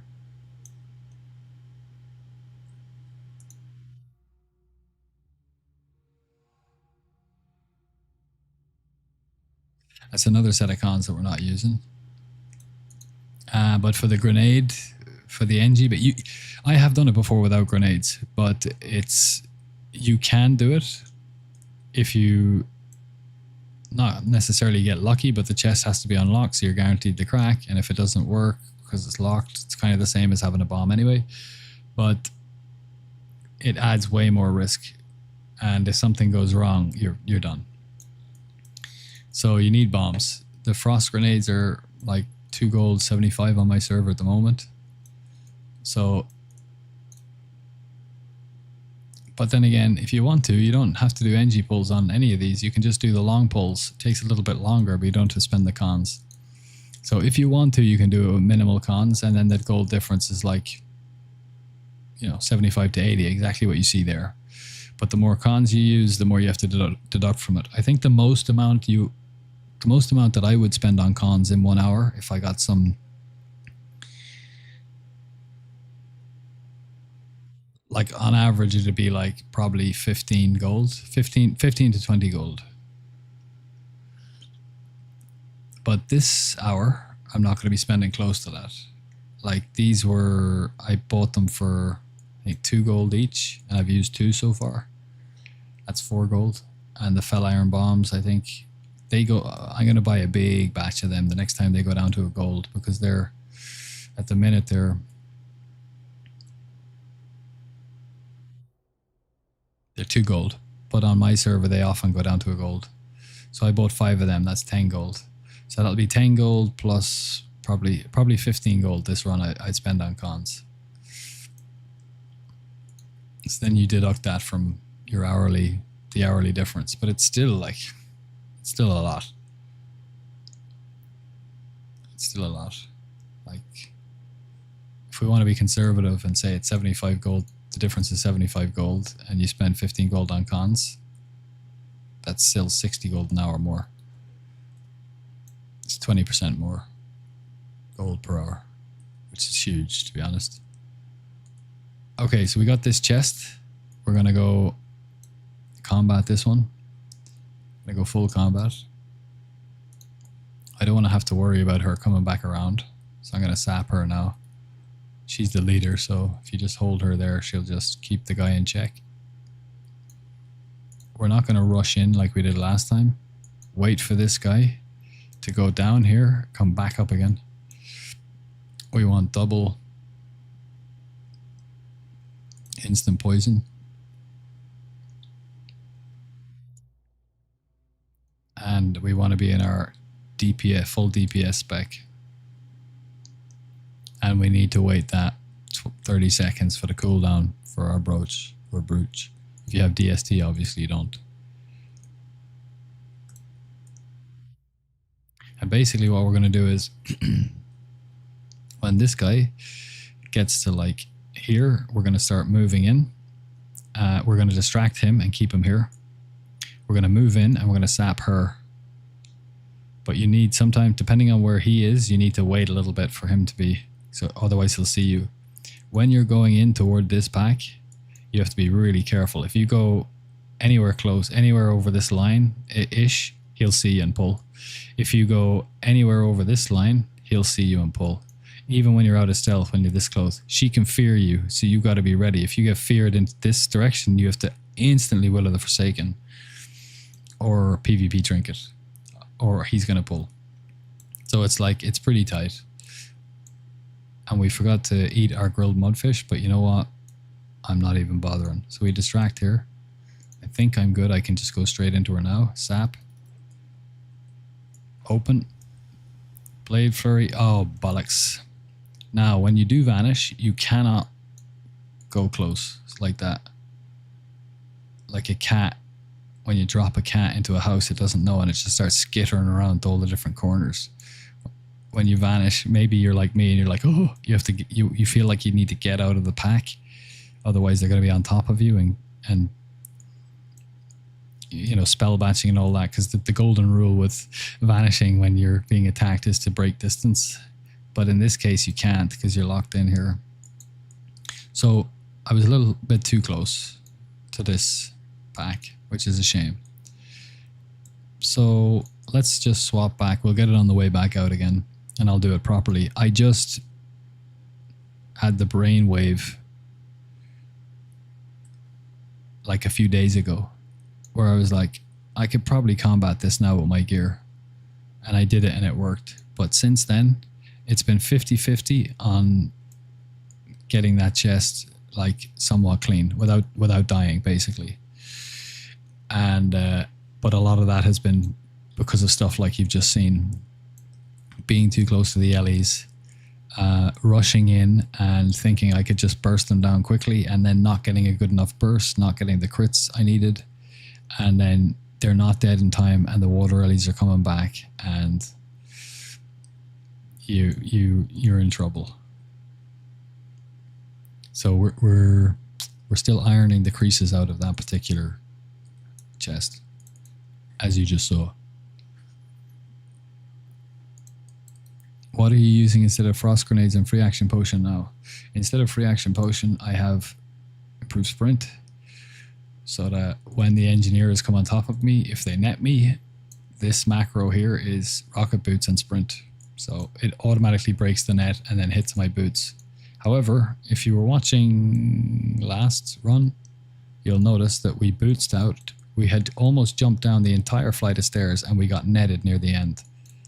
So that can happen. You get double netted and then you need to have your PvP trinket ready. And you have to be quick with it. So improved sprint and PvP trinket is enough.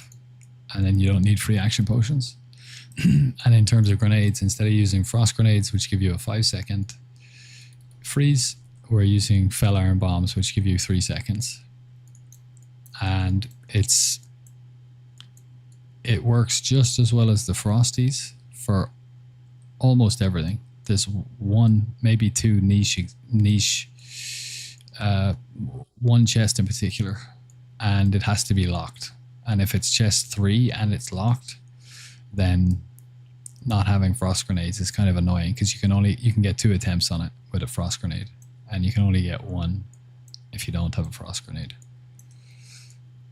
But it's a small price to pay.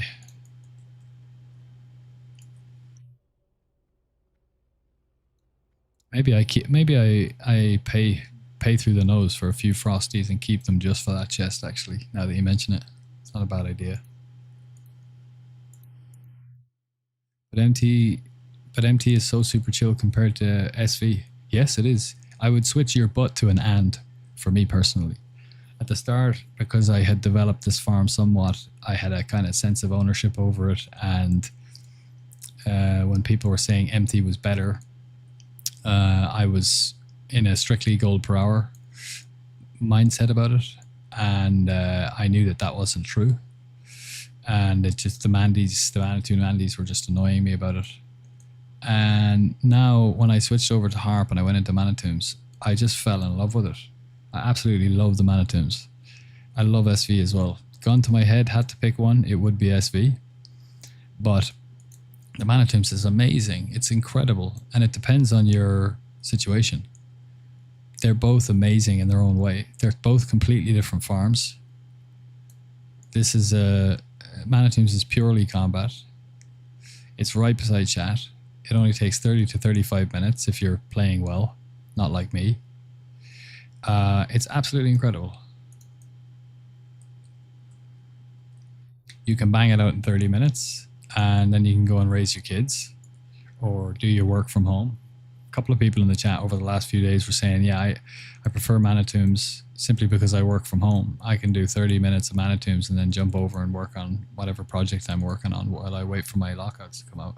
You know, there are situations in people's lifestyles like that mean Mana Tombs is bliss. And it is. We are so spoiled for choice that we have these two incredible farms and we get to pick whichever one suits us better. So, yeah. Like I love pumping packs in Mana Tombs and getting like 2.3k bursts, and you know, it's very enjoyable. But I enjoy SV a little bit more.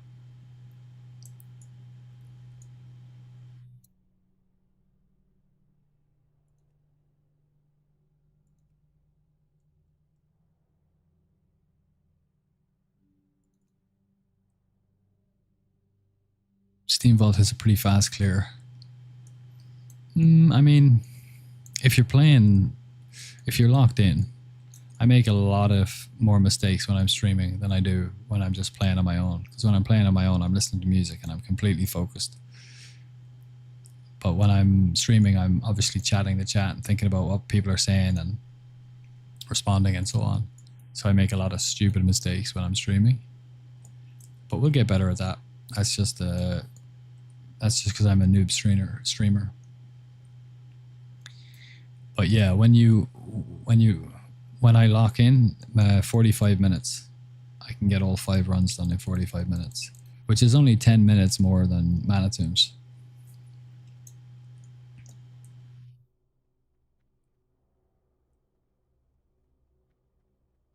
And it's 20% more gold.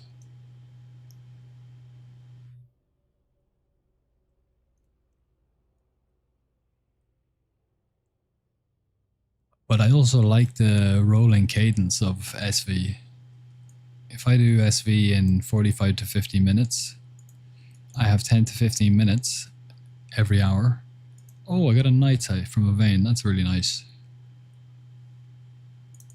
Love to see that.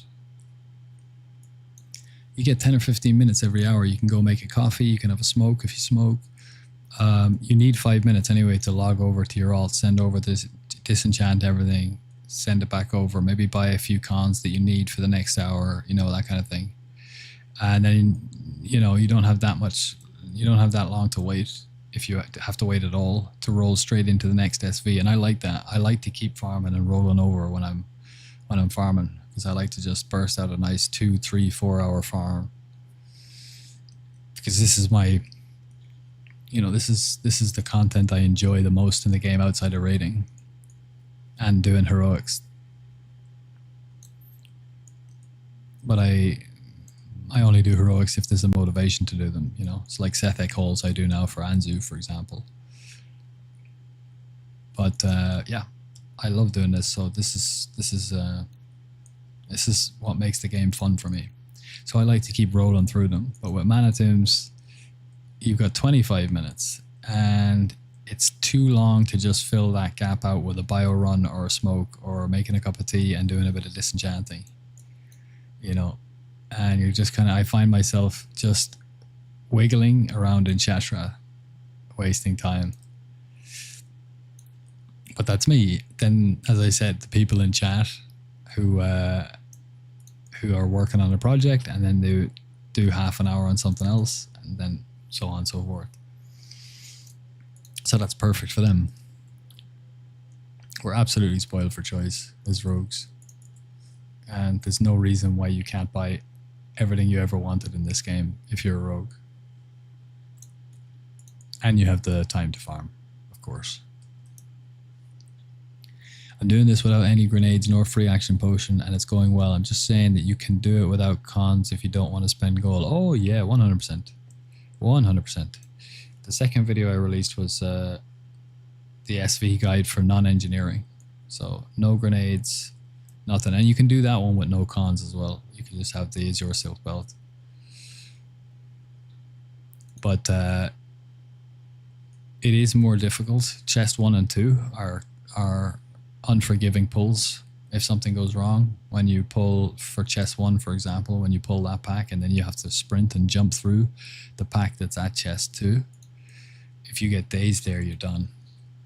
You know, so just by the law of averages and the risk profile for those pulls, you are going to die more often. It is going to take you longer to clear, and that does affect your gold per hour. So,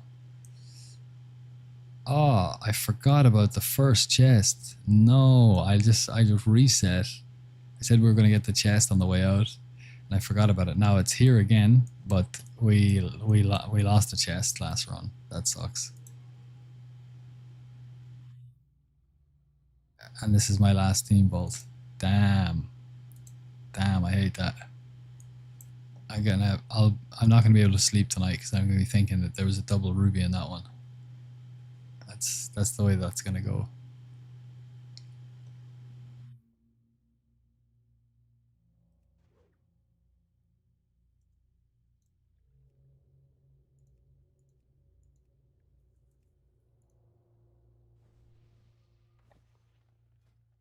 Okay, we're in full DPS gear. We're in our DPS spec. We're gonna eat some mudfish, and we'll pop a stamina scroll because they're 1 silver 82 on the auction house. They give us 200 health. Why not?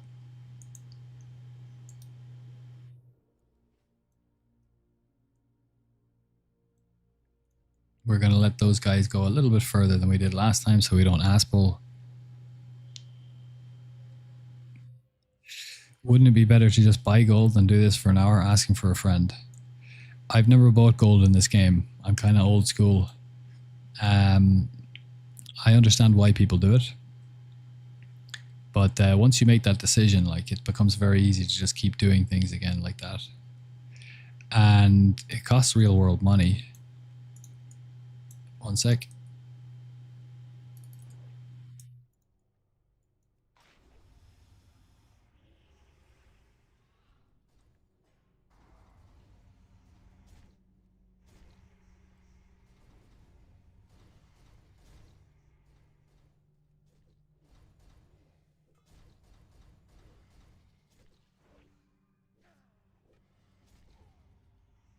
So you can get shredded like that. We need to kill one at least.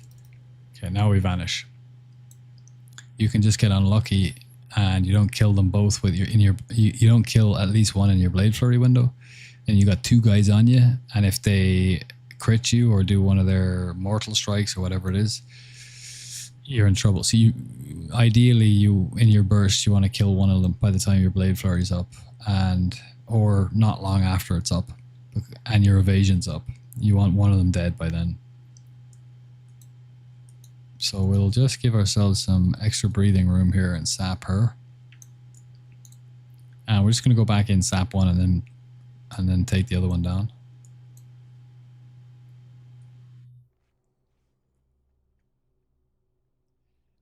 So yeah, you can buy gold if you want, but I like doing this. This is fun for me. This is like, some people like questing, some people like PvP, some people like making alts and leveling up. Things to do outside of raid. The things you love to do in the game that make it enjoyable for you. And I love stealth farming and figuring out how to do more stealth farming shenanigans, kind of push it. So it depends on what you enjoy. Asking for a friend, that's such a cliche. That's such a cliche. So we do have our prep. We're going to use it, and we're going to evasion again. I'm actually not going to blade flurry here. I don't want to have 2 of them on me. It's already tricky enough fight. Our evasion's coming off in a couple of seconds. We'll probably, we'll kidney.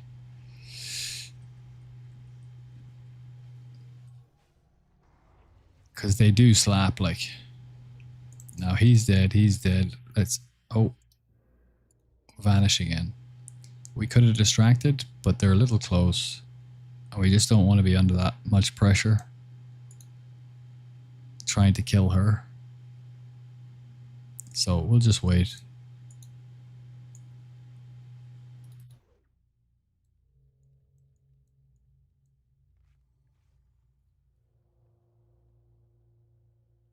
How hard do you expect blue gems to drop once phase 3 drops? Should affect these farms, kinda. Most of the money we actually make from these farms come from the nodes, the ore, and the disenchanting materials, and the scrolls of Agi and strength. And like mana pots then, and scrolls of spirit are like a little bit on the edge. But the big, like I'd say probably 80% of the money that we get from this farm is from ores, enchanting materials, and scrolls. So the gems are a kind of bonus. If we took the gems out of the equation, if we look at Steamvault, it says 377 gold per hour. If we took the gems out, I would say probably 325 gold per hour. And for mana tombs, if we took the gems out, I would say probably like... Well, it'd be the same. It would be the same, like 25 gold. Or 50 gold, so maybe 250 gold per hour. So the gems are like a nice bonus. But they're not the bread and butter of the farm. So it's not going to affect them that much. And the other side of that coin is, I'm not sure the gem market is going to be affected as people assume that it will, for fuck's sake.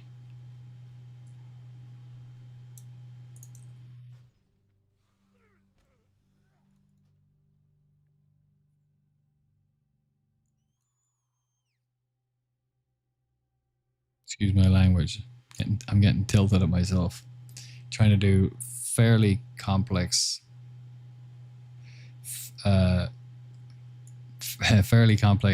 farming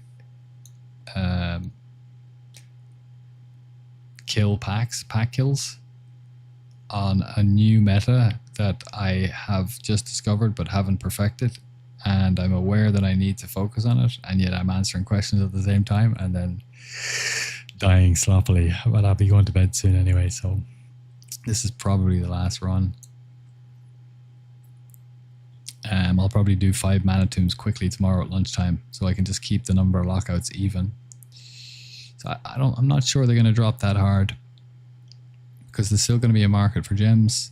Epics are going to be Epic's gems are going to be so overpriced in the first couple of weeks. The value that Epic gems give relative to, they're only 20% better than normal gems. 8 hit versus 10 hit. 8 agility versus 10 agility. So it's 20% more value in the stats, but the price is going to be like 200, 300, 400% more. And some people will just make the decision not to pay that. And so they'll just stick with the blues. So I think that they will drop a little bit, but I don't think they're going to completely bottom out. Obviously Star of Elune will, but it's already bottomed out. Star of Elunes are already almost at vendor, so are Talicite. Dawnstones are kind of an interesting one because hit cap is a fixed breakpoint number. So sometimes you will, for example, rogues want, on the Horde rogues want 316. They don't want it, but like it's a cap that you can aim for, and once you get to that, you can start stacking other gems. It's a useful marker, and I always like to try and hit that if I can, because I just know then I'm hit capped at 316. For Alliance rogues, it's 300 because they have access to the Draenei Racial Inspiring Presence, which gives them 1 flat hit, which equates to 16 hit rating. So to get hit capped on Horde, you need 316, and then you get a Boomkin in your raid, and that'll bring you up to the true cap of 363. And if your Alliance is 300 and you have a Boomkin and you have a Draenei in your party and a Boomkin in your raid, and then at 300 that brings you up to 363. So sometimes you'll only need 8 hit, and you're not going to spend, you don't want the 10 hit. So Dawnstones, rigid Dawnstones will still be able to fill gaps in the market. and the rubies will, the market will determine how much they're worth, because people will have the choice of getting a 10 agi, you know, or a 10 spell power gem, or an 8 spell power gem. And the 10 spell power gem is going to be worth X amount. But that doesn't mean that the 8 spell power gem is suddenly just going to go down to 5 gold. It's like, it's still 8 spell power. So it's not, it'll be alright. You have 347 hit on your rogue. Yeah, you wanna swap those hit gems out, brother, for IG.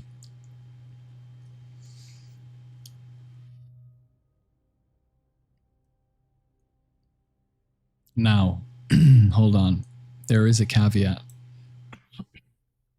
If you're using, excuse me, if you're using a character stats add-on, that can skew the value, or can skew your hit rating values to the point where it looks like you have more than you actually have. So I'm not sure. You need to check that out. But if you don't, and you just, that's your flat hit rating, you're wasting. All of that hit is wasted. Are you rogue? Are you Horde or Alliance, brother?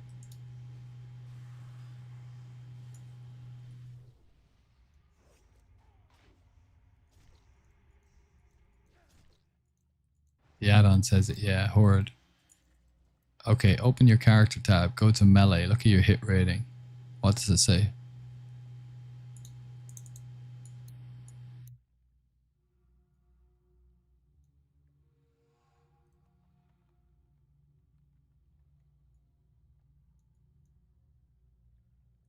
Three fails in a row. So glad we can combat this chest now.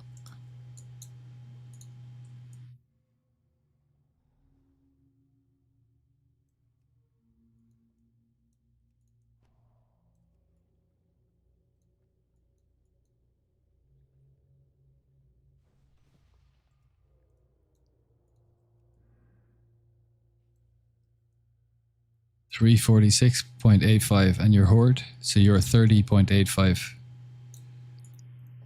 hit overcap. That's all wasted DPS. That's like 35 attack power, or maybe even more, in the equivalent to the agi that you're going to get, and the crit you get from that agi. So you want to swap, you're doing significantly less DPS than you could be.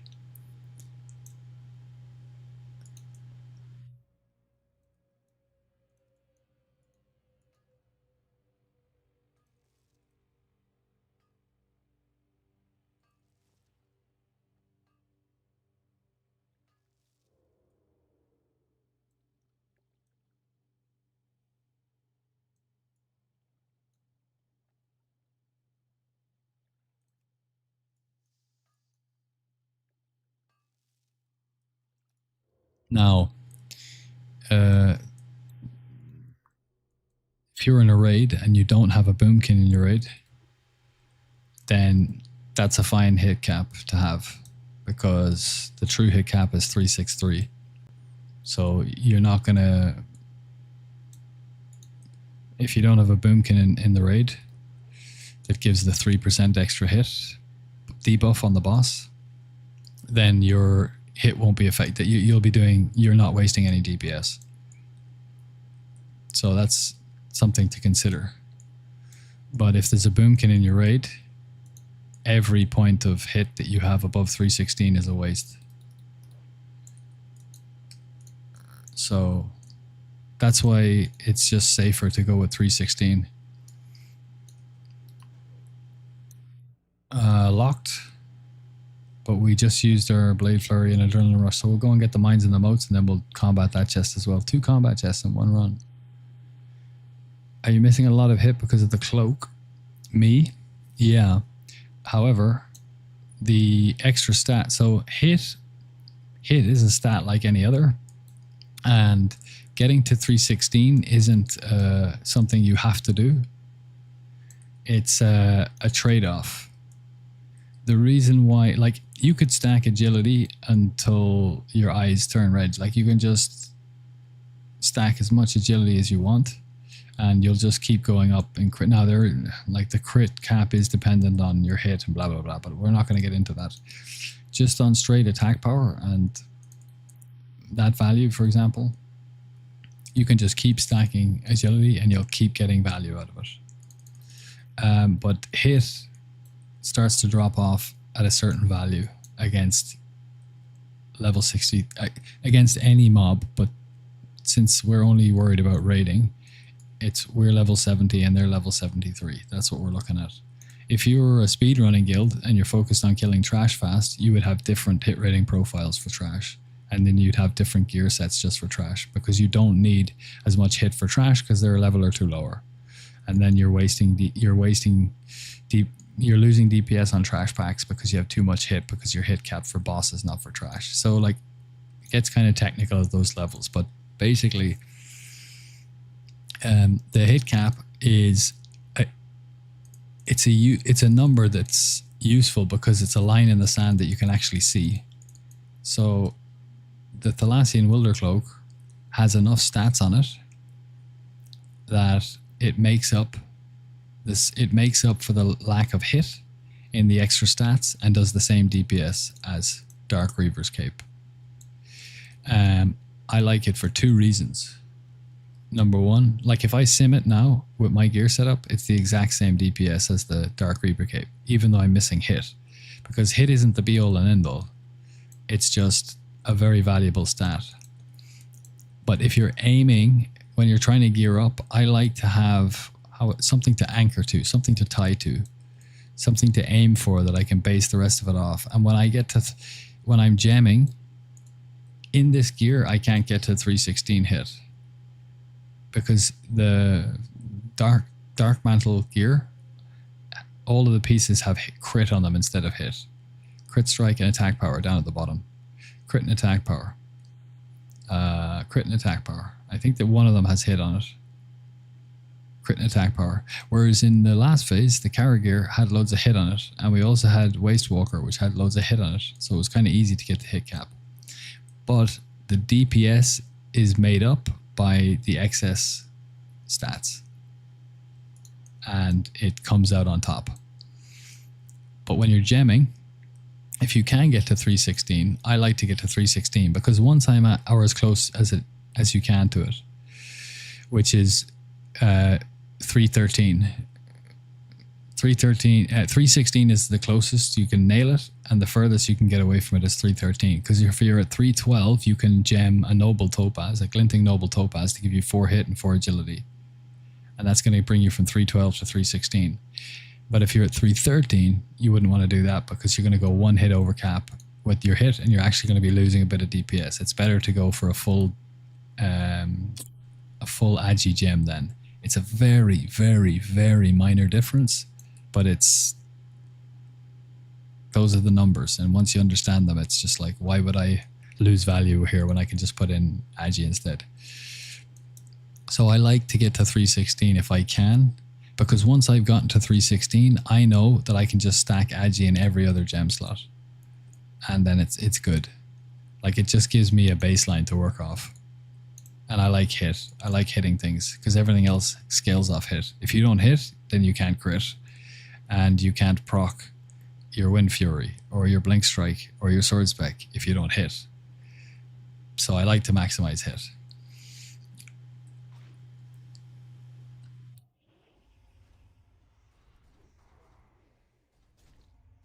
But if you're low on hit and you don't hit, but you've got really good crit gear or you've got really good lots of agi and AP, then the misses that you get from losing the hit are made up by the extra damage that you're getting from all of the hits that don't miss, if you get me. So that wasn't a great burst, as you can see. So we just quickly tab, blind, and then we bandage as much as we can. Now we can potion, and we should be okay.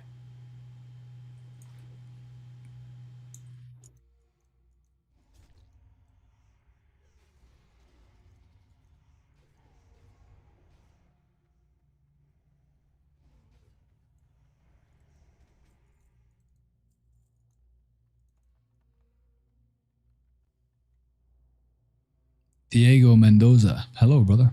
How important is raiding as a rogue who just wants to PvP? Boosted my rogue a week ago and I've been enjoying level 60 world PvP. A fine question and a great time to ask it. The best, absolute best weapons in the game for PvE and PvP are coming out in 9/18/27. In 18 days, Black Temple launches, and the Warglaives of Azeroth are desired by every single PvE and PvP player because they are the best in the game, bar none. Now, how important is raiding as a PvP rogue? Not very in general. PvP rogues get all their gear from PvP. You get honor and or arena points, and you buy the gear you need. The gear you need in PvP is very different to the gear you need in PvP. In PvP, you want resilience, which reduces the chance that you're critically hit, reduces the amount of damage you take from critical strikes, and reduces the amount of periodic damage that you take from poisons or magical damage effects and things like that. So it just basically makes you way more tanky and harder to spike damage on. And when you gem PvP, you want to gem all agi. You never gem hit because your target is level 60. Or sorry, level 70, the same level as you. It's not like a raid boss who's level 73.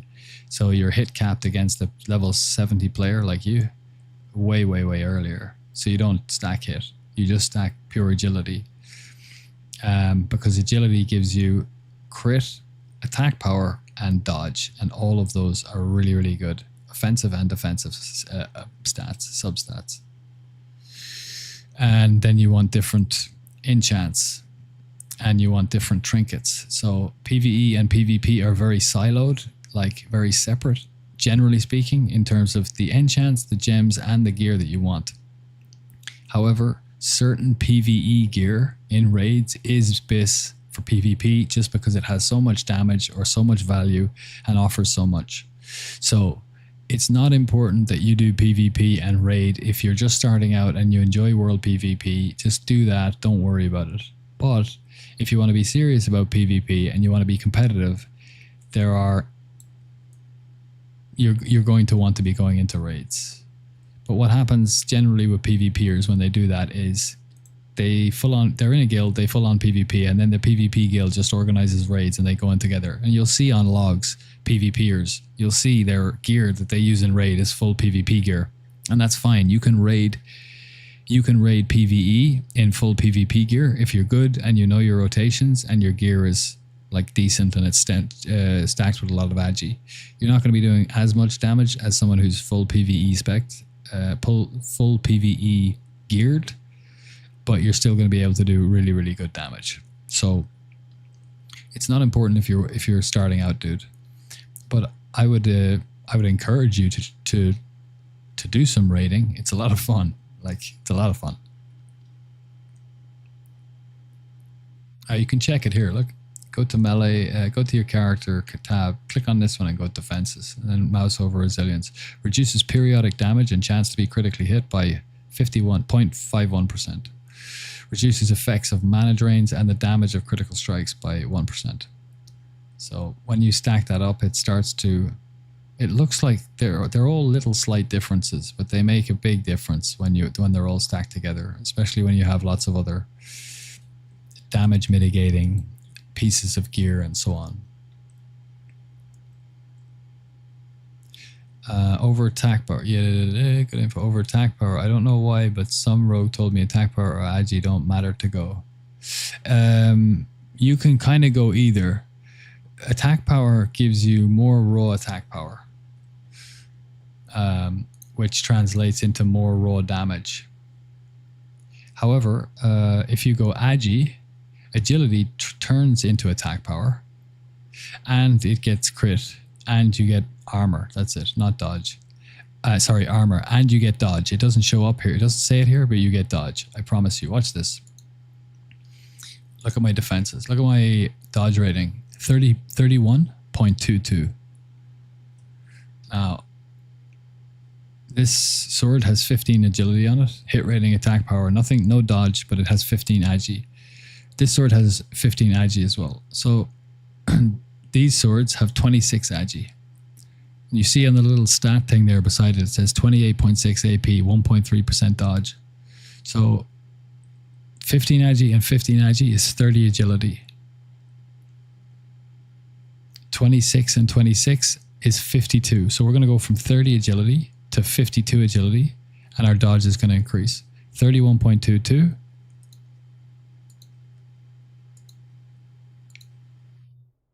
They're 32.32.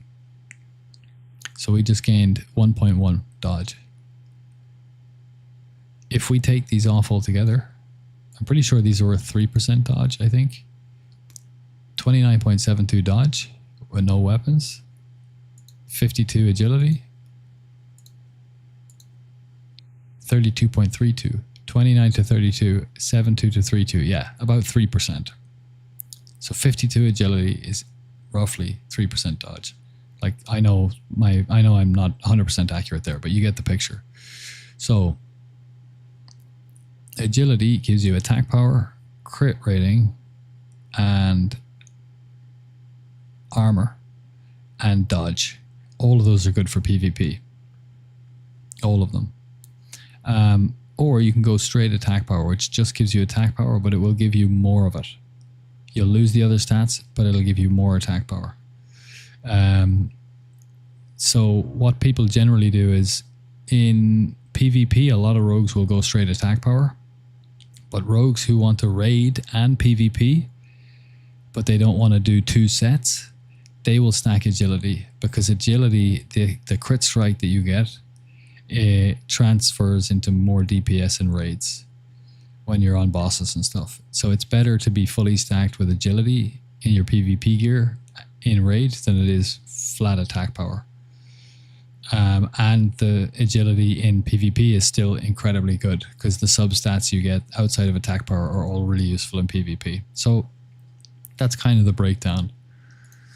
It's a basic breakdown. I'm not a PvPer, but I understand. I've looked into it, and I've read up on it, and I understand the breakdown of the stats and how they work.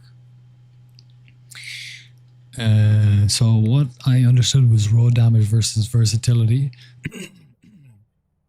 It's raw damage versus damage and defensive. Agility gives you dodge and armor. That's defensive. So agility gives you offensive and defensive, whereas attack power just gives you straight offensive. However, the crit, I think, crit and attack power, I think, translates better into PvE DPS.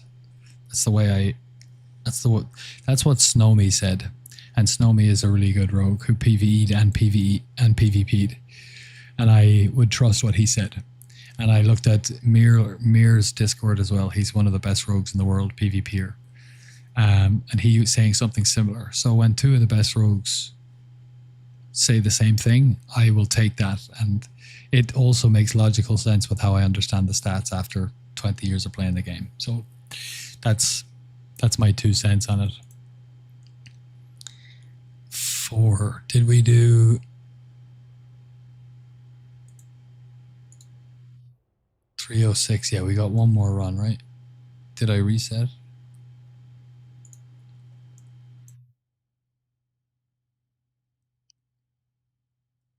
Yeah, no problem, man. You're very welcome. I'm sorry I can't be a little bit more in depth about the PvP, because I haven't been a PvPer. I'm going to get into it at some point more. But that's pretty solid information. You can take that to the bank.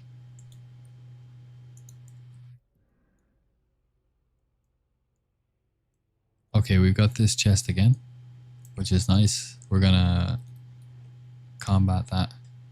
Hopefully we'll get a better burst this time.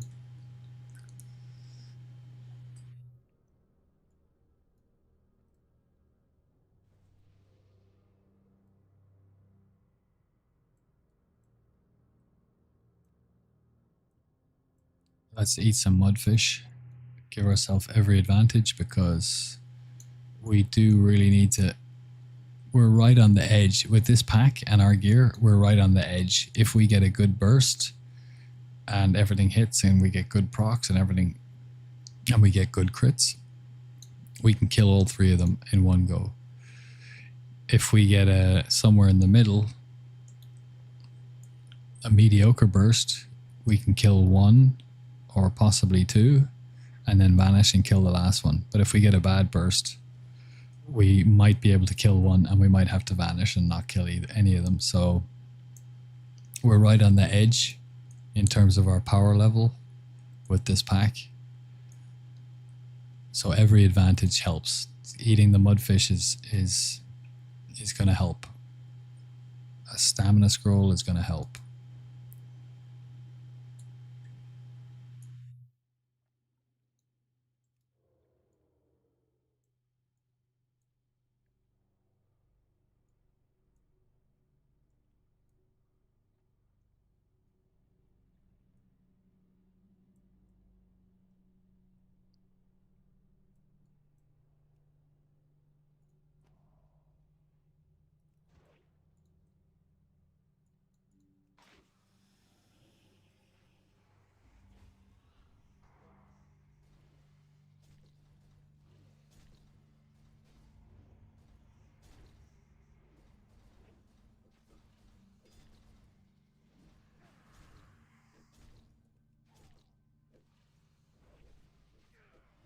So we need to blind him. See, yeah. It's a bad burst. I mean, we did everything. We cheap shotted, we opened, we had slice and dice up, we had a 5-point eviscerate in the blade flurry, we pumped Hemo. That's all you can do. We had evasion up, we did use our pot. We got low, we blinded him. Like, we're right on the edge in terms of deep gear level to be able to do this pack. It's a good burst, we're alright. If it's a bad burst, we get to that. I could have vanished, but they're all three are still alive. So, but it's nice. It's nice to have something new about the farm to do, and it's a challenge.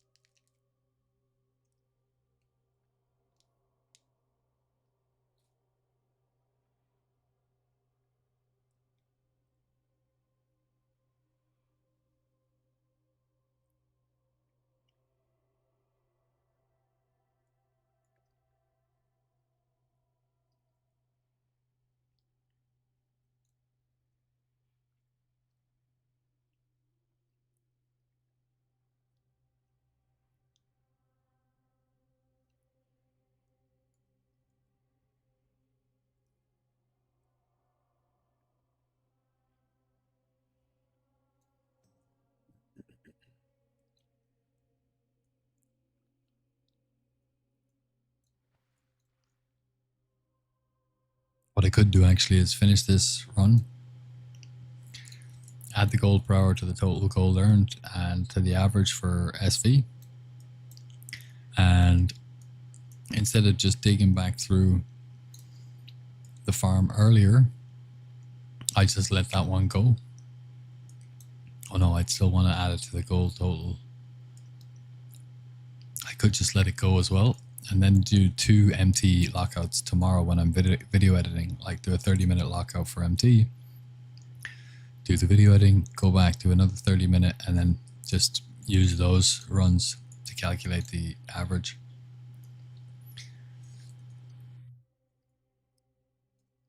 Or I could just flick back through the screen and stream and find it, which I'll probably do, to be honest.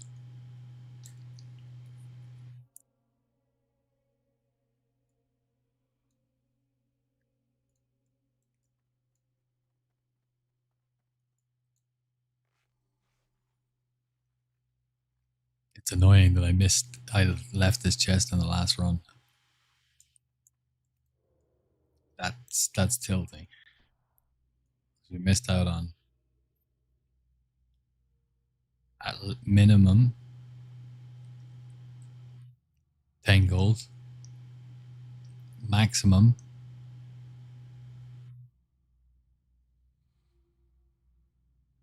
125 gold.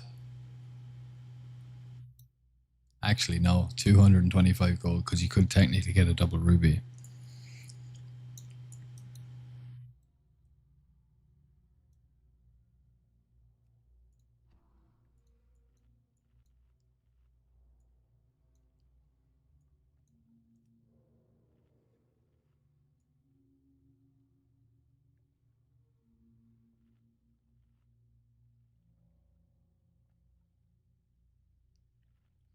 Or I could just, after this run, reset, come in and get one more chest and just add that chest value to the hour. That would work as well. Because it's just about the value of both chests, all mines, and the gas cloud in 5 lockouts. That's the real value, because you're just assuming that that's the number that you're going to achieve if you're doing the runs smoothly in 1 hour and not with not perfect play, but with good play.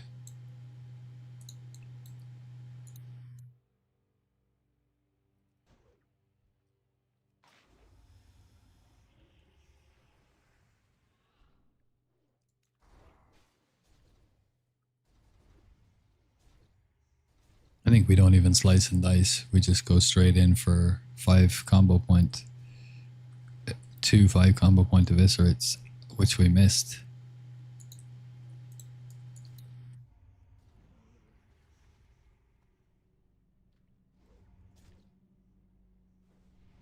But like, that was a much better burst. You see there.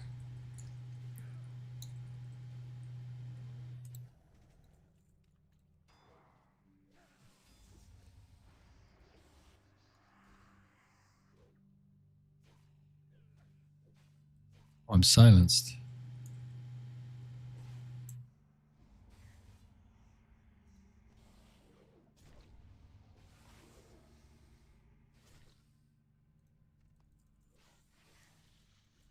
Okay, so that was satisfying. We did get the distract off. Just have to chill here for a second.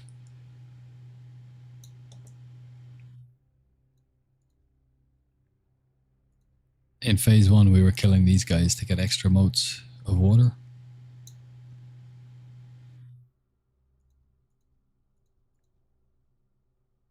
Which we could probably at some point do it again, actually.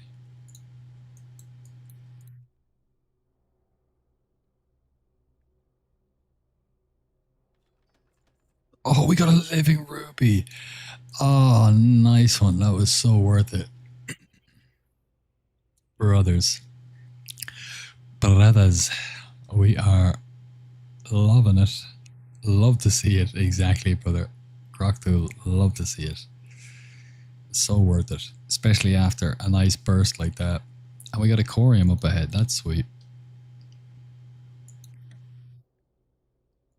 Ah, yeah. Happy days. Last run of the night as well. Super smooth. And corium, you know, they can drop blue gems as well. So let's see what we get.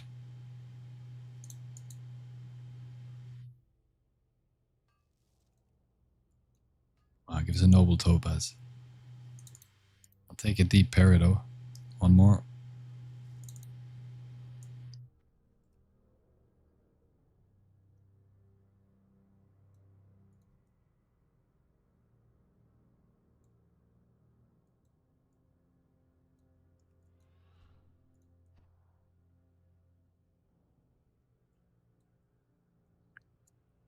Ah, pumped about that 11 ruby though.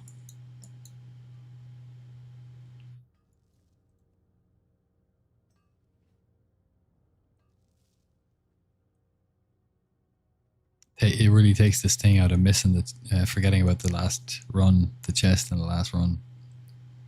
We're up to 450 gold now. So we're probably going to hit 500 gold. We got one. What have we got? Maybe not 500. Even if we bottom out and we just get like 6 gold raw, 1 green, that's going to go. It's going to be worth maybe on average 5 gold, 11 gold. Maybe we get a couple of pots, maybe 15 gold from the next chest. That's like kind of the minimum. 10 to 15 gold. And then we've got an adamantite and a fell iron. Could be a corium. And then we've got the gas cloud, which is going to be 4 on average. It's going to be worth about 8 gold. So 8, 25, 35. Yeah.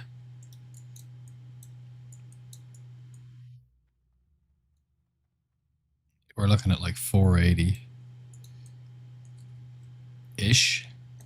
And if we get lucky, over 500. If we get an LPS, if we get a blue from something, we might hit 500. It's not locked, so we can click vanish.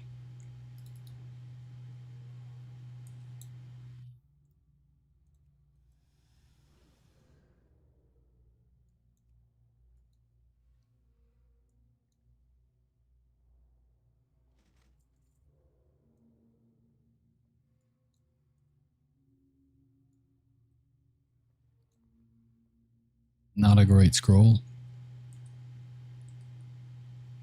And not a great green.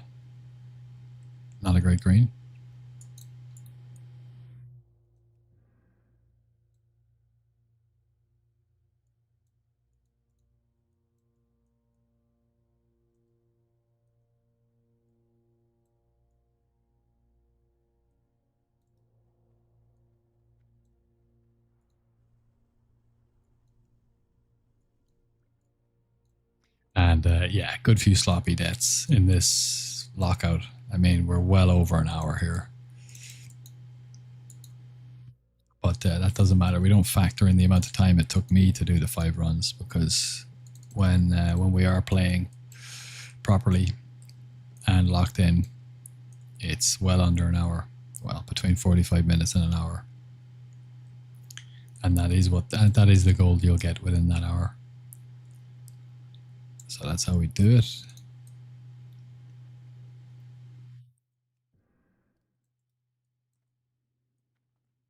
$475. Okay, yeah, get to 480, maybe 485 if we don't get a gem.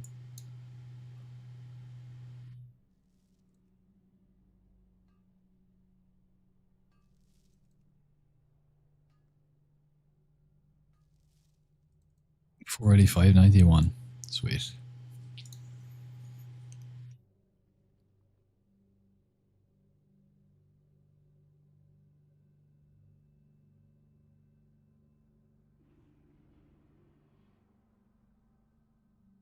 I think I'll sell those rubies on Wednesday.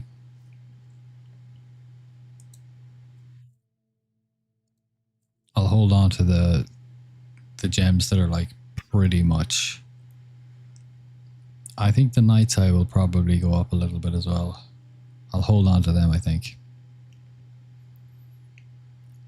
Because a lot of people use those as filler just to get their meta gem socket, and you don't really care about the stamina half of that. So are you going to pay premium price for an epic version of this when you don't really care about the stamina anyway? So you're not getting 20% of the stat, you're getting like 10. You're getting like a smidge extra for all the money. I think in that position, a lot of people will just buy the blue one to fill out to get their meta activation instead of paying premium for the epic when they're DPS. So I think Night's Eye will probably remain like decent.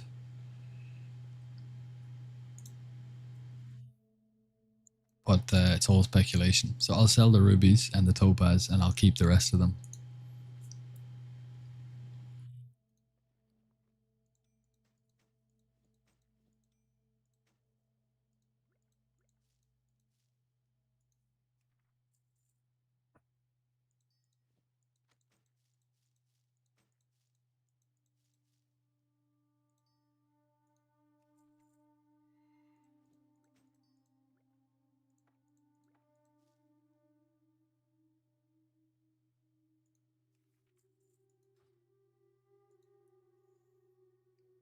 485.91, so call it 486.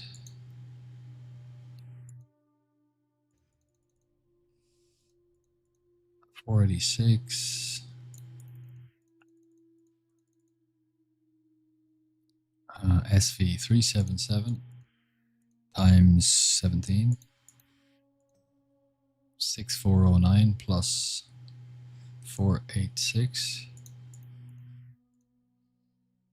divided by 18, 383.05. Okay, so we just got 5 gold, 6 gold.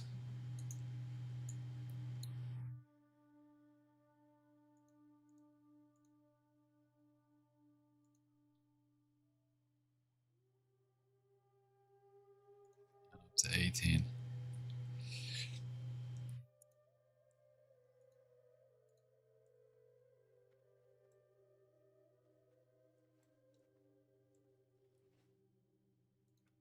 Yeah, I think that's what I'll do. I'm not arse fishing through.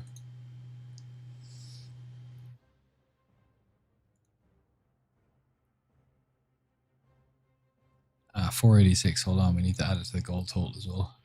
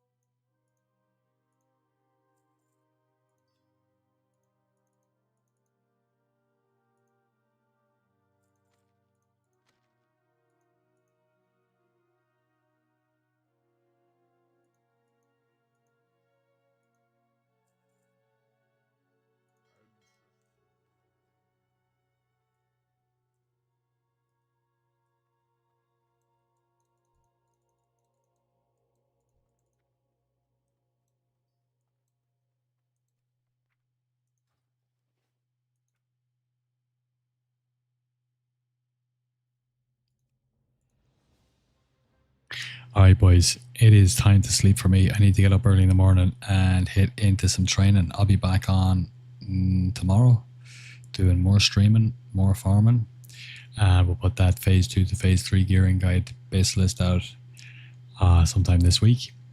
Thank you all for joining and for watching. You're all legends. Thanks a million, and we'll chat to you in the next one.